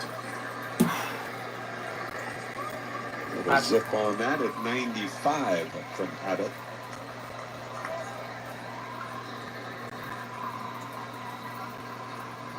Count even, 2-2. Abbott ready. Here's the pitch. And a breaking ball misses down and away. Abbott so far is right on par with his usages through the year. His four-seam fastball is kind of running the show at 44%. Then it goes changeup, curveball, sweeper. Count full. They play behind the runner Sosa. He's off and running. The 3-2 pitch, ground ball foul down the first base line.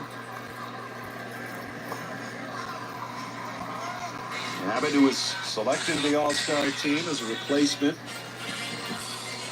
for Yoshinobu Yamamoto. First time in his career he's been named to an All-Star team.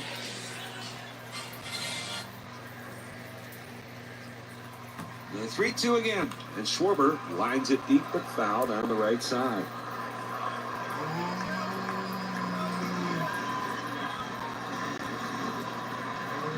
Took a loss his last time out, giving up 4 runs, 7 hits, and 6 2/3. But he's been really sharp tonight. Only 2 hits allowed, and has yet to walk a batter. Well, please, that would help. The count here is full. 2 outs, and the payoff pitch again. Check swing, little pop, left side of the infield. De La Cruz calls, makes the catch. Wow. And that'll do it for the Phillies. Another leadoff hit. And another man left stranded.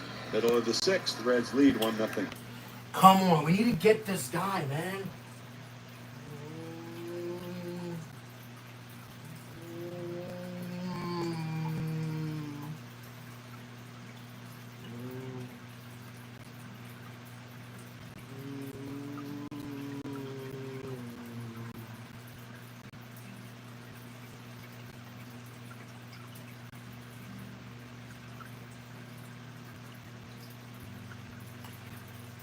I mean, if I at least can hear the Chick-fil-A nugget of the game, though, I'm just gonna turn off this game because, like, there's just no point. Like, if it's one, like, if we're not gonna score against this guy, then I'm just gonna turn off the game. Like, I wanted to hear, like, I had at least a Chick-fil-A nugget of the game, though, I'm just gonna turn it off because there's just no point in me, listening to the rest of this game. There's just no point. Because if we're not gonna score against this guy, then so be it. .com. Philadelphia. Like, I was expecting for this to happen either way, so, yeah. Against freaking Andrew Abbott. Which you did, beat him in Philly. It's 2019. Every time the Phillies score a run, Philadelphia insurance companies will donate $100 to local nonprofit organizations. You can step up to the plate and nominate your favorite nonprofit at phly.com/Phillies. Philadelphia Insurance Companies, the MVP of insurance for nonprofits and over 100 other specialized industries. Phillies fans, never miss a home run. Yeah, tough deep to right center field. No doubt about it. Stream every game on the NBC Sports app. And don't miss your game day forecast from NBC 10 First Alert Weather. 100.7 WZXL. Hey, Chick-fil-A nugget of the game, August 11th, 2006. World Series winning manager Dallas Green is inducted into the Phillies Wall of Fame. On 6.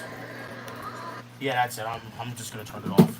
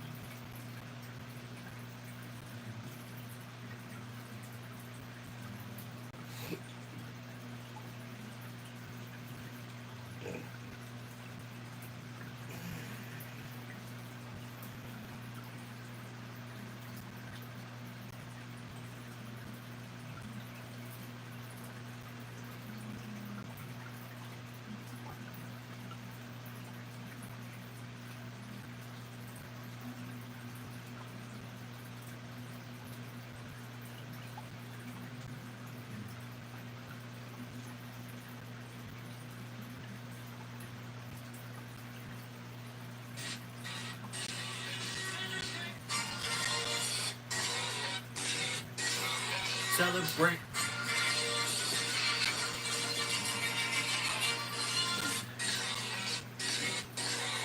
Celebrate. Like 12.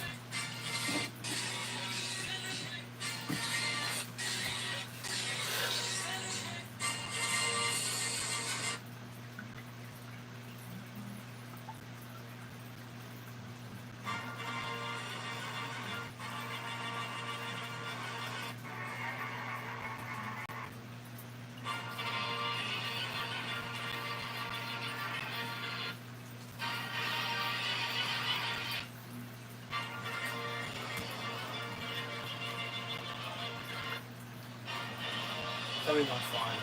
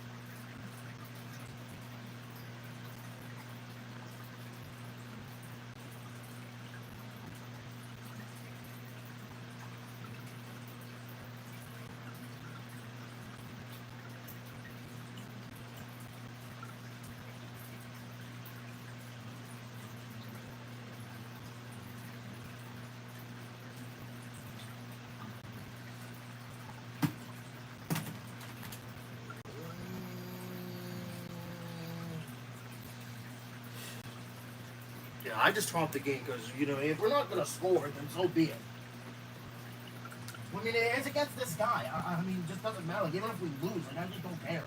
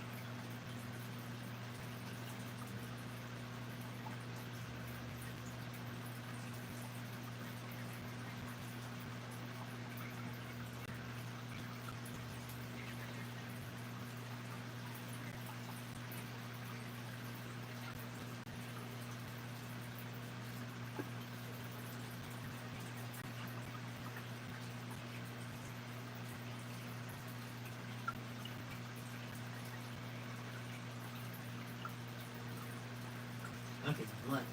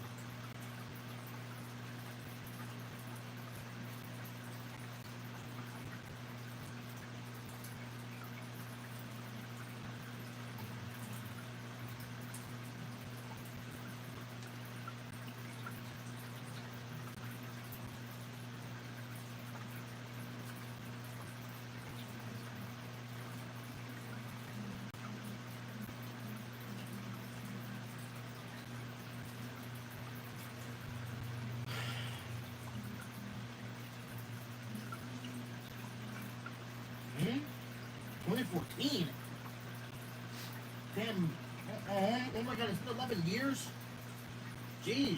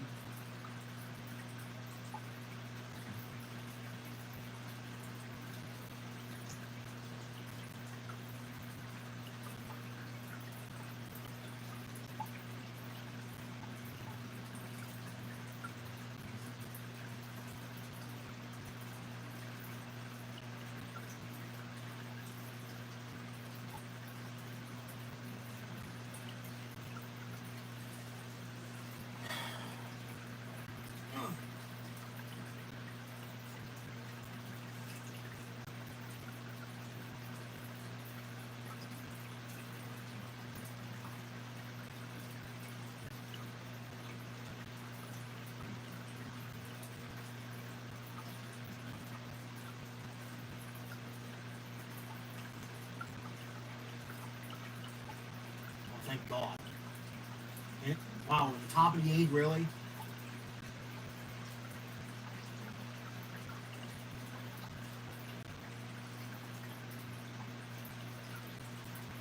Thank God.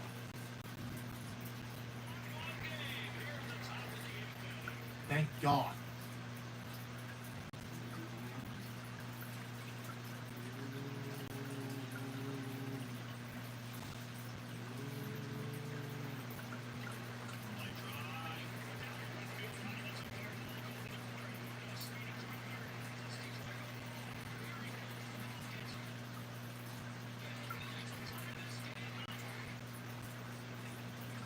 Thank God we got. And Abbott was still pitching? He think he's slick. He think he's slick.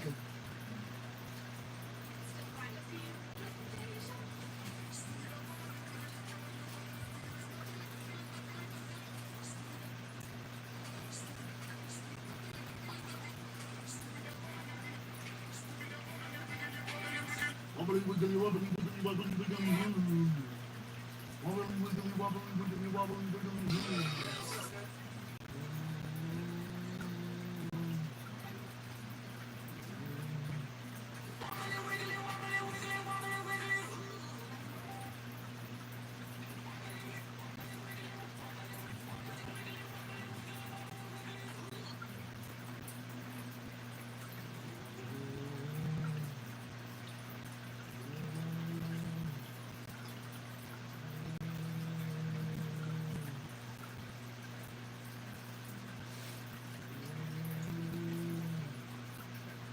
He think he's slick. He was trying to go for a shutdown and ain't. Nope. Oh, okay. Now we took the lead. Bam.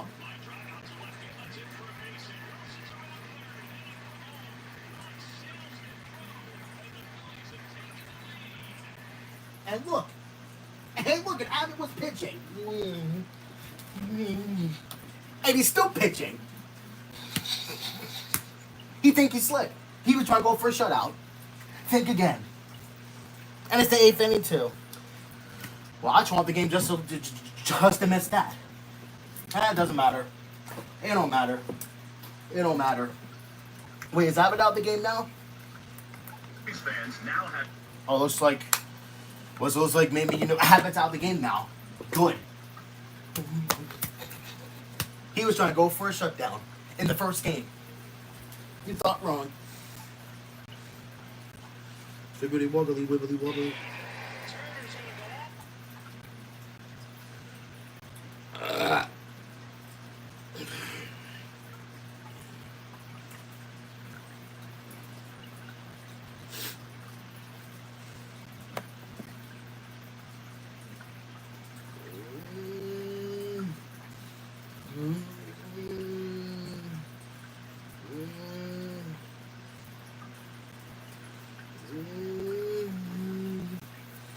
I didn't listen, but I saw.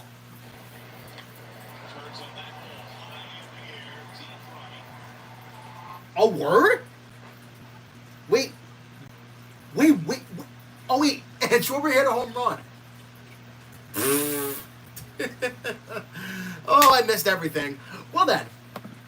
Now open and now. Well, then. Well, then. Well, then. Well, then. Well, then. Wait, was that still? No. August 23rd at 6. Well, then. Well, then.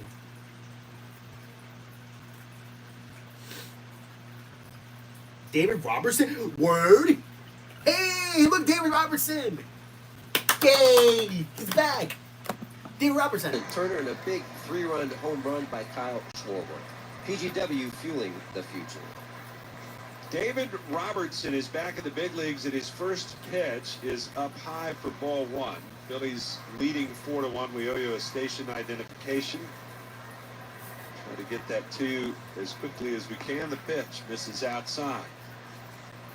Robertson, who's been at home all season, full year with the Rangers last season.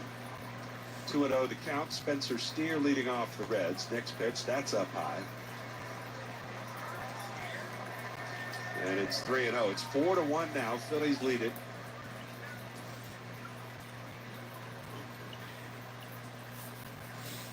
The step and a 3-0. That one is inside ball 4, not the way he wanted to return. Let's pause for station identification here on the Phillies radio network. Wow, so he walked on 4 pitches. Come on now. Come on, David Robertson. You were with us before. You were with us before. Come on. Please do not blow this lead for us, man.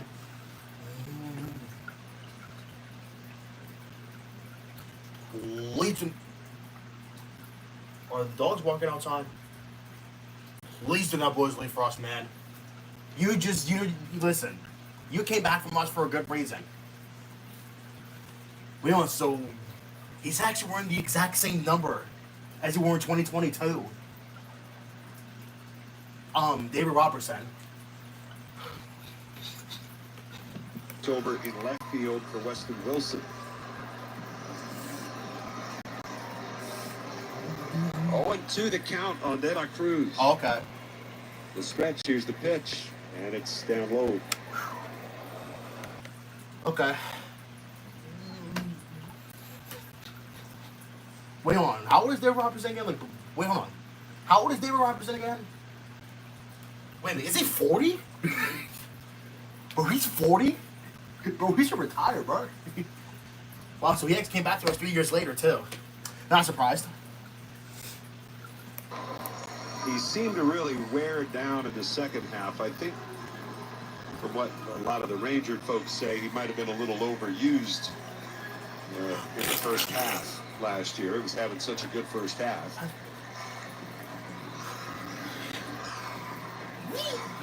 You know, he's in terrific shape, but it still is not quite game shape. You can say all you want. You still have to get into the big league atmosphere, the adrenaline, all of that. Get back into it. 1 ball, 2 strikes the count. Robertson's pitch swung on, hit the air, center field. Bader coming in. He's going to get there. He'll make the catch. Soft fly ball for out number 1. Close. That was close. That was close. We do not want to blow this lead. Well, actually, I don't think we're not even going to use Duran or John or Duran. We need to give him rest, though. We need to give him rest. You know, let's say, you know, give him like I want to say like a day or 2 rest, you know, for him at least. Like I want to say you know like about a day or 2 rest. You know, let him rest for about like a day or 2, and then, you know, whenever, you know, we use him again. Well, because we used him in, like back-to-back games against the Rangers. So I think, you know, we need, you know, because we're already using Romano, which is good. We used him in the 7th. Well, yeah, it's good, though. But yet people are still saying, DFA Romano. Yeah. That's annoying. You know, y'all act like he I'm gonna let these dogs be because I don't like getting a phone call with that.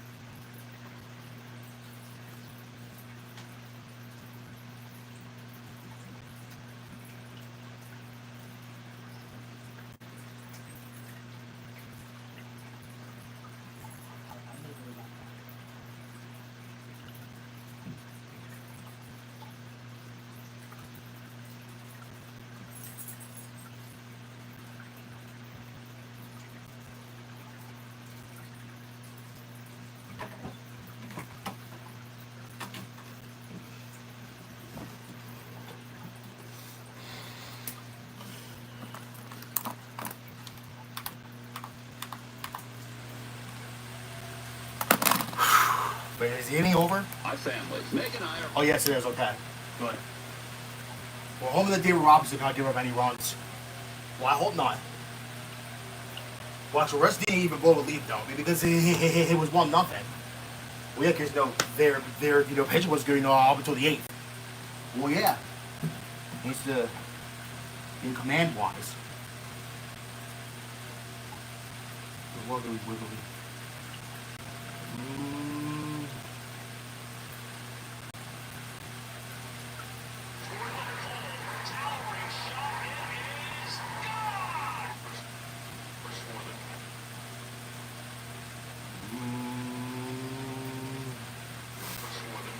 Pow. Huh?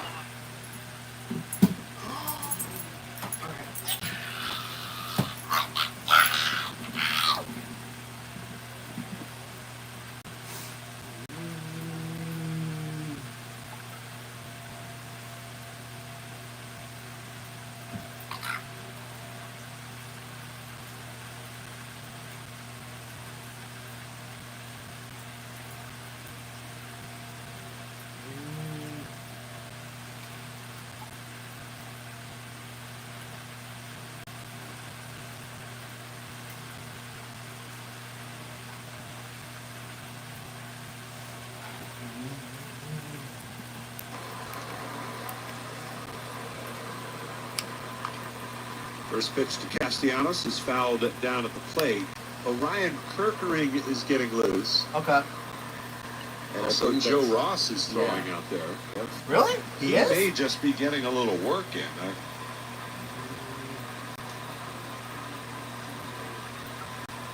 0-1 the count and the pitch. Breaking ball down and away. Nick is 0 for 3 tonight and 0 for his last 19. Well, I would think if the Phils could get a couple of runs here, you might see Joe Ross. Yeah. 1 ball, 1 strike. Barlow with a pitch. And it's swung on in the air, right field line. Marte going over, nearing the stands. There's no play. It's into the seats.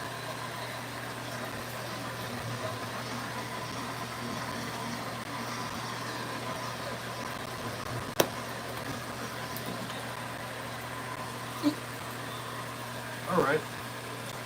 1 ball, 2 strikes. And the pitch. Breaking ball down and away. Ah, rats. Phillies with a win tonight would go to 6 games up on the Mets. Yep. That's idle tonight.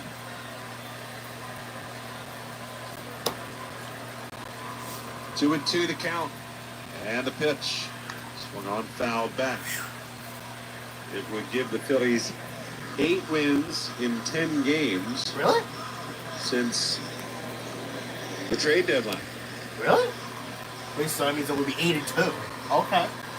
Well, that's 1st not of bad, August. Though. Oh, that's not bad, though. 8-2 since then, if they can close this out. 2-2 pitch. Breaking ball, grounded sharply, but right at Kid Ryan Hayes, who's got it, and he'll throw to first. 2 down. Rats. Which is going to be either Kirkering or Ross. That's going to be hopefully closing out.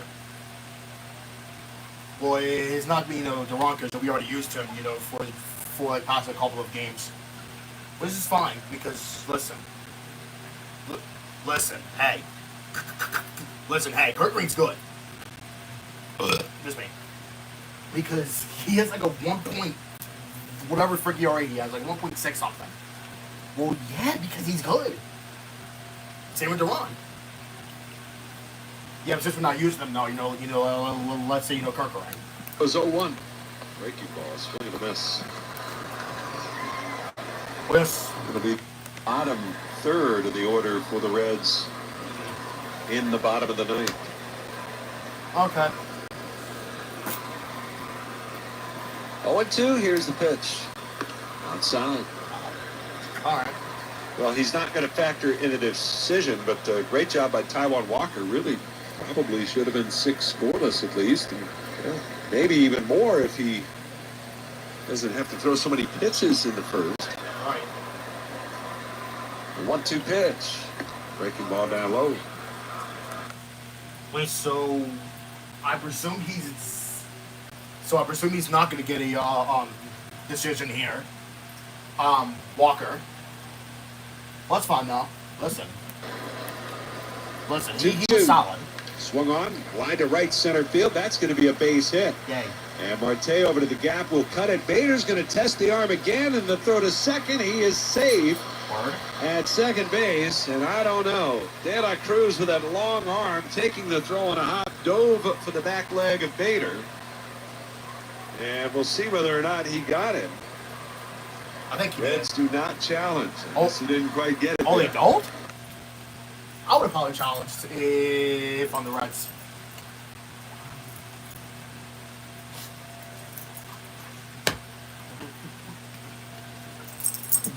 With 2 outs, you better believe you go there. Nice job. So now, Brandon Marsh bats in Kemp's old spot in the order. Here's the pitch. Marsh takes a breaking ball that missed outside. All right.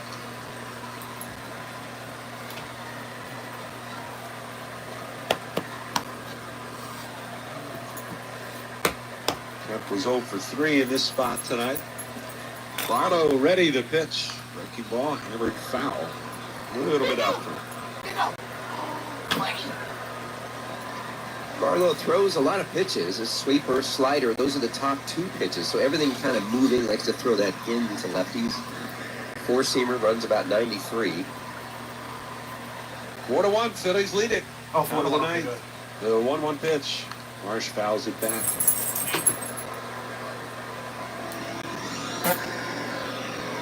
Brandon, over the last 13 games, hitting .472. 472. 1 ball, 2 strikes, and a pitch. That's inside. Boy, that didn't miss by much. That was close. That was close, but we'll take it. Maybe would have been a strike, but I'll take it. So the count 2-2.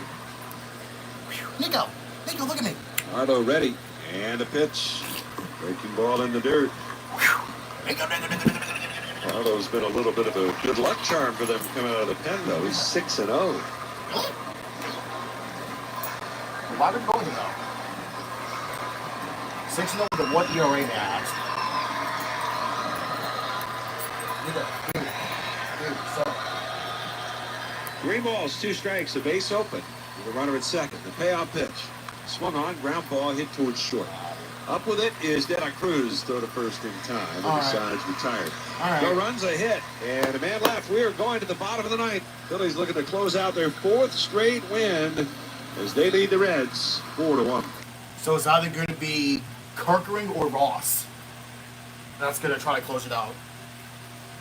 I would probably say Kerkering.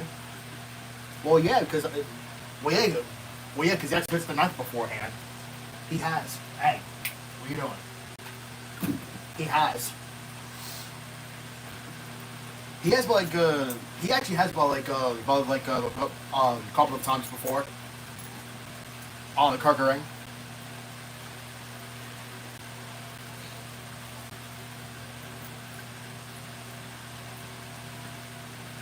I want to be 2 spots, Mr. Joe.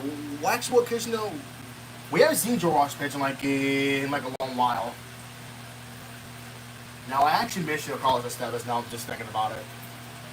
I do miss him now. But I mean, hey, you know what? He's wearing the same number with the Royals, number 53. Well, see, he was number 53 when he was with us. He's wearing number 53 again.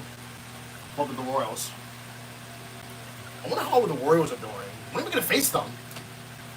When are we gonna face them? We haven't even faced the Royals at all this season. Because I remember the last couple of years we faced them around this time. And when are we facing the Royals this season? Oh, funny. Carol Burnett show. Okay. Wait, who did I say?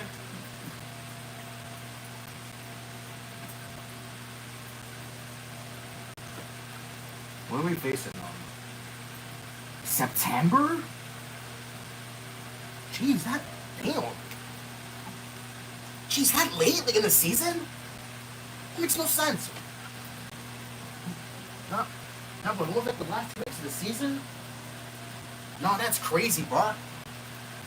No, that's crazy. Like, we're facing against the Royals in September? No, that's crazy, bro. Anyway, let's listen to the bottom of the ninth. Let's see how the Reds play out. Well, they're down 3, so I hope that they not win this game. Well, that's not, hopefully not come from behind. Well, because we came. Well, actually, it was only 1-0. It was only 1-0. Our Reds. And again, another team that scored 1 run in the first and had nothing since then. 4 scoreless innings from the bullpen. Trying for 3 here tonight. Was it scoring? The 0-2 pitch. Strike 3 call. We will. Fastball split the plate at the knees, and he's gone on 3 pitches. We will. I believe this Quick work to get number 1 there for Kerkering. Yup, it's Kerkering. Yep.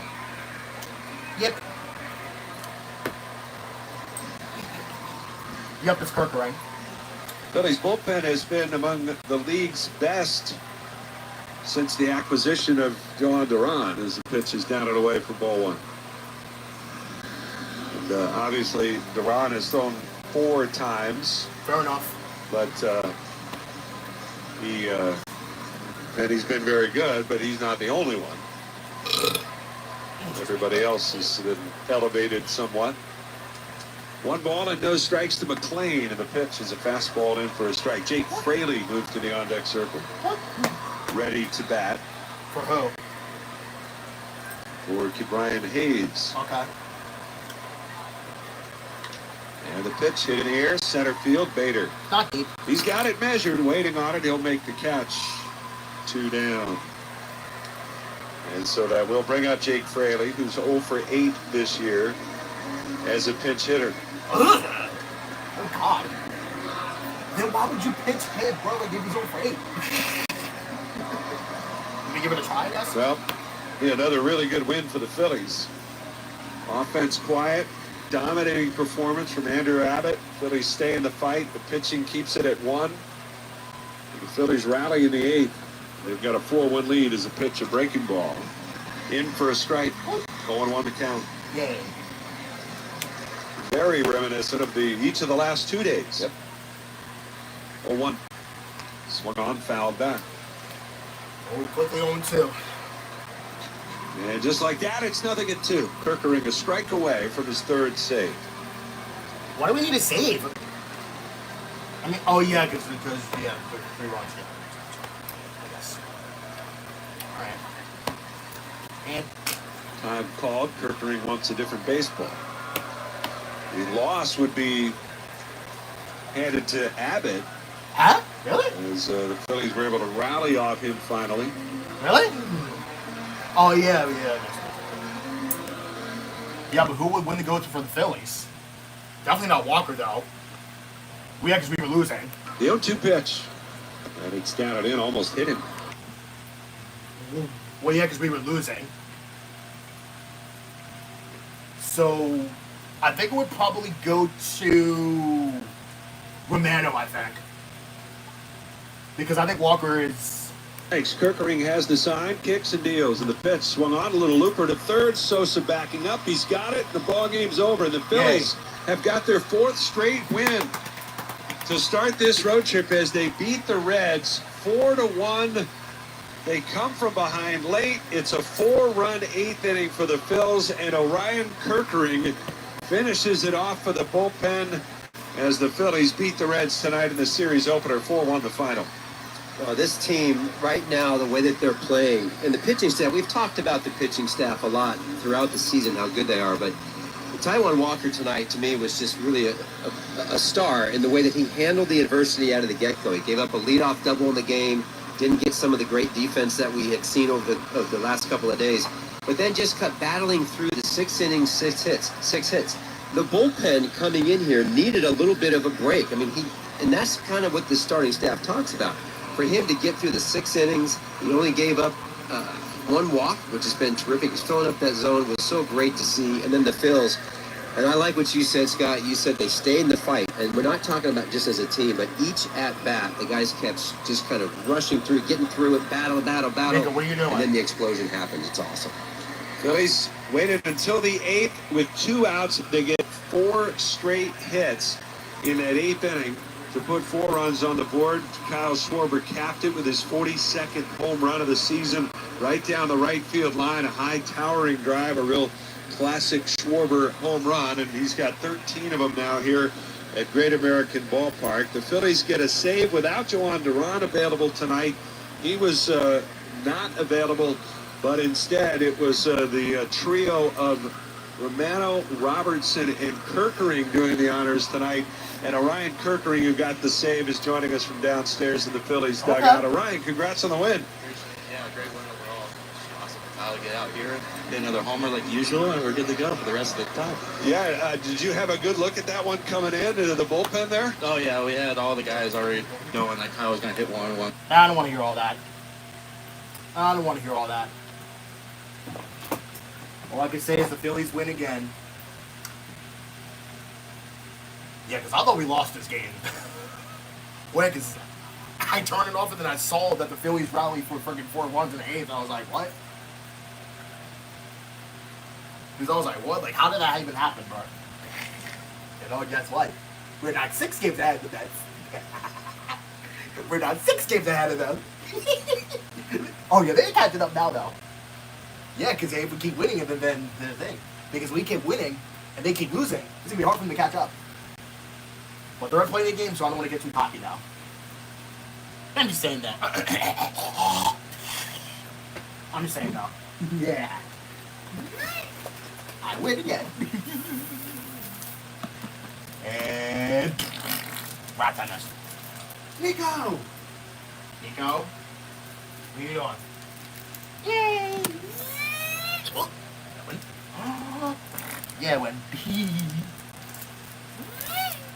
Oh, no. Rats! I think my cough drop just broke. Because I heard it fall. I think it broke. It just, like, fell. Now I don't even see it. Oh, no, it's right here. Never mind.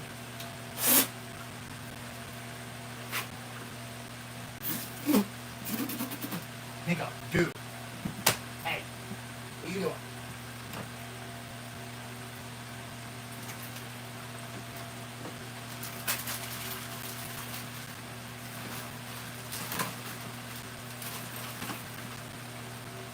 Rats.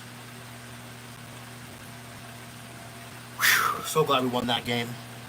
Yep. Weird now, 4 games. No, not 4 games.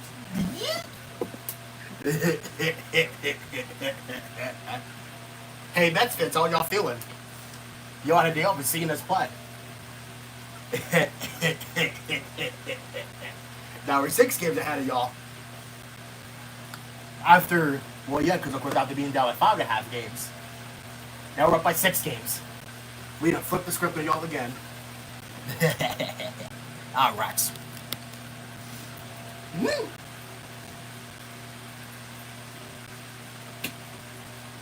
Partly cloudy and 74. Baltimore, partly cloudy and 80. 8. Washington, D.C., partly cloudy and 82. 82. Wind south, 12 miles an hour. 12 hours. Pontotoc River, clear and 77. Clear. Elsewhere across the Mid-Atlantic, Richmond, mostly cloudy and 79. 79. Wind south, 10 miles an hour. 10 miles an hour. Norfolk, mostly cloudy and 77. 77. Wilmington, clear and 79. 79. Wind south, 12 miles an hour. 12 an hour. Philadelphia, partly cloudy and 84. 84. The weather synopsis. What synopsis?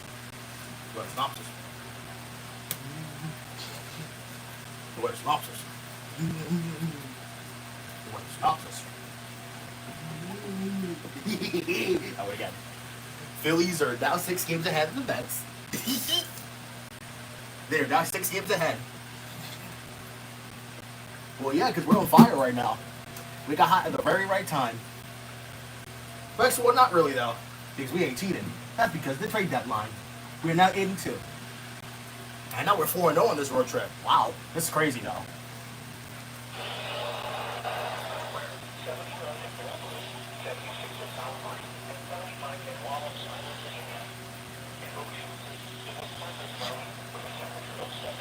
Forward.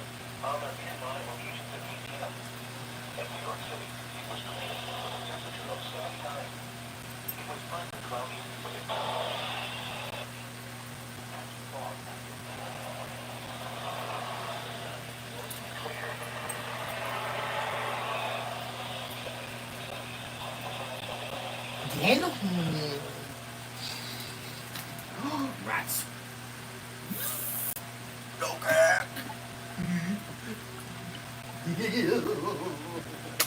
Rats. By pedophile. Go on. Good. And go. What the fuck? Dingo, what are you doing?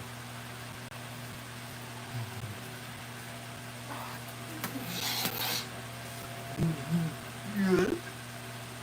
Yes. Dingo.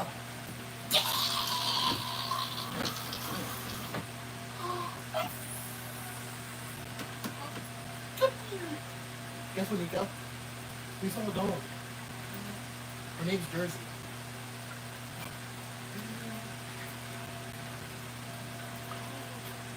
Nico, I love you. Are you gonna be cool?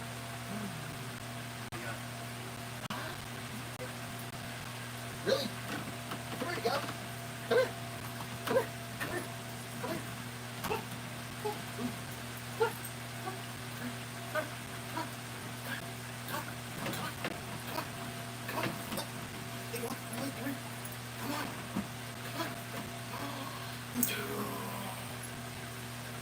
Oh my God, Nico, please.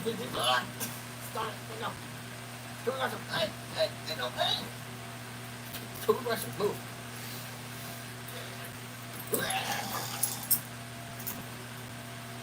What?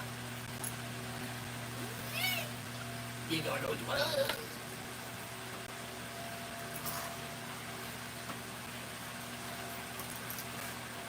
There you go.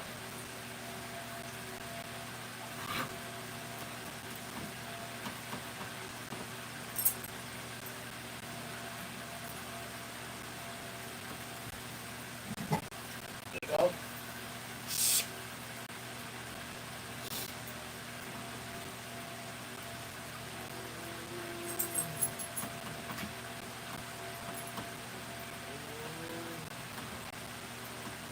Yeah, it was Jordan Romano that got the win.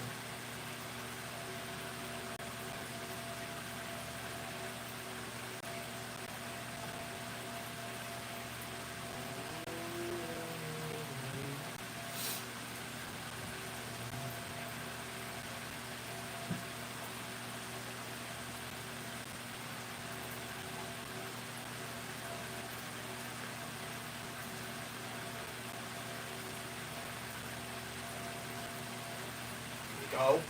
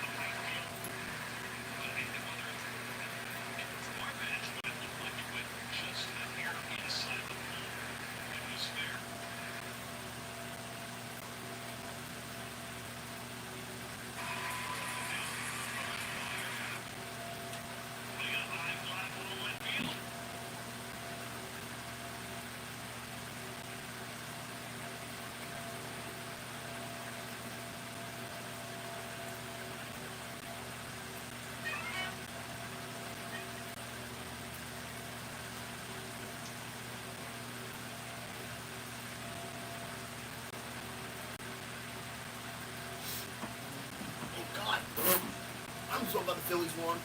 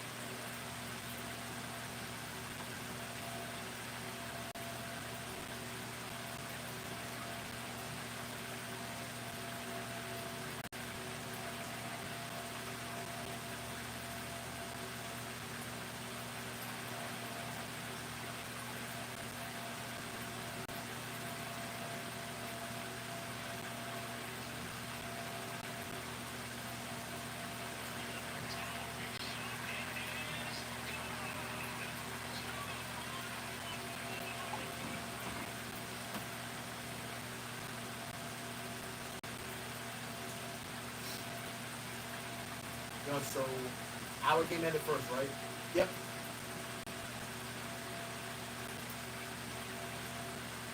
Yes, so Romano got the win. Alright.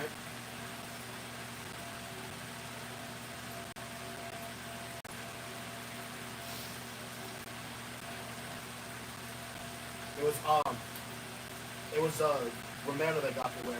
Alright.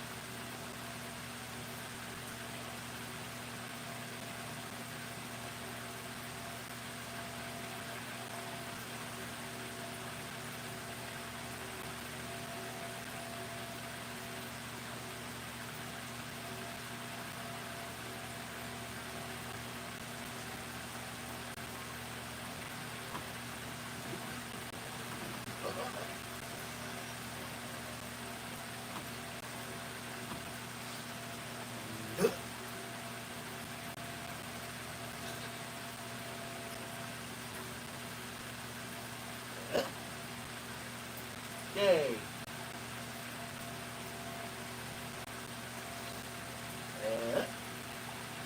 Oh, look at this.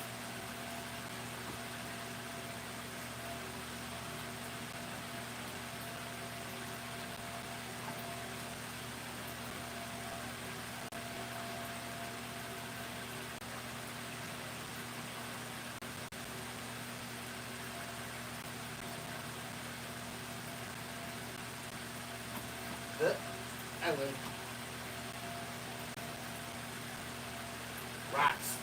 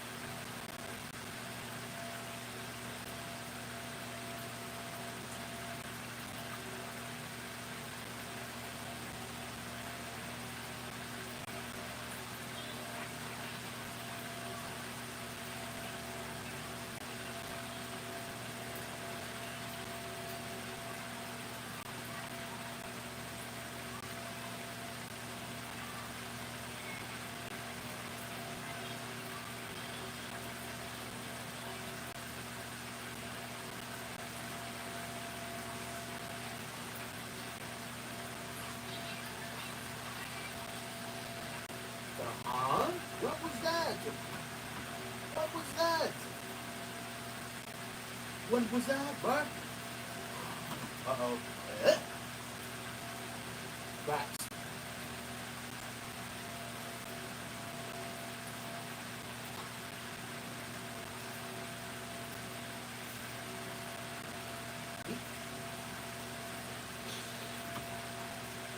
Hey, guys. Yeah. Nico, guess what?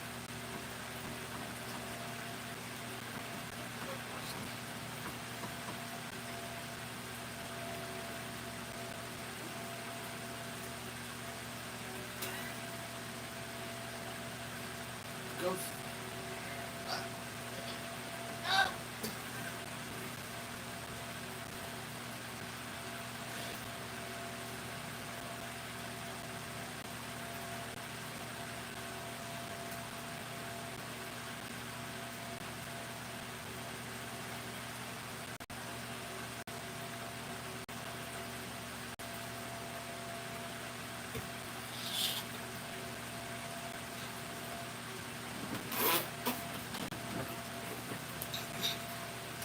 So it's like Jordan Romano got the win.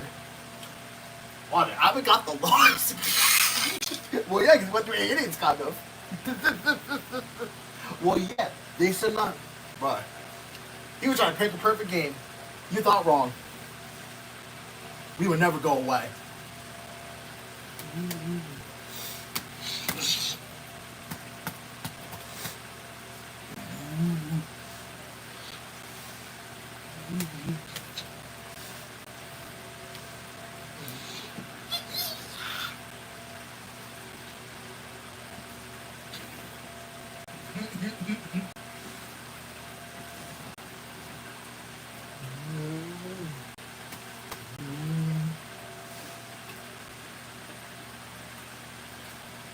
Oh, Mr. Kukin? Oh, Mr. Kukin?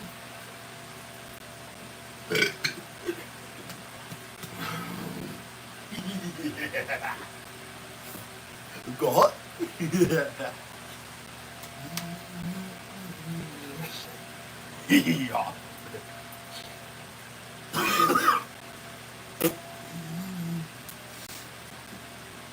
I win. Oh, look alike. Where's the moon at? Oh, rats, I don't see it.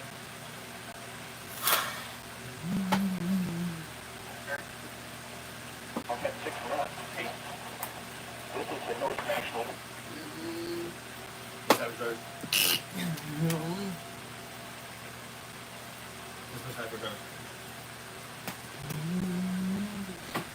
Beep, beep. Beep, beep. Yeah.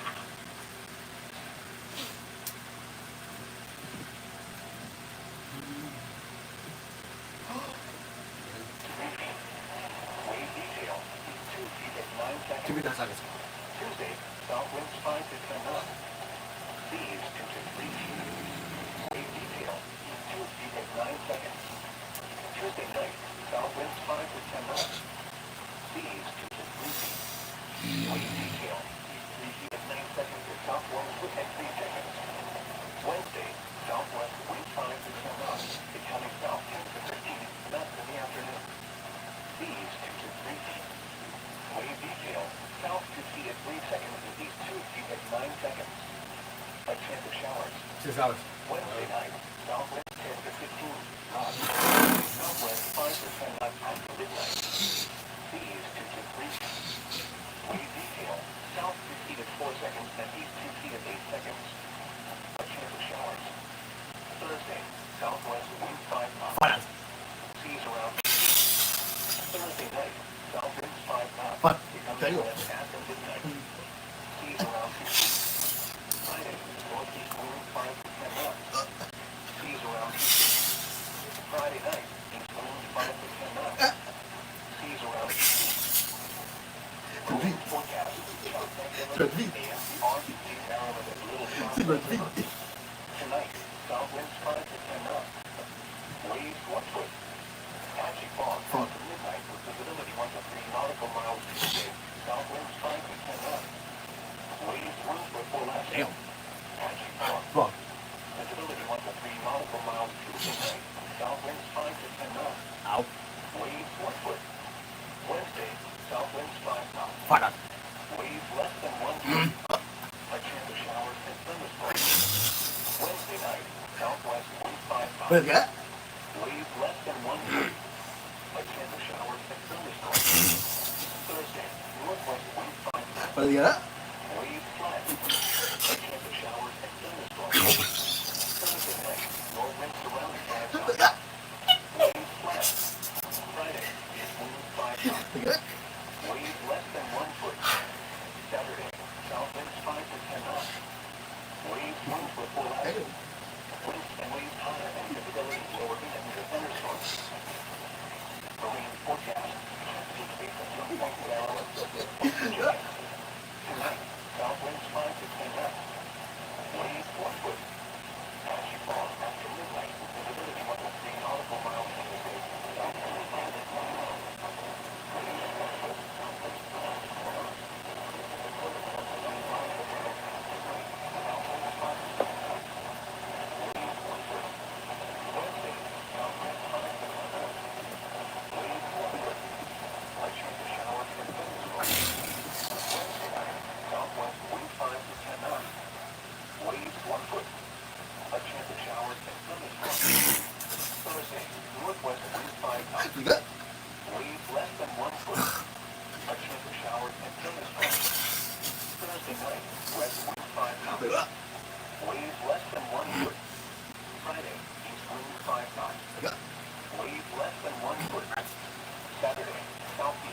5 to 10 knots. Waves 1 foot.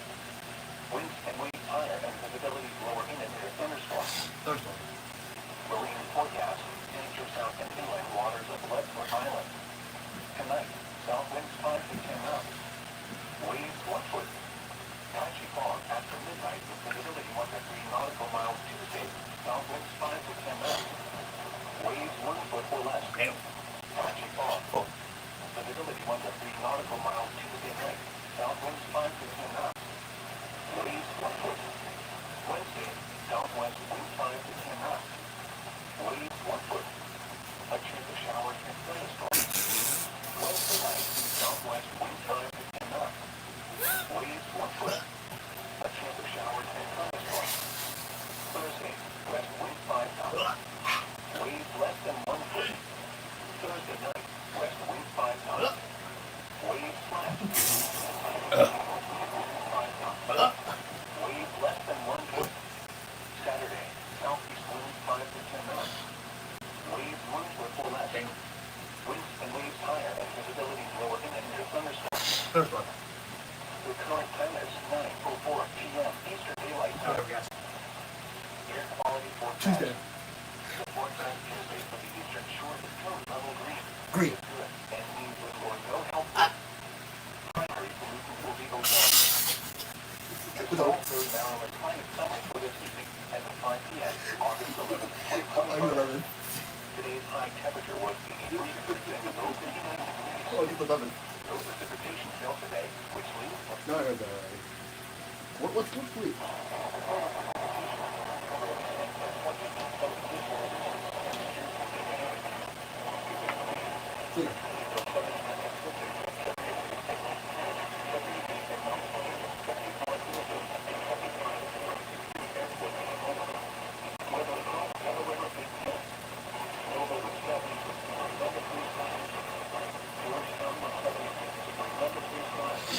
Clear skies. Very clear skies.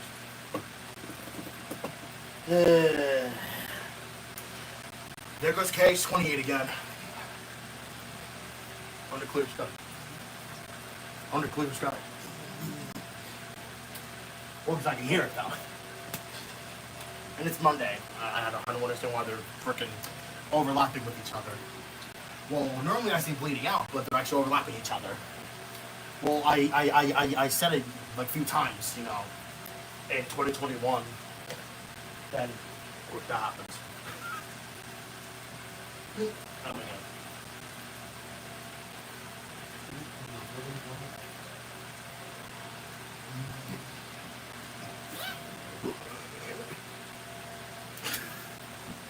I missed.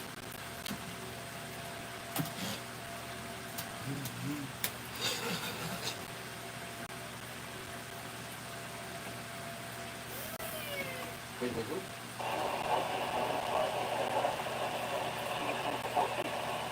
Saturday night. Variable. Become a variable.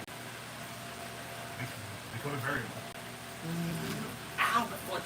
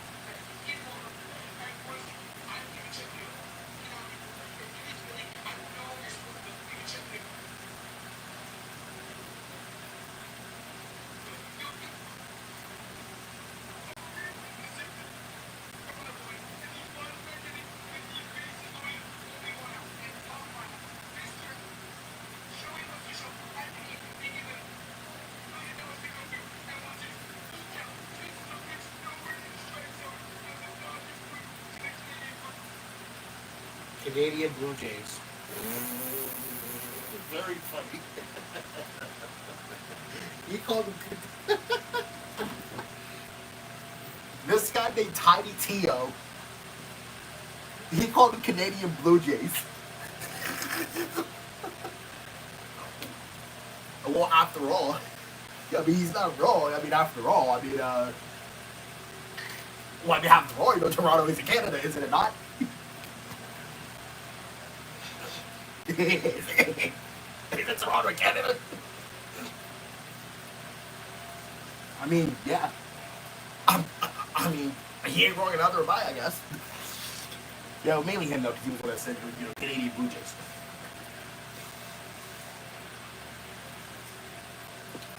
Well, we are catching up to the Brewers too. Well, actually, well, not really though. Not really though. Not really though. Not really, because they're 73 and 44, while we're 69 and 49. Which that's that we're 4.5 games behind them for the like best like regular league. Yeah, I think they're probably gonna win it anyway. Yeah, pretty much gonna be the Brewers. And now we're up to second. Now we're up to second in the well, yeah, because now we're up to second place in the well, it's not the wildcard standings, but the division leads. Because we're catching up though. Yeah. Now imagine if the Brewers not get win streak get snapped, or get snapped by the Pirates. That'd be embarrassing. Well, one because they're still at home. I mean, that doesn't mean nothing.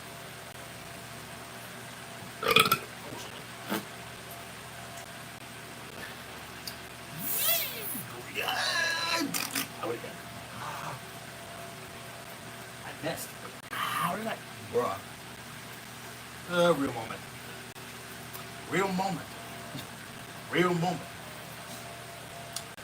You stupid. Real moment. Real moment. Real moment. Real moment. Okay. Real moment.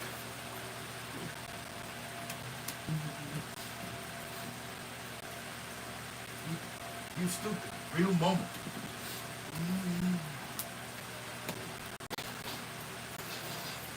Real moment.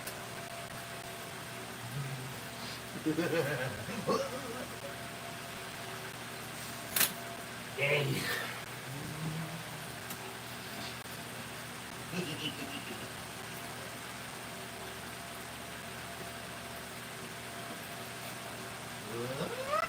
Oh.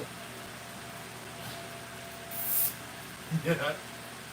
Love her death.